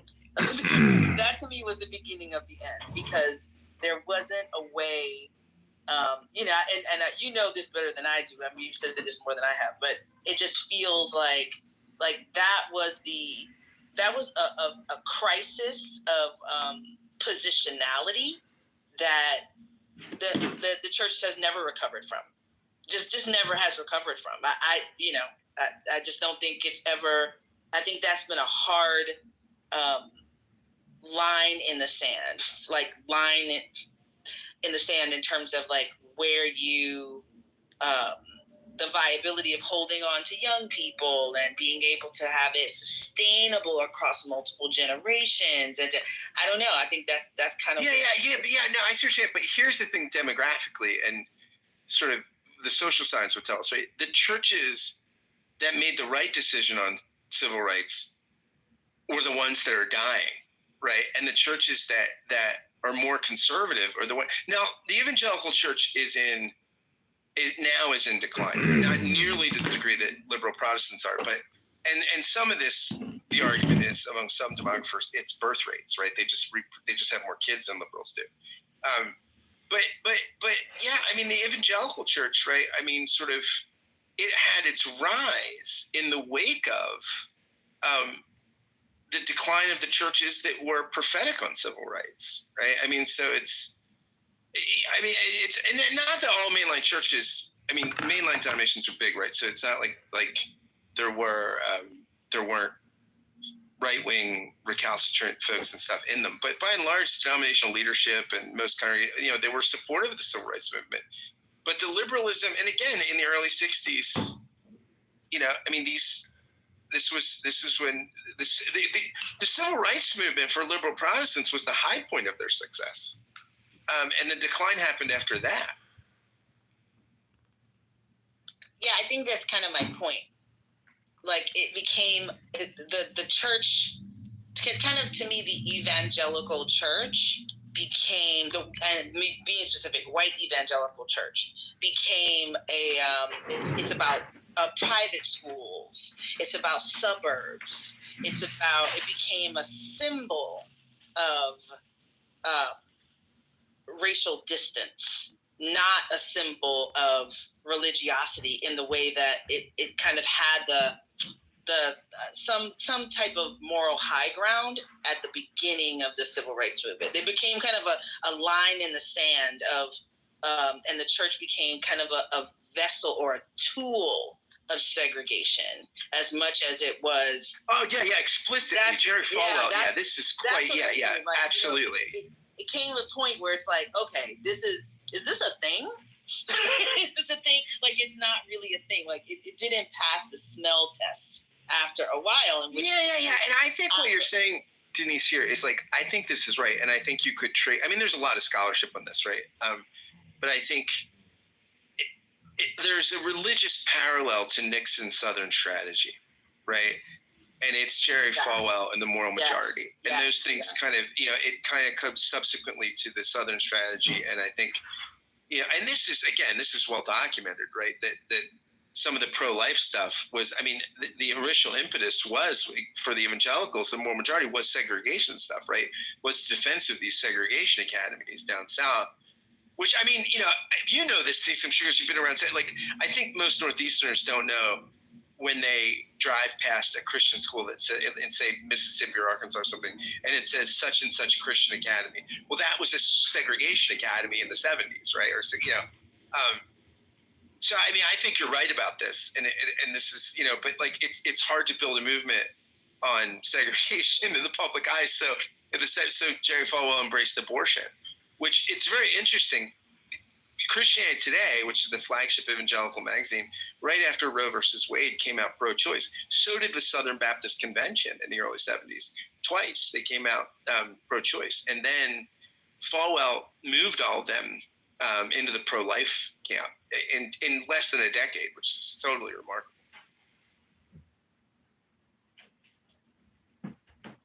Yeah, it's going to be interesting to see what the next 5 to 10 years look like.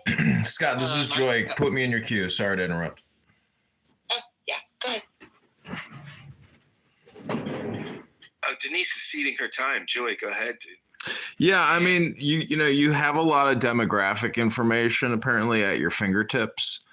But, obviously Christ was about 2,000 years ago.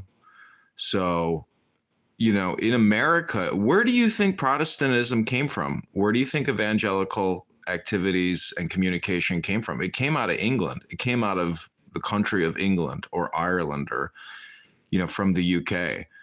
And the United Kingdom's religious history is so crazy. If you see how the Anglicans burned the Protestants and the Catholics, they had a religious war of Christendom, or a Christian religious war for, forever. And it's all there in the history books. And so my point is, you guys are doing this demographic historical analysis of American Christendom. I don't see the point in it, but when I lived in Colorado for, a couple months, and my mom and I, we did a sampling of every major church in the Grand Junction area. And it was, interesting. The one that does the biggest theatrical performance and has the biggest venue hall has to constantly ask for money because they have to generate revenue to support that facility and the salaries and the food and the daycare, et cetera. There were a couple of those. There were 2 of those churches, massive auditoriums, and that's all around the country. I mean, I think the Joel Osteen Church, I don't know, it was some ticket. I heard it was like $15,000 or something to get a ticket to some Joel Osteen like private event. I mean, you're talking about a cult. This is not, I think it's just a cult. I mean, it's a networking group. It's a communication group. It's a social network. And I guess I'll just go back to your title because I know I'm rambling, but I like dating cross-party because when I'm with a hardcore communist, liberal, socialist, wealth redistributionist, they're very Christian and they don't even know it. Christian economics is essentially a minimum basic income. And unfortunately, because of the Federal Reserve monopoly and the financial economic situation, we are so far away from Christendom, economically speaking, in this country. I'm a big fan of Alan Watts, and he gave this lecture about minimum basic income, and all the technological industrialists are always talking about automation, robotization, capitalization, and really being libertarian economics in terms of, I guess, Austrian school economics. Anyways, the point is, liberals are sexy, but they also have anger management problems, and they're very parsnippity. And if you are seen as a white supremacist, conservative, Republican, Christian, or even a Jew, yuck, all of a sudden they speak Hebrew and they hate you. Get away from me. Blocked, swipe left.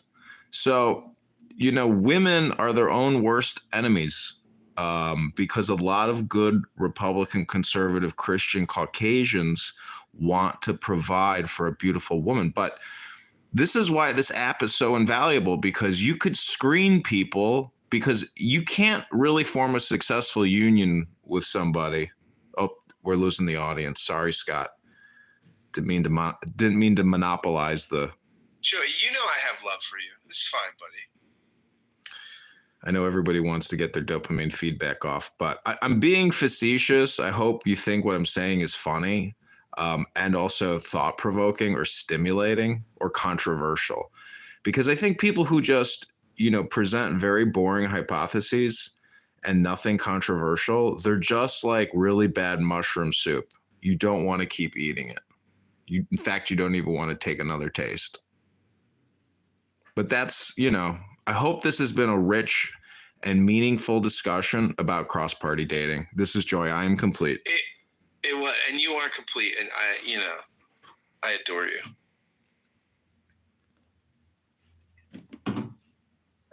Hey, Gene, how are you? We drove off the great Denise Hamilton, which is tragic. What? I think Joy was saying something provoking, but I didn't understand, to be honest. I'm a little bit sleepy.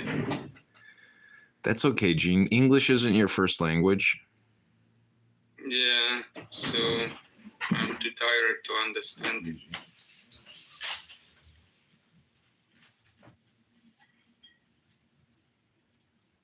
Do you support Trump?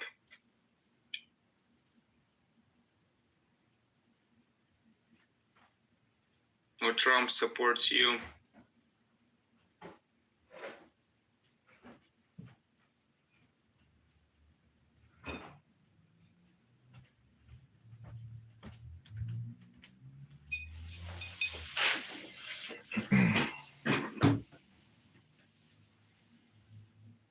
Oh yeah, I guess I forgot in my Christian, historical analysis. I guess I forgot Martin Luther and the whole German Christian movement.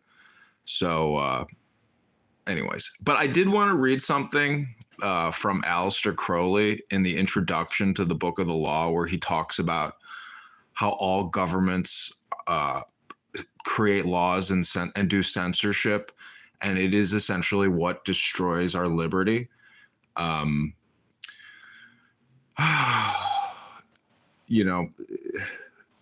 you think Trump's government is going to become fascist and restrict liberties or expand liberties?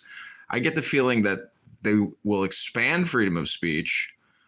But again, the tech companies will never inverse that and censor the hardcore liberal communist socialists on the reverse end of the fascist spectrum. So, hi, Jane. Jane has been a thorn in my side. But I guess that means does that mean I'm a rose if you're my thorn? Jane is a fan of yours. Rose on branch. Are you with the branch or the rose? I'm a fan of yours. Oh, you're a fan now? I mean, Scott told me months ago you were his friend, so. Oh. Realized. Do you take that as a compliment? She does like the Roger Mayhem purchase move. Yeah. But anyway, why am I a thorn in your side? I just get the feeling you have ruined, countless amounts of content by speaking up and notifying individuals to my presence. Well, in that case, yes, I have been a thorn in your side because those people are elderly. Joy. I feel they don't want to be taped, though. I just try to be helpful. But in the grand scheme of things, no one even watches what I do. I'm totally shadow banned. You know, I have no reach. I Take mean, a sip of water. That was a big hit. it was a little baby hit. Anyways, the sun is shining over here, but I do want to, if I could just read you this brief part. Nice to meet you anyway. Nice to meet you, Jane. Yeah, you know, I think it's very funny. It's like, without you, to tell you the truth, I wouldn't get the excitement. You know, it requires somebody to troll me back to actually make the game even that much more exciting for me. Yes. Okay, listen to this. This is from the Book of the Law, which is written by Crowley. This is chapter 5. It's called The Next Step. Democracy daughters, ferocious fascism, cackling communism, equally frauds, cavort crazily all over the globe. They are hemming us in. They are abortive births of the child, the new eon of Horus. Liberty stirs once more in the womb of time. Evolution makes its changes by anti-socialistic ways. The abnormal man who foresees the trend of the times and adapts circumstance intelligently is laughed at, persecuted, often destroyed by the herd. But he and his heirs, when the crisis comes, are survivors. Above us today hangs a danger never yet paralleled in history. We suppress the individual in more and more ways. We think in terms of the herd. War no longer kills soldiers, it kills all indiscriminately. Every new measure of the most democratic and autocratic governments is communistic in essence. It is always restriction. We are all treated as imbecile children. Dora, the shop axe, the motoring laws, Sunday suffocation, the censorship. They won't trust us to cross the roads at will. Fascism is like communism, and dishonest into the bargain.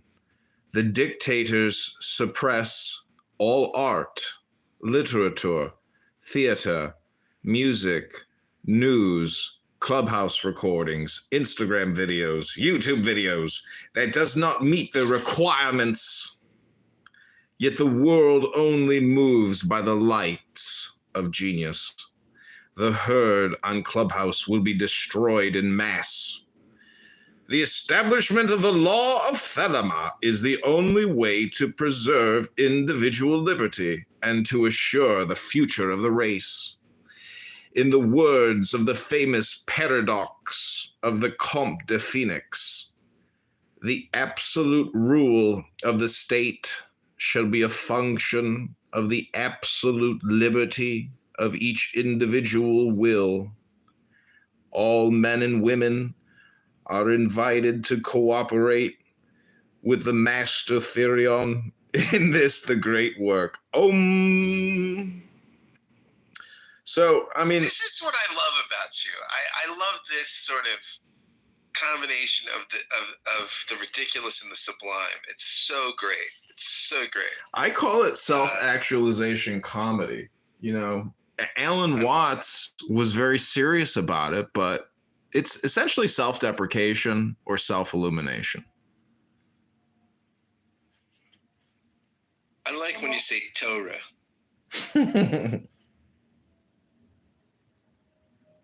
Old English Jew vibes. Very good. By the way, Jane, Rabbi Ori made it exactly 24 hours. We had the I just saw him today. Well, he won't beat me in that failure department. No, it's impossible. It's freaking impossible, dude. It's come on. We're like, for better or worse. So Clubhouse has brought you into my life, Jane. If only for that, it is great. Mind goat. Next time you come to Philly and you and Michael, we need to sit in the mezzanine by the fireplace at Devil's Alley. Definitely.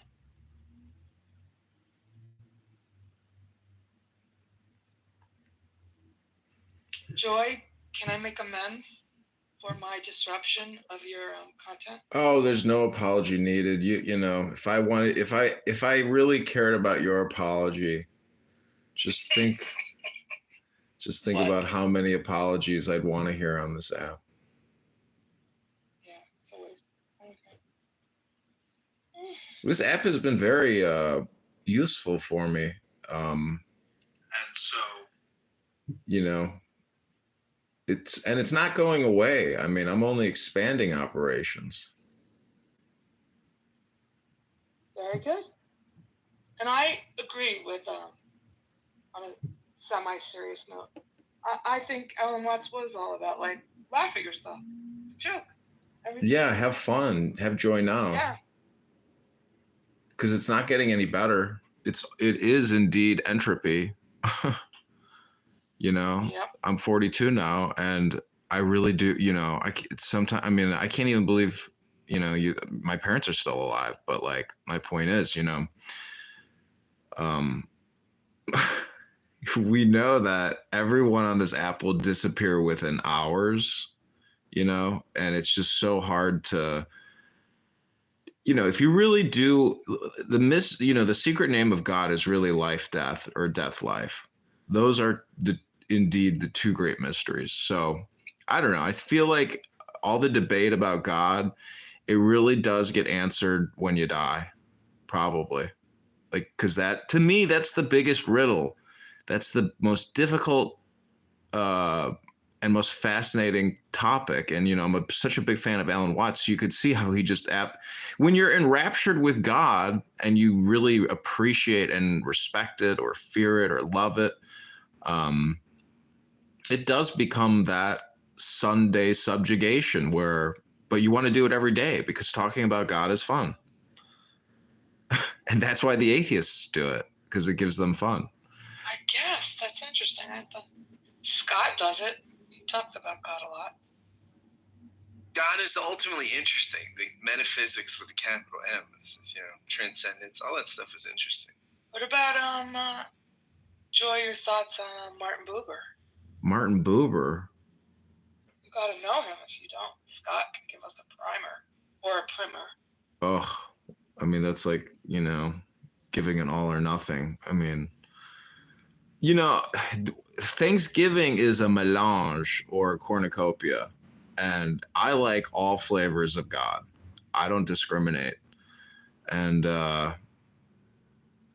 you know, I don't know. Some people just, it's really a question of your memory and all your conditioning that went into creating who you are.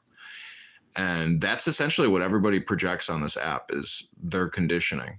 And part of, I feel like, transcendental meditation is and I've read this by so many people who have had so much anger in their lives. Once they get into transcendental meditation, you know, and they study the work of the Buddha, they let go of all their conditioning and they're no longer angry about situations. So that's my, you know, Wizard of Oz, you know, gotcha. That is it's in some ways it's like a rub, and in some ways it's like a joke or gotcha, you know, but that's my ultimate point on this app with all my trolling is to say, haha, I tricked you. Guess what? You're the eternal dancer. And you didn't know it.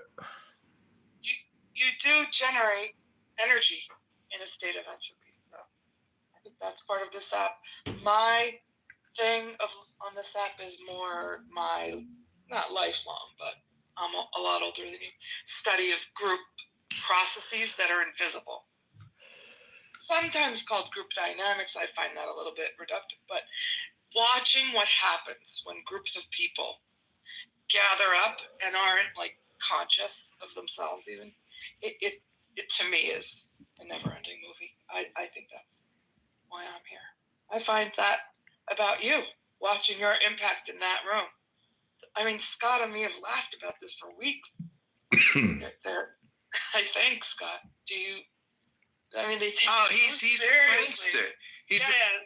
He's Loki. He's the god of Clubhouse mischief. Yeah. Mischigas magic, man. Yes, it's fantastic. But people don't know how to take it. I think like I delight in kind of what you do. I think it's very entertaining, and and like the whole Roger Mayhem thing, everything. It's all great. But I, like I think some people get so worked up though. It's very interesting how many people just find it so disruptive. And well, I get the feeling too is that by pretending they're worked up, even though they are worked up, it's like a double-edged sword, and they know what they're doing. I'm just saying that like escaping the stage or being an actor is it's not almost impossible. It is impossible. Everyone is an actor or an actress or an artist, and even if you're autistic, that's your autism. I mean, I record Elon Musk almost every night now, and you can go to adriandittman.com to see all my videos of Elon Musk on his burner account, Adrian Dittman. And he's he gets his dopamine feedback loop. He comes on the app on X, he cooks a steak, and he screams for an hour. So is that not talk therapy? Is that not talk therapy? I mean, he's getting high. He's getting all his thoughts, whether they're, intentional or not, off his subconscious memory. And he's just projecting and screaming. And he eats a steak with butter, and then he farts and burps and makes jokes. And that's it. That's about as big as that's Elon. But he, in many ways, he's like a Zen philosopher in his own autistic, retarded way. And that's what he is. He's worth $400 billion. Yeah, I don't know. I'll put it in the chat. I just think I don't pay attention to him because I have this other huge disinterest in. But anyway, that's the theory of green eggs and ham, where when you try it, like it, but the chances are you just try it to know whether you like it or not. Because I don't like Elon Musk, but at the same time, like I'm a parasite. So like imagine a mosquito saying that I don't like humans. I mean, it's just ridiculous. Like, but this is the social network, social surveillance capital. It's the new form of autism, or the new form of monetization. But there's no monetization in what I'm doing, which is the most frustrating part. You have a lot of phones. That's very impressive. I mean, I've about 100 cell phones now. It's ridiculous. But why do you need so many cell phones? Because to get a new Clubhouse, I've had to get a new burner every time. But then I set up Instagram, I set up TikTok, I set up Snapchat, I set up YouTube, I set up everything that I can set up with the telephone number for 30 days. And then when that Clubhouse account gets killed, I'll get another burner phone for $50 and set up all that stuff. So that's how I've built this massive network of recordings. I mean, on Instagram alone, I probably have 20,000 videos. On YouTube, I have probably 5,000 videos. But my major YouTube account, which was rogermayhem.com or, lovejoyart.com, and all my domain names, I have hundreds of domain names, all went to that YouTube. And somebody on Clubhouse most likely got it clipped, but either way, I'm surprised it lasted as long as it did. I guess. Because it's dead. You just can't get it back. You can't appeal. No, they didn't even send me an email. It just said this account has been deleted immediately. But the most interesting videos, I don't even want to talk about it, but it was the YouTube COVID-19 misinformation policy testing.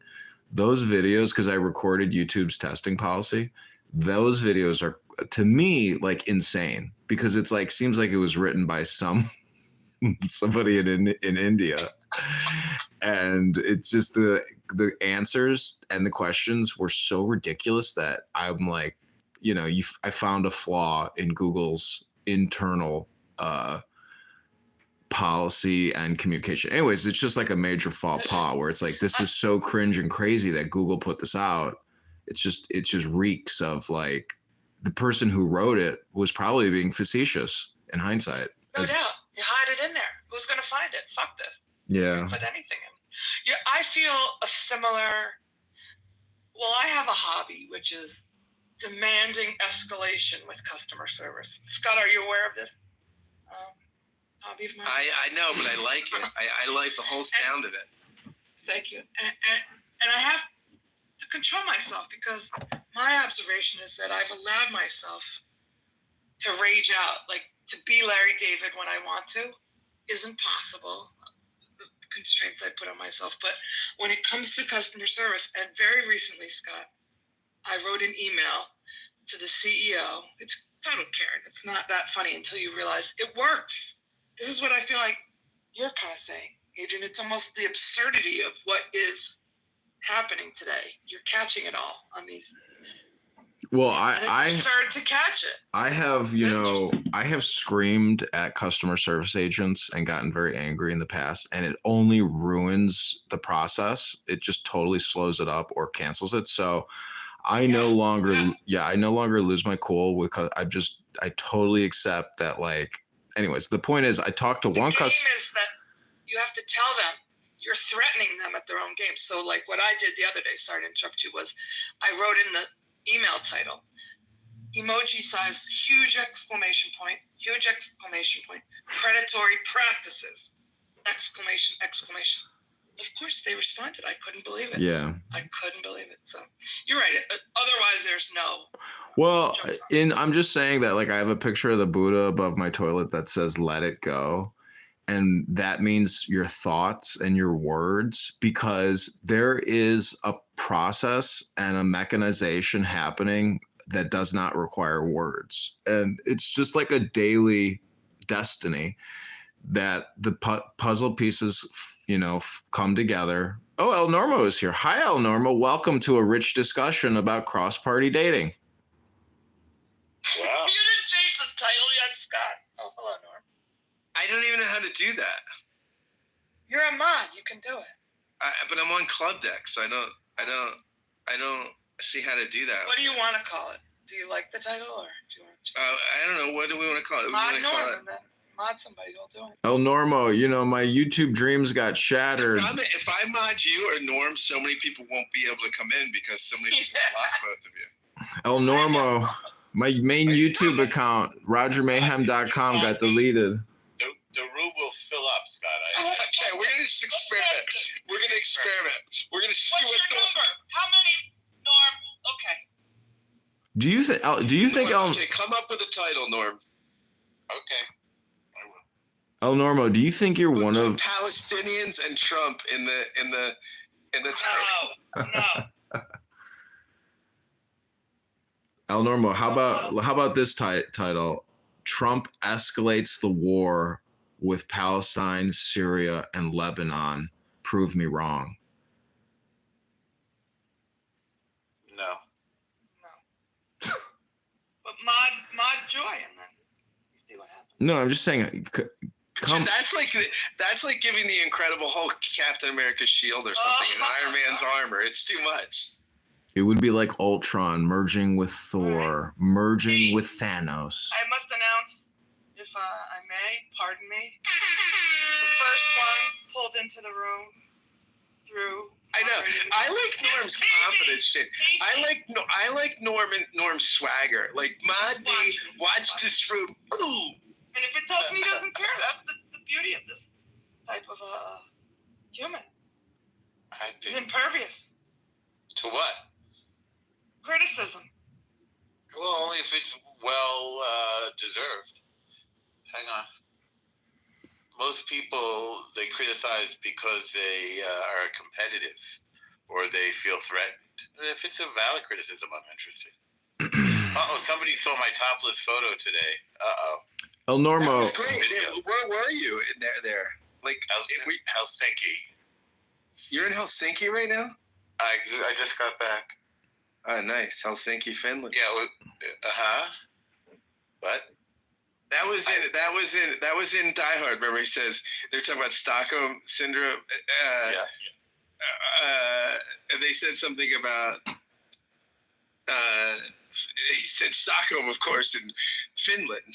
I forget what it was, but it was something in Die Hard about Finland and Sweden. Norm, did you kick out Carranza? No, not at all. Not at all. He was threatened. No, he was threatened. I guess maybe. All right, just asking. Thank you for looking at my topless photo, PB.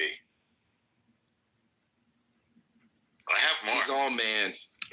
Are any of you using ChatGPT? Because I want to ask ChatGPT to create 10 controversial titles. You know, for conservatives, or 10 controversial titles. And ChatGPT has all these plugins and add-ons. You know, I've created music now on this website. Somebody on this app told me to use. It's incredible. You know, you just put in a brief statement and it'll create, you know, a 60-second incredible song using your words and expanding those words. It's unbelievable. My daughter's using it a lot, I think, for like her boyfriend broke up with her, and she's putting it all in and saying, "Mom, my strategy's good. Look what ChatGPT said." So, and it was kind of like, what did she say? Like how to deal with a breakup? Like no, more detailed. Like how do you deal with a you know, Pisces rising sun, attachment style, anxious attachment style. Should I go no contact? That would be it for Maya, something like that. And then she gets back the guidance. Well, I've also just been impersonating an AI chatbot and saying, you know, I have been sent here to do an emotional adjustment training with you, things like that, where, you know, talking about hypnosis and meditation and breathing therapy, and in many ways, it's incredible how you can de-escalate through positive words. Like the receiving person can't refute the positivity, so it like overthrows the situation. And that's, you know, what joy is, or happiness. Or I just think, you know, I like the maxim, all communication is hypnosis. And this app is just like like if you were a paraplegic, like this would be like 3D reality for you. You know, imagine being blind, deaf, and a paraplegic, but yet, well, I guess you wouldn't be able to use the app, but yeah. I just asked ChatGPT how to pick up a Jewish woman. It does say be genuine and show interest in who she is. But then number 4 says avoid avoid religiousizing or making it a Jewish thing. While a Jewish identity may be important, don't make everything about her being Jewish or treat it as a curiosity. Norm, I sent Jane this clip from this Jewish comedian. She's hilarious. And she says, you know, I went to a sex party with my friend, and she says to me, are you like a dom or a sub? And she says, I guess I'm a sub. She's like, really? Like, you'll let the guy like do whatever he wants to? And she says, yeah, but I'm also a Jew, so I'll be going, stop. She's great. I don't think to date Jews, Scott. Is there any reason for that? I had dated Jews. I mean, I had a torrid little love affair with a Jewish woman during COVID.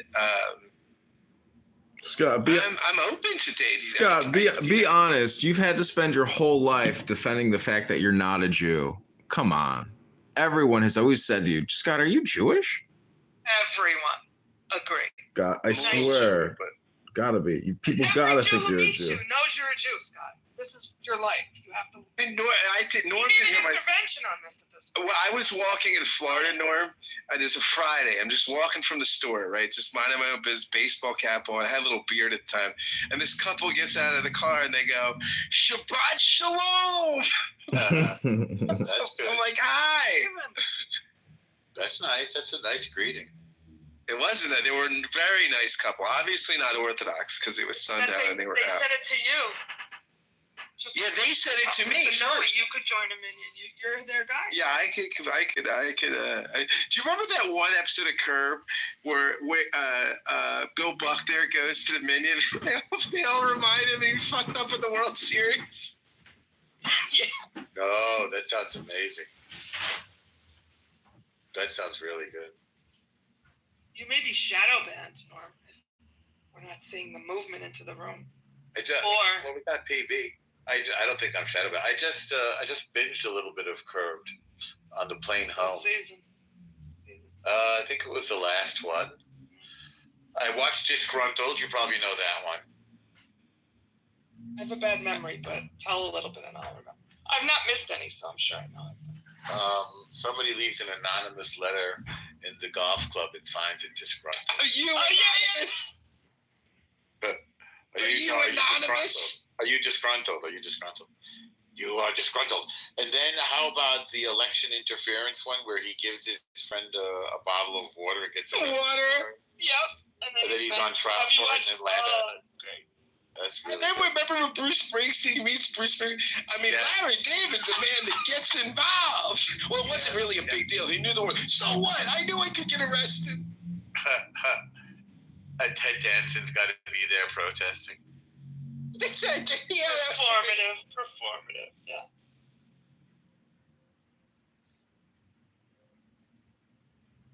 What about that when he's picking the jurors? No liberal wears a bolo tie. Come on.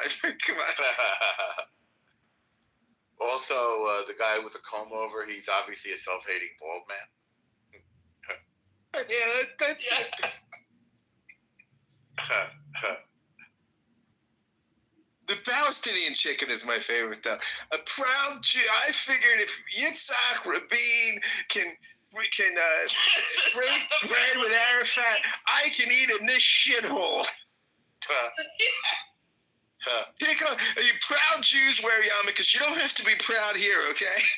Get out of here. It's too cocky. You're a Jew. Big Jew. Yet you make your friend take off his Jew cap. I like you. What's not to like? You're a Jew. Fuck me like you fucked my people. When did you have your orgasm? When she called you Jew bastard? Is that a thing on your website, Scott? He's like, fuck my. The penis doesn't care. It just wants to go home.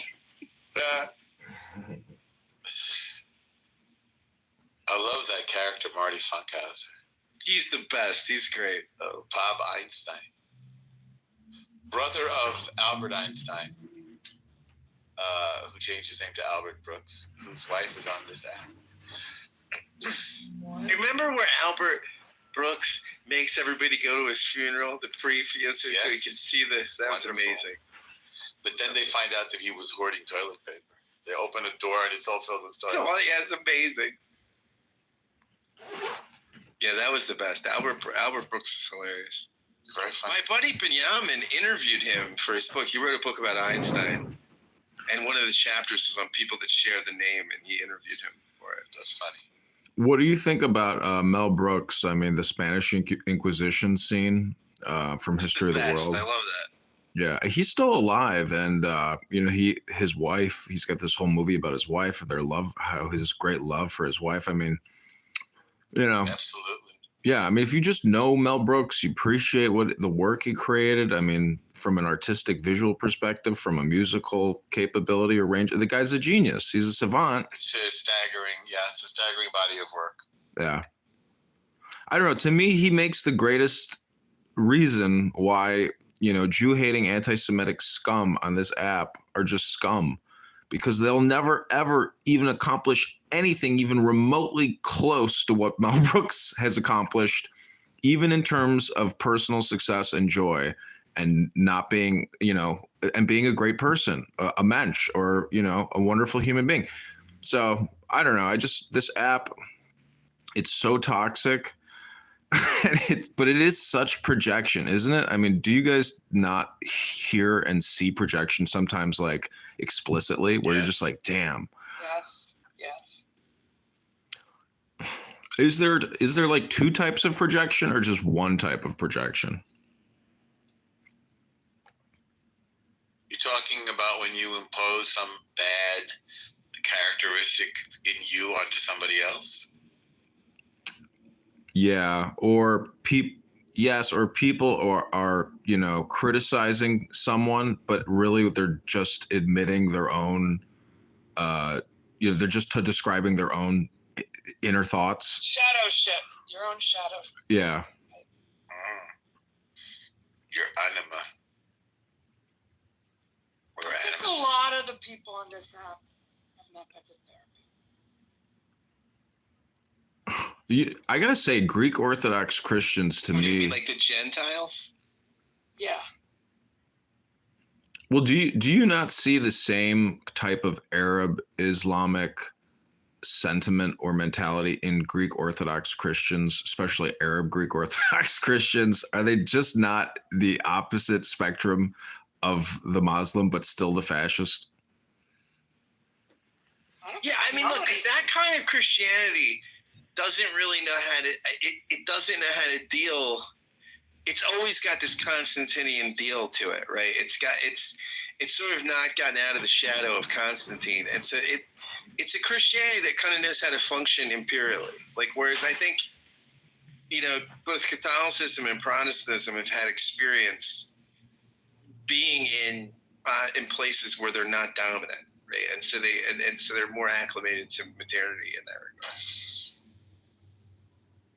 I like Eastern Orthodoxy, though. A lot of standing, and they fully immerse infants. If you watch an infant baptized, they fully submerge them. It's very traumatic. Yeah, I've seen that in Jordan.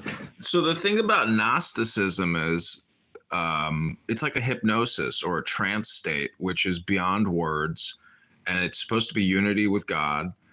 And if you read Zohar or Tanya or any of these Jewish documents, I get the feeling that those documents are also like TM or transcendental meditation type documents, where it should put you in a state of gnosis or unity with God, because it's explicit in Tanya. That's why Hasidism is very unique and special, because it does deal with love and joy. And so all the Jew haters on this app who hate the Jews, and you hear a lot of anti-Semitism now on X, it's incredible, where I text my father. I'm like, I can't, because I know my dad isn't probably noticing it. Maybe he doesn't look at it or see it. But when you see how much rabid hate there is, and how they just generalize Jews, it's insane. It's like they're the biggest hypocrites in the world, because they're doing all or nothing, and they're lumping in everybody together with the word Jew. And it's so crazy that I think it's just low IQ, meaning that they don't have this awareness.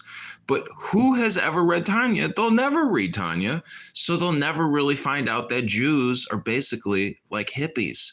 And I guess if you go to Israel and you hang out with all the Orthodox over there, I guess their sentiment is that they are for peace and love and joy, and not for conflict and militarization and security and all these other things. But to me, that just mirrors India. It's an ethno-state religious situation. Anyways, to me, the Tanya is what really made me really appreciate Chabad and really understand their psychology or their sentiment. But there's so much intelligence in Chabad in terms of, protocols and rituals, and basically it's all Hebrew. Anyways, Hebrew is something I would like to learn and, really learn it. But it's, I know it takes a long time, but I had friends in high school that were studying Hebrew, and I studied Spanish. Totalmente. Yo soy complementare.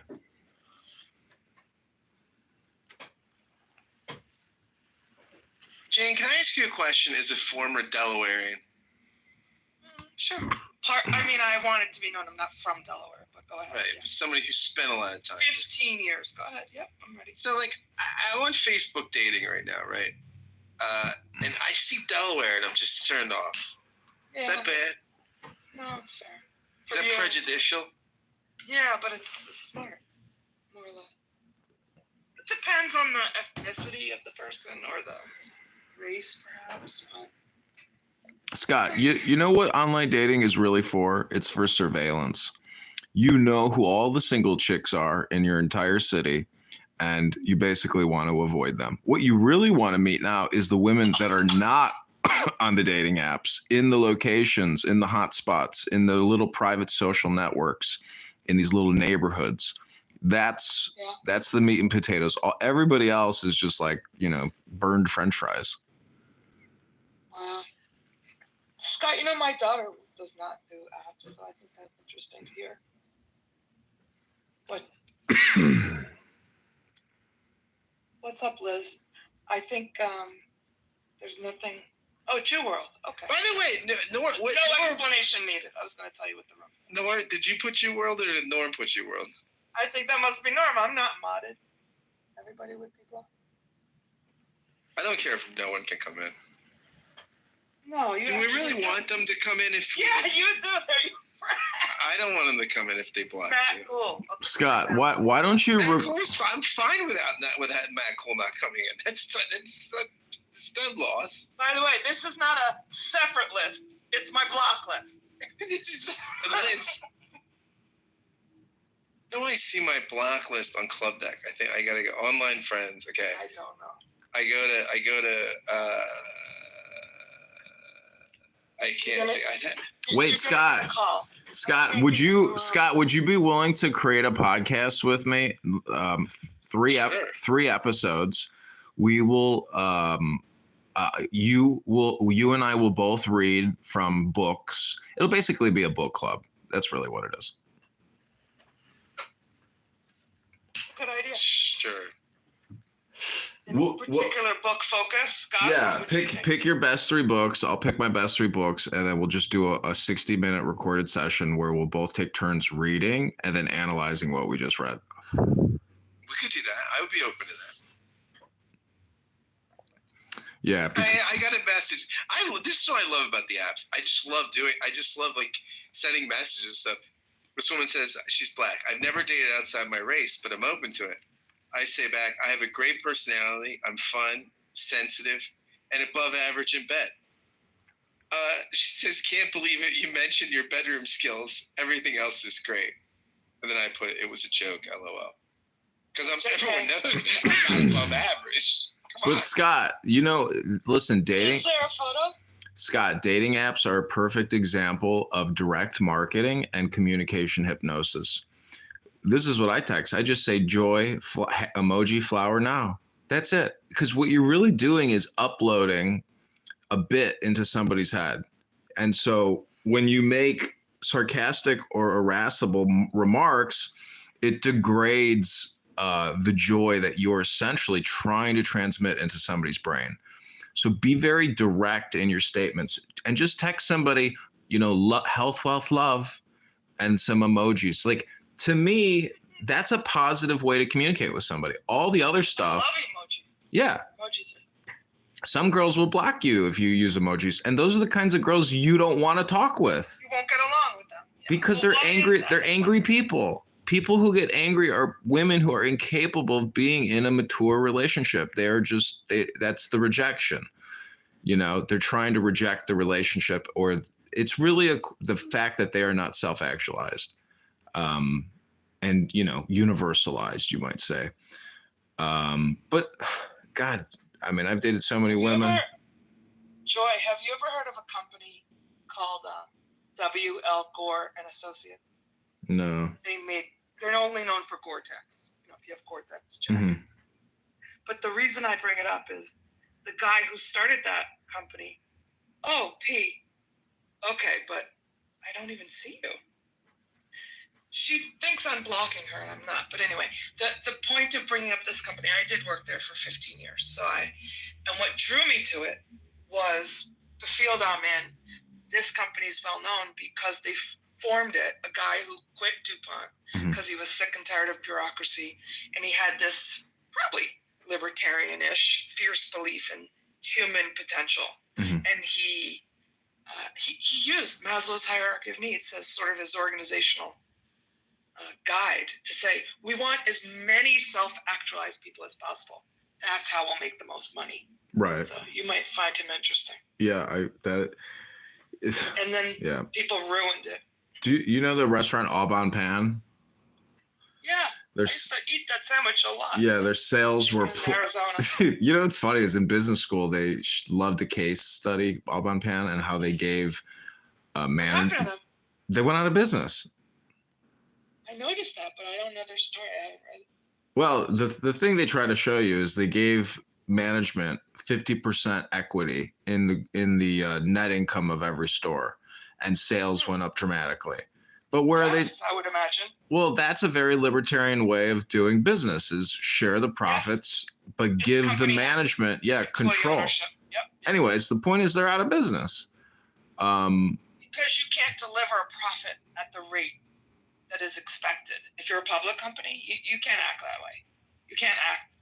I don't think so. Well, yeah, that basically takes takes the equity out of the owners. It gives more equity to the operators. So, anyways, I mean, I'm saying you can run a profitable business that way. That used to be valued. Now, the standard for what's considered decent profit is too high, I think, to create workplaces that are anything other than just a little bit machinish behaviorism. Well, it's almost impossible to start a business from scratch. Like if I wanted to create a sandwich shop, you know how fucking complicated that is with the licensing and the bureaucracy alone. you literally got to go to a captain in your town, or it's called your alderman. Your alderman has to sign off on your business license to open up anything, which is crazy. You know, I mean, they control what businesses come in and out of their neighborhoods. I mean, that's fucked up in my opinion. Anyways, my big question is the Constitution. You know, like what in the Constitution do we disagree with? If there was a constitutional convention in this country, what would we want to add? What would we want to take out? I would want to make impeachment harder to do and easier to convict. So I would do the opposite of the way it is right now. Right now, it's very easy to impeach somebody, right? You just need a simple majority in the House, and then you need 2/3 majority to convict. I think it should be harder to impeach someone and easier to get a conviction. Okay, but then what is the opposite ratios then? It would the antithesis? So right now, it's 2/3 in the Senate to convict, but only a simple majority. Why is that your most important thing? Just curious. That's just the first thing. The second thing I would do, I think of this all the time. Well, what do you think of it, Joy and Liz? I mean, that's interesting. Of all the things, I'm surprised you went to that, Scott. But okay. My second one is I would get rid of the natural born citizenship thing for the presidency. I think if you're a naturalized citizen, you can be president. You should be able to be president. I agree. Because you can be anything else. I mean, you can be a Supreme Court justice. You could be House. You could be Senate Majority Leader. You could be Speaker of the House. Like, why can't you be president? Oh, Liz, what is your reaction to that? In addition to your good emoji, do you need a word or not? I don't like it.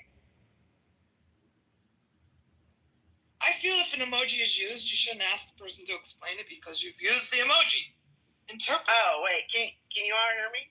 I heard you. What, Liz? You don't like my suggestion? Yeah, I just don't like it. I think you need to be born here to be president. Yeah, but do you know what the original rationale for that was? I can't. What the slaves couldn't be president? No, it was not that, but it was in the back of everyone's mind. But no, I mean, the original was basically they were afraid that somebody like would come over here and they would be like British royalty or something, or British citizen, become a populist maven, become president, and then turn us back over to England. And so they wanted the person to be natural born, like a natural American, not somebody from England. So there couldn't be like a Manchurian candidate. So, I mean, that's just something that's not a problem now, right? I mean, it's not going to happen now. So I think it's antiquated. In a country where we will elect a reality TV star as president, anything goes. Yeah, but it didn't matter that he was born here. I mean, it didn't help. You know, we could have had lots of better people. Arnold Schwarzenegger, who wasn't born here, would be a way better Republican president than. You don't remember when he gave government workers IOUs that they couldn't feed their families with? No, he wouldn't. Better than Trump. All right, let's get another topic. Liz, I have heard you. Thank you. Joy, is this what you want us to say? Our things? I would attack the gun thing. Guns, fine. Assault rifles, no. Something. So you would delete the Second Amendment. Yes, right, Scott.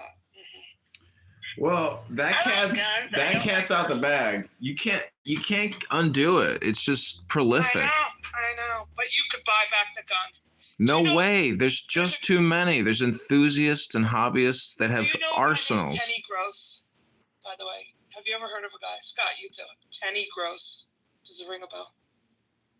I don't think he's that famous, but he's in Chicago, and he's Israeli. I think he was in the IDF, maybe Mossad, but he's doing all these things. Are like kind of pacifist driven, but very tough in cities like Chicago. He did it in Providence, Rhode Island. That's what we need for America, a guy like that. Listen, Jane, there is a guy in my neighborhood that runs a firearm training business to educate. It's basically a firearm school, and he gets you the certificate to do the carry and conceal permit. And in my opinion, he is doing more for this community than the police and the government and the Democrats and the teachers and everybody. That he's helping people stay safe, and he's got a big business. Like his classroom every weekend every chair is filled. And so your opinion about getting rid of guns is you should have the exact opposite, meaning that you have what's called green eggs in hand syndrome, where if you really knew the situation on the ground, and like in Chicago, just in the past 4 years, underneath Kim Foxx, the Attorney General, more people have died in Chicago than the entire war in Iraq. So you're talking about mass shooting events in Chicago, like weekly. 3 people dead, 5 people dead, 15 people got shot, like just nonstop. And so, by having sober-minded men who are proficient in firearms, it saves their lives because they are exposed to people running into restaurants with guns, people running up to your car with a gun in your face.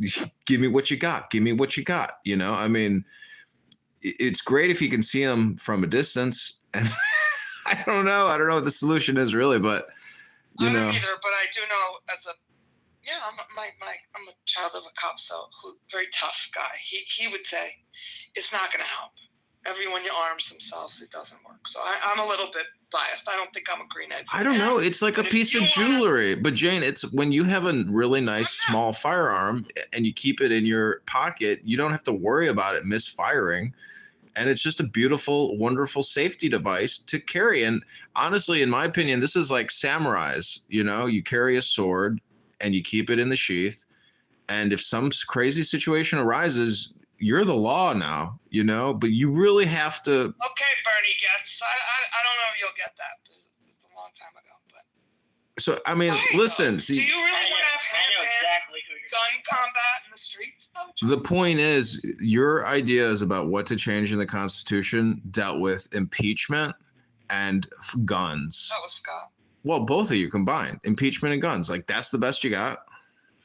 No, I would go. What was your top thing? I forgot. I mean, I was doing kind of a survey. I didn't really have an idea. I mean, the only thing to me would be the Federal Reserve Act. I would mandatory prison time for unauthorized taping of people on social audio. Federal offense. Jane, I think you're wrong. I think every Karen who I see on the internet should be armed. Yeah, I'm sheltered, Liz. I also am thinking about getting a gun, so I'm a hypocrite. But I just have trouble shedding my. I'm not an anti-gun person. I just think it's dangerous to have one. States. I don't live in Chicago, so. Guess what? It's a radical, like correlation here, but states with stricter gun laws have fewer gun deaths. It's pretty crazy. Well, that is the pairing of opposites. Listen, Jane, there's this quote by this Marine Corps general who says, the criminal does not fear the judge or the jury. The criminal does not fear the laws or the police. So we're living in very lawless times. the numbers don't lie. The news isn't lying. I mean, I see it here. I'm very, very aware that, you know, I'm very careful of how I step out now, you know. You know, when you walk past two guys with hoodies on and face masks on, I am looking out the side of my eye the whole way. You know, that you could get jumped in a moment's notice. I've been jumped. I've been robbed. I've been beaten within an inch of my life in the street, you know, while I'm out at a concert by a gang outside of a bar. You know, like, if you're not situationally aware, you could get killed. You know, don't be that kind to that person who just fell on the ground asking you to help them pick them up. I've seen it happen time and time again.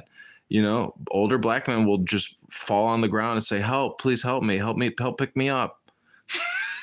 They're trying to rob you. They're trying to rob you. You know, they're playing games. I mean, all communication is hypnosis. All communication is hypnosis. I mean, I literally pinned a guy down in the train who was trying to rob me. You know, I caught him in between the doors, and it was rush hour, 5 o'clock. Nobody on the train even tried to help me. I called the police. You're not in New York, right? Or you're Chicago. Yeah. I mean, this guy was trying to kill me, and the police didn't even give a shit. I got out of the train safely because I was able to lock him, like, you know, use my feet to keep the door shut. Anyways, it was the police. I was like, "Did you guys just get a 911 call?" They're like, "Yeah." I was like, you don't have to worry about it. Like, you know, I got away. They're like, "Oh, good. Nobody cares, you know, and the police do not do undercover surveillance work on the trains. They're not enforcing the trains. There's just people living on the trains, sleeping on the trains, pissing on the trains, shitting on the trains, robbing you on the trains, murdering you on the trains, mass murders on the trains. It's unpoliced. And, you know, I thank God I don't have to take the train anymore, but you know. Oh, go ahead. Hi. Chicago. He's talking about Chicago. I'm on the train in Philly all the time, and I never get mass shot, individually shot. No one even shoots their shot. I'm just very safe. Well, Chicago, I don't know anything about it, but you describe it dire. It is very bad. Very bad. Do you have you ever heard of this guy? And I put the link. I don't know him personally, but Nonviolence Chicago. yeah, right. I know. They tell you not to carry a gun on the train. Like, there's signs saying no guns on the trains, but then, like, people pull their guns out and rob you on the train. So clearly those signs that they put up that say no guns don't really help. They just, you know, they're just artwork, actually. Yeah, I think you're right. Carranza. The only place I've ever seen a no gun sign is a courthouse. I saw a gun with a line through it at the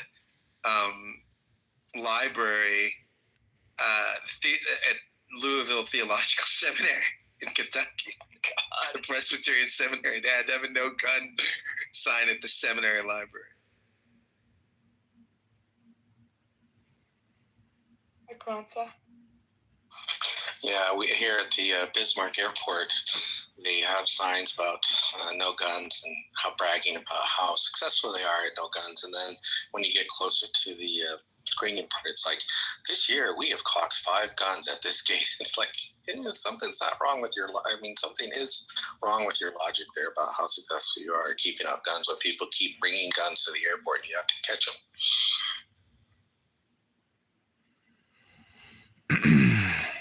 I just wonder a bit, like, why someone thinks that if they bring a gun to the airport, it's not going to be found. Like, I know, what are they going to do? Peekaboo?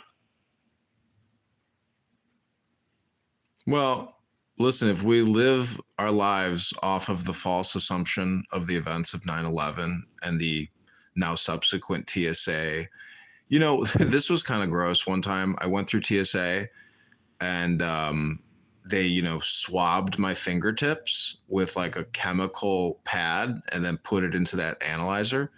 And then, you know, I went through and then I went to the bathroom and grabbed my penis to take a piss, and I didn't wash my hands prior.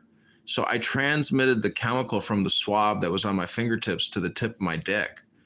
and my dick had an allergic reaction, and I was in agonizing pain. My penis swelled up like the size of a watermelon. And so Don't show the photos. So anyways, I sued TSA and they gave me a $13 million. Yeah, they gave me $13 million because they had to castrate me and make me a eunuch. When I woke up this morning, I just did not realize that my day would go by with the need to hear about Joey's My enlarged testicles and penis. I want to see them. watermelon size. It was inflamed. It was all because of the TSA swab test for, explosive materials or cocaine or. Okay. This is the entertaining for the apps. This woman is like super Christian. Okay. She says that so I say, I'm uber Christian. She says, I'm also Christian. But what does uber Christian mean to you? I say, I'm so pious, I sweat Jesus. She does the laughing out, crying, emoji. And she says, I like that. So do you try to live as Jesus-like as possible? What should I say? I try to do 60% Jesus. I don't know. What do I say to that? Wouldn't it mean you're a crazy nihilistic German Christian, like Nietzsche? Yeah, I try to be as Christ-like. Scott, just delete all that. Scott, delete all that and just say, I live. Also, I'm Jewish. Scott, just say, I live in joy now. I live in joy now. That's all. Scott, you're overdoing it. Do you want to get laid or do you want to have convos with people for the sake of podcasting? I think the latter. That's not, to be as I definitely feel the same way now. I'd rather date you. I'd rather date a girl on my podcast before I actually go out on a date with her. There's two people in the room who are effective disruptors of the deep state patriot room. I don't know if that's deep state patriots. Carranza is one too. But he's there, challenging in the chat. Joy. I like that though. I like that. I like that too. What does look at Gene's PTR? What is that? What does the country of Ukraine actually look like to you in like a Gestalt, test? To me, it looks like a parasite or a flea. What does it look like to you? Does it look like China or Russia? I mean, look at it. Like, just look at it. What is that, Gene? What you look at, there's certain countries you look at certain countries and you're like, oh, that looks like something. Yeah, this map show you the size of Ukraine, that it's almost like France. I don't know if you can see it's over the Western Europe. Mm-hmm. So let me ask you this. Drudge Report puts out the headline saying Zelensky is saying we will give land for peace. Land for peace. I think Drudge Report is the biggest fake news promulgator now. It's like obvious. It is owned. Man, it's not, whoever owns it. I mean, it is a coordinated event. They definitely tried to get Kamala elected.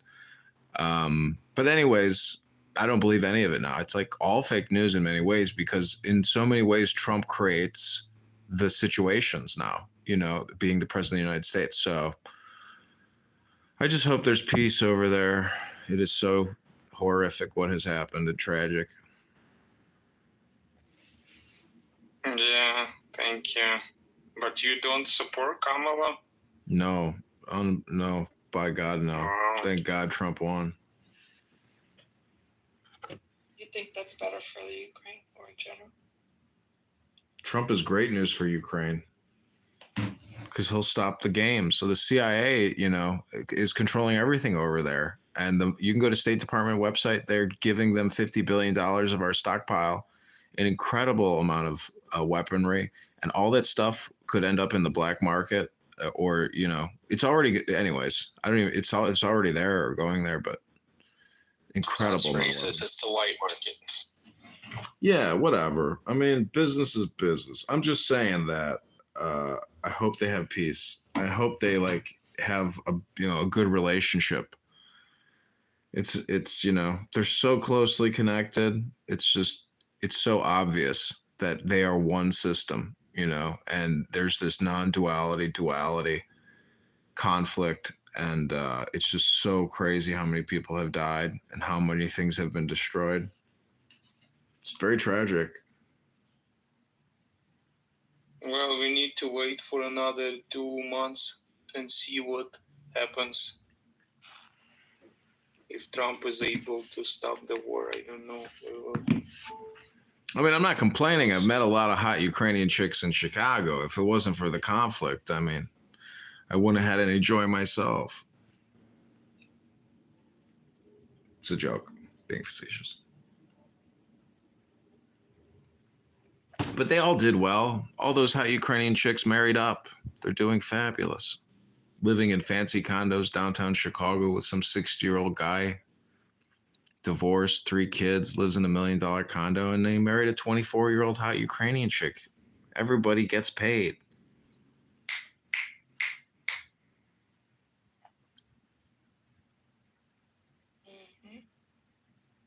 Kranza, are you free? And Scott's busy writing his dating Christian. Right now, I'm looking for karaoke spots in the neighborhood. My lesbian crew might go out tonight. I see what my lesbian crew is doing.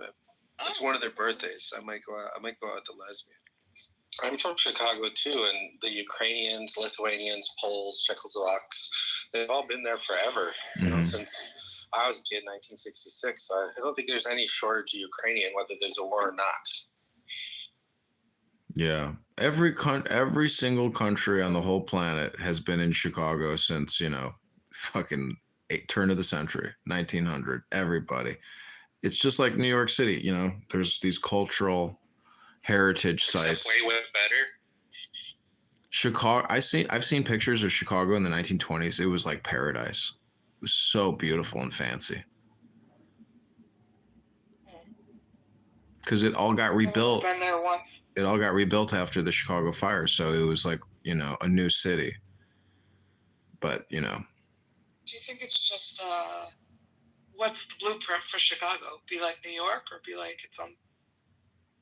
No, Chicago is basically a failed state at this point, and the teachers unions and the Chicago the budget in Chicago has grown into the billions, and there's just not enough money, and the property taxes are already through the roof, up 150%. So that's what a lot of first-time home buyers don't really realize, is that like you will the assumed liability from purchasing a home because of property taxes, people can't even fathom that. You know, 30 years on your mortgage plus your property taxes. Good God. That's like another fucking 300,000 right there. 400,000, it's going to keep going up. It's crazy because the cities have become basically communistic, and, you know, they don't hire 400 police. They hire 400 administrative DEI, social equity, justice warriors. So that's what's happening. That's not true. Oh, it's happening. I could show you the Sun-Times article. A little operatic. Trust me, Jane, you're not in the know, sweetheart. Hate to break the news to you. Okay. Well, no, not in Chicago, or maybe anywhere. I feel like Jane's in the know in hiring. She's DEI, not just for a hobby. Retired. Well, Retired. Listen, you are like my aunt who hates Trump, and Trump and white men are everything that's wrong with society and the culture. Jane doesn't hate white men. I'm married to a white man. She has sex with a white guy. Well, Jane, you know what I hate about DEI is they can't agree on a term. In Canada, what is it? EIT? It's a joke. I know it's a joke. Or then in science, they call it Jedi, justice. Oh, yeah. It's a mockery. They should. A lot of people made a lot of money, so. Yeah, Jedi's a good They one. didn't come up with one term. They got all the different terms. What was wrong with the old term? Affirmative action. Because the fucking white guys didn't want to share. That's why.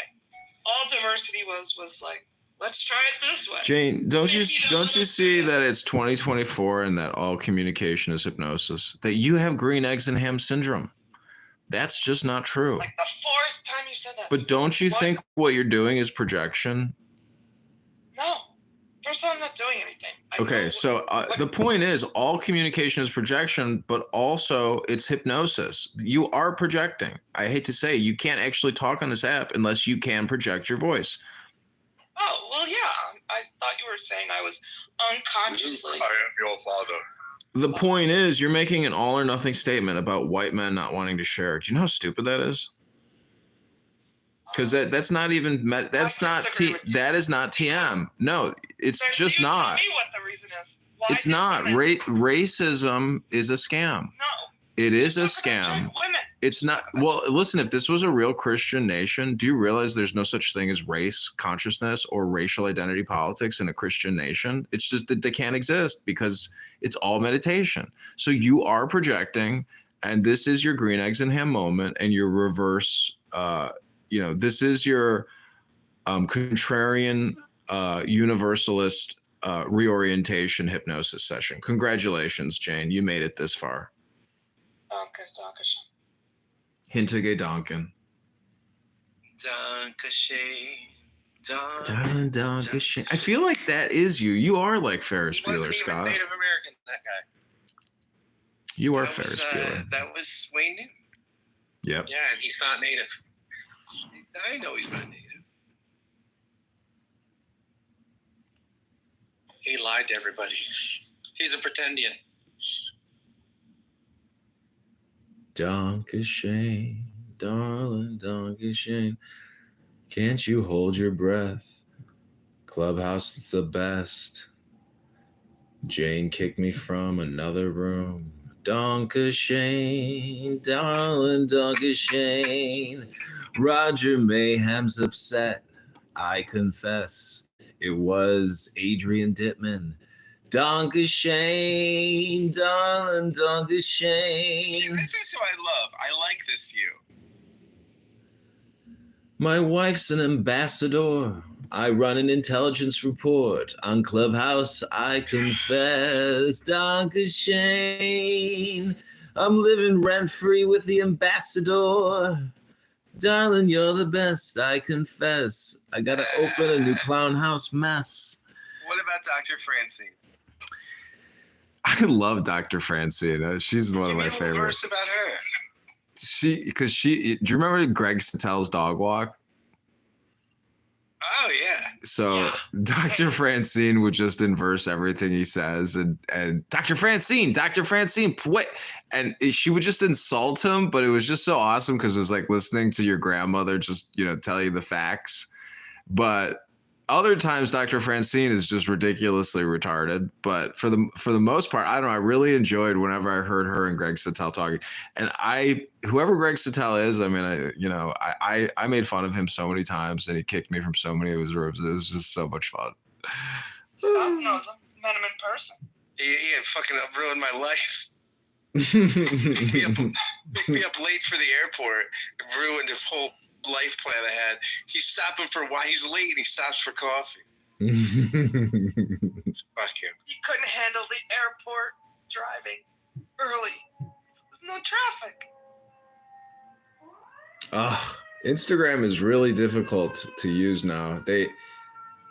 So Instagram has what's called the Authority Oversight Board, and I encourage you to go see who sits on the oversight board at Meta Facebook. It is a bunch of insane communist liberal internationalists, and they are the ones who censor on Facebook now. And if you get deleted on Meta on Instagram, you have to file an appeal using an appeal number with the Authority Oversight Board.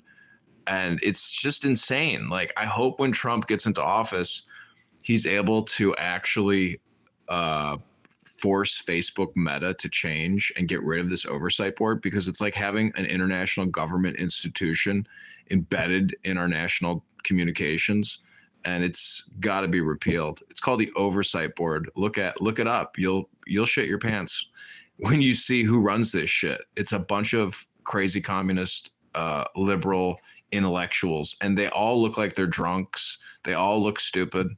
They're all pigs and dressed like shit.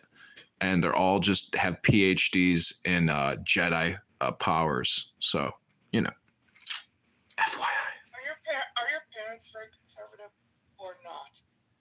politically.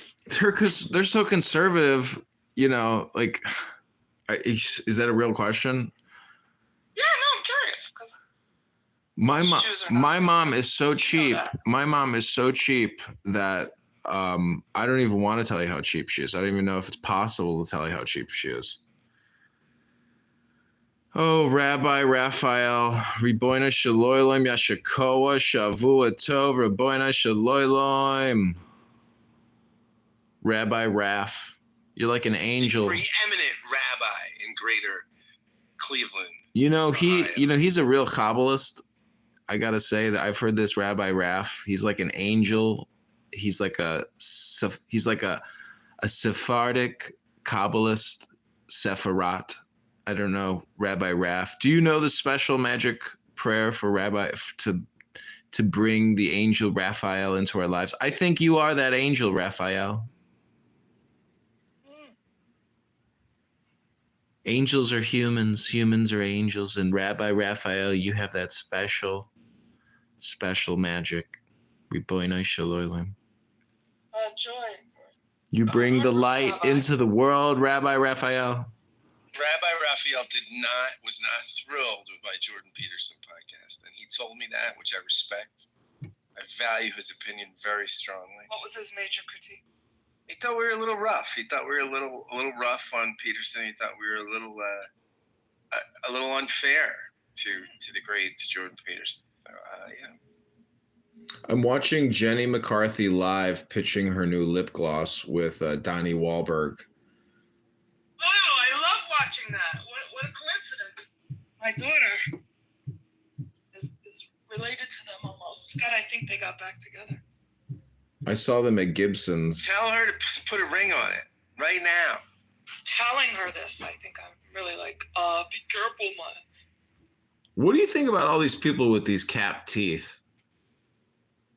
Very obvious. But how does it feel in your mouth when you have these veneers on, and in your mouth, doesn't it? Do you have like muscle memory in your mouth where do you just always feel like your teeth are just like covered in? I feel it. It's making the lips go out on everyone. I can't stand that. It looks too dry. But I don't know. Does anyone here? Like, what about a dental implant? I have a couple of those. I can live with it, but Those are, surgically embedded. Yeah. But how does these cap teeth things work? Because this I don't chick, even know how it works. Yeah.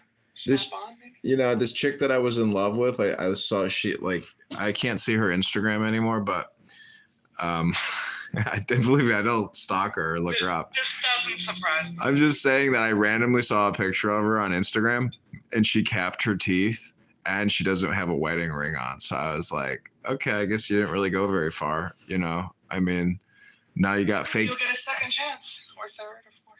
No. What do you think about that? Your age people, well, a little younger. I'm 42, and I got to tell you that there is absolutely no way that I would ever get married, ever. It's just stupid. Like, if I'm gonna have kids, have you been married already? No, but I'm telling you to go get a certificate with the state. If we're in love and we have kids, like, everything is hers. I don't need a certificate. Like, it just causes more problems. Yeah. I would love to have like a Jewish wedding. I've thought so. You want to have kids, right? I don't know. I smoke so much weed that I kind of believe that, like, if I were to like impregnate a woman with my cannabis induced semen, like, would I not have a Down syndrome child? Weed can't be good for genetic transfer, right? I should probably stop smoking weed before I, try to impregnate a girl with possibly destroyed genetic, semen. I don't think I'm wrong in thinking that way. Don't you think that, cannabis probably is not a good chemical to use when you're trying to have children? I have no idea. It's a good question. I really don't. I guess, but Rabbi Raphael, you're a rabbi. What is the rabbinical counsel on this, Rabbi? I don't know if it affects cannabis and genetics. conception.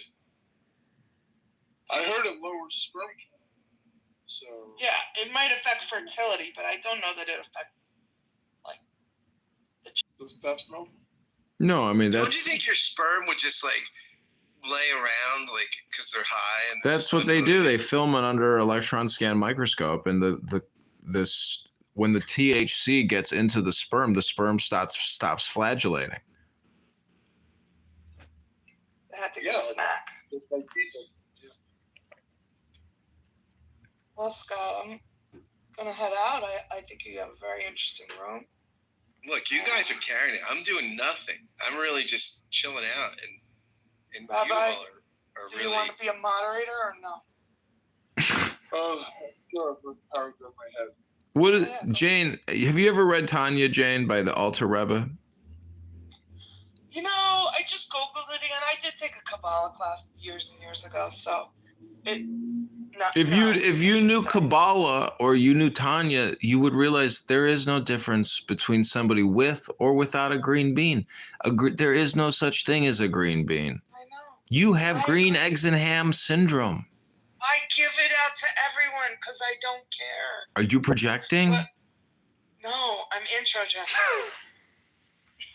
See you later. Anyways, you know, Uncle Steve, I wish Uncle Steve could make an appearance because Uncle Steve to me is hilarious. You know, when I hear him light his cigarette with his Zippo lighter and take a sit back and, you know, take a deep breath. And then, you know, Scott, have you ever been on YouTube and typed in Steve Appel? No, I've never done that. Oh, you got to check it out because, you know, you could also go on YouTube and type in Dr. Jordan Shaw or Roger Mayhem. But if you do type in any of those words, you will see many, many clips. And I'm sure you're going to get a giggle. Rabbi Raphael, is giggle Yiddish and is Google Yiddish? No, I know what you mean. It sounds Yiddish. They have that, you know, L sound. Go-go was actually a Russian word. People think it's a reference to 10 to the 100th power, but the founders of Google were both Russian. And it's a word for like a apricot paste. What was that last part? Apricot paste, like some kind of some food that it's a word. It's a hamantaschen. Kugel is a Yeah, I used to eat kugel when I was a kid. It's a wonderful cookie. No, it's what do they call it? The British call it a pudding. It's like a different form of casserole. It's a nice cookie with a coffee. Kichel. That's what Yeah, kichel's what I'm thinking of. Yeah, I used to eat kichel as a kid all the time. My grandmother would pick up a big bag from the bakery and, you know, that sugar they put on top. And Sugar cookie, yeah. it's really like the dough, though. It really kind of cracks and it's a messy cookie. Very messy, yeah. You need over a plate. So, you know, if you're lingual and you can speak English and Hebrew and French and Spanish or whatever, I mean, do you not see almost like in gematria or numerology, don't you also see all these crazy connections between words when you're multilinguistic? No, I can't say that's something I've done. I don't think that way in other languages. I will think that way with Hebrew letters, but I don't play that game with I mean, you don't see the same thing in English, though? ABC, you know, Aleph, Beth. I mean, it's... Yeah. The English alphabet is based on Latin, which is Greek, which is Phoenician. So some of the letters are in the order of the Hebrew alphabet. That's true. Well, that's a huge connection. I mean, that implies that there is a historicity to the language, to the development of abstract thought. Like AB, like alpha, beta, alphabet, QRSP, Kufresh, and yeah, there are a few of them. I mean, the same number of the Hebrew letters and the English letters, right? 22, 23, what is it? Here's 22. So there's in English 26. No? Huh? In English 26. 26. And how many are in Hebrew? 22?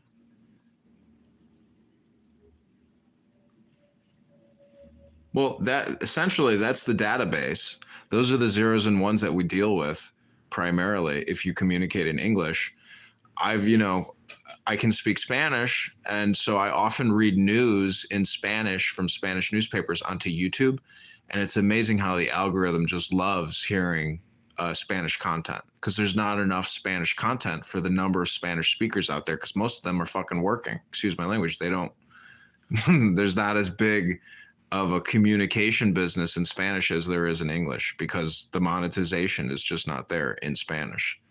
So same thing with Hebrew. If you go to Israel, I mean, the marketplace within the news, it's only, in terms of budgets and advertising, it's a smaller marketplace and it's all in Hebrew. Why do you speak Spanish? It's what I studied in high school and college. And they were right. It's a very useful language in America now because there are so many Spanish speakers. You can't go to anywhere and not hear Spanish now. It's everywhere. I studied white in college. Is that the out part? Did you have to make a lot of fixes on your essays? You learn how to make chicken soup. Get your house to smell like chicken soup. Yeah, but most people don't learn anything at school when they learn languages. So they know how to say hola, and that's it. Yeah. I think technology can be used in a way now to learn languages that was just not possible 20 years ago, particularly cell phones and recording devices in terms of immersion without having to go there and really practicing the language. In many ways, you're like parroting. You're basically like trying to memorize. But I don't know, how does integrative knowledge work in a dynamic language situation, like on the ground? Like if you go to Thailand, I don't know. It's amazing because in many ways you can do everything without the language. It's like almost like your attitude, really. Meaning, can you make somebody laugh, in their language and alleviate, the situation, get a better discount? Well, it depends. Some countries like that you speak their language. But the point is, it's all neurolinguistic programming, because the universal language is silence. Everything outside of that silence, if it's not positive, I don't think it helps the equation in the transaction. It's just detrimental long-term on average. Have you ever heard of Maharishi and the Transcendental Meditation Movement cult? Just go on YouTube and type in Maharishi and listen to one of his lectures about God. It's very interesting because it's all based. The universal language was sex. Where did Jane and Scott go? They got exhausted with this Davidian philosophy. You see, David is really David, the video. It's all hypnosis. There was like a guy in Russia who made these claims about languages. He would find a word that sounds similar in Russian and ancient Egypt. And it shows that we have similar connection. I bet. I mean, look at the history of Russia and Ukraine. Look, okay, for example, did you see the Vladimir Putin and Tucker Carlson interview? A little bit. Well, he spent an hour talking about the history of Russia before he discussed anything else. So he knows hypnosis. Well, but it was a little bit boring. Nobody knew what he was talking about, right? So. But that's the point of hypnosis. It's just to distract. Because he studied at KGB, so he knows how to manipulate people. Yeah, but you manipulate people through hypnosis. All communication is hypnosis. There's a movie called The Hunter.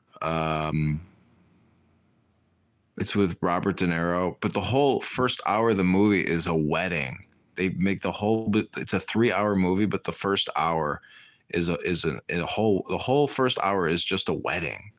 So what that does is that like creates a very deep hypnosis, and it puts you into a deep relaxation. And that's what Putin did with Tucker Carlson.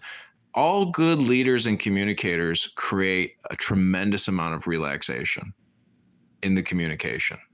That's why they're at the top. That's their whole job, is to just bring peace to the situation through communication.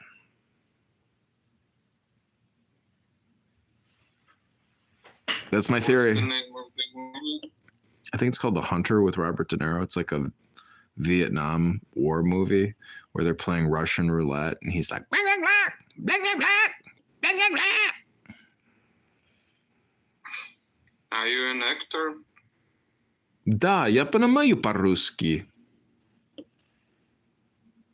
Почему? Ты знаешь русский язык? Я тебя люблю. Я хочу тебя. Я хочу интернета. Я хочу самолет. I used to go into these Russian rooms on this app, or Ukrainian rooms, I don't know, and I'd be like, tell the Presidium that I want to return to America. I want my pension. I am ready to retire. Please communicate my message to Putin. And they kick me out and go get pissed and go crazy. Oh my god. So you like to troll on Clubhouse? Yeah. I like to try to prove that nobody's in control of their emotions, because you can't block out words. You know, it's just amazing how if you were in a real deep meditative state, you would realize that everybody on this app if you could just process it and meditate on what people are saying, it is like an emotional one-upmanship game on this app of and then it's just the trolling is so subversive because the blocking, getting blocked and people blocking you, like you get one shot and then they'll block you.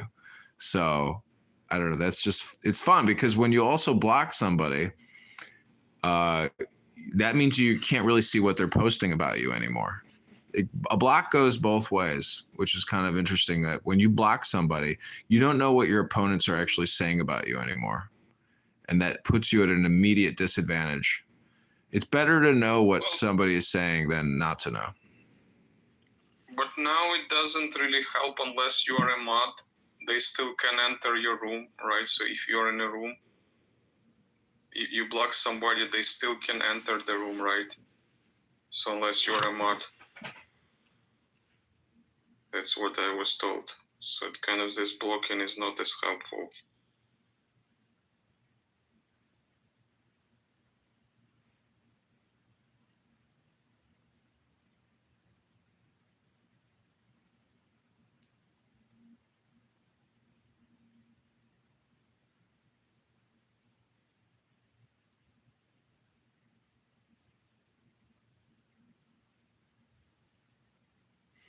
This app is in many ways kind of unique because it's almost like alive in the sense that the same people keep coming back and can't seem to cut the cord. Myself being one of them. But I just find it such a useful tool that people who aren't aware of it, they want to do what people are doing on this app in the real world. And I kind of get the sense that in the real world now, a lot of people are really wasting their time with words and no action. And but mostly because of this app, because I see that they just want to get the dopamine feedback loop in the real world by just talking to you, like on the phone or in person or something. So from that perspective, I see how a lot of people want to get high by just talking, and do talk therapy for free. And so if you're a really productive person, you don't let people get away with that in your life, and in Elon Musk, for example, he's a disgusting pig. Like, he'll eat food. He just comes on conference call, with no respect to the sounds that he makes. You see what I'm saying? So like from that perspective, he's kind of a toxic, abusive person. Sorry, I left the room accidentally. Anyways, okay, so let's see. It's so much fun to use this app when you get blocked, because when you create a new account and you see all the rooms you're blocked from, it just makes it that much more fun. Like, if you really wanted to maximize your app, maximize your experience, with no regret and no shame, you would create multiple accounts. It's more fun that way. Yeah, but once you start talking, they will recognize you, right? So you need to be silent. Well, this is the next level where you just start recording people and putting them on YouTube. That's like the next level of the game. That's what makes it more fun. It's not crazy to do that. It's crazy to listen to people here without any kind of capture or any kind of equity. It's insane to just like listen to people talk about the dumbest shit and talk about the same shit over and over again. It's insane. That's what I'm saying. Like the only way to play this game is to record it.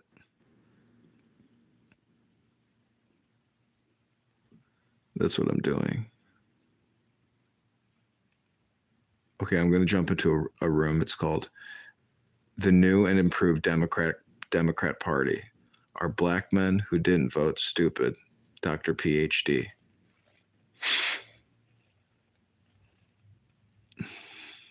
And then we could go to the House of Queens and King Shooky as well if you're going to want to jump into another room with me.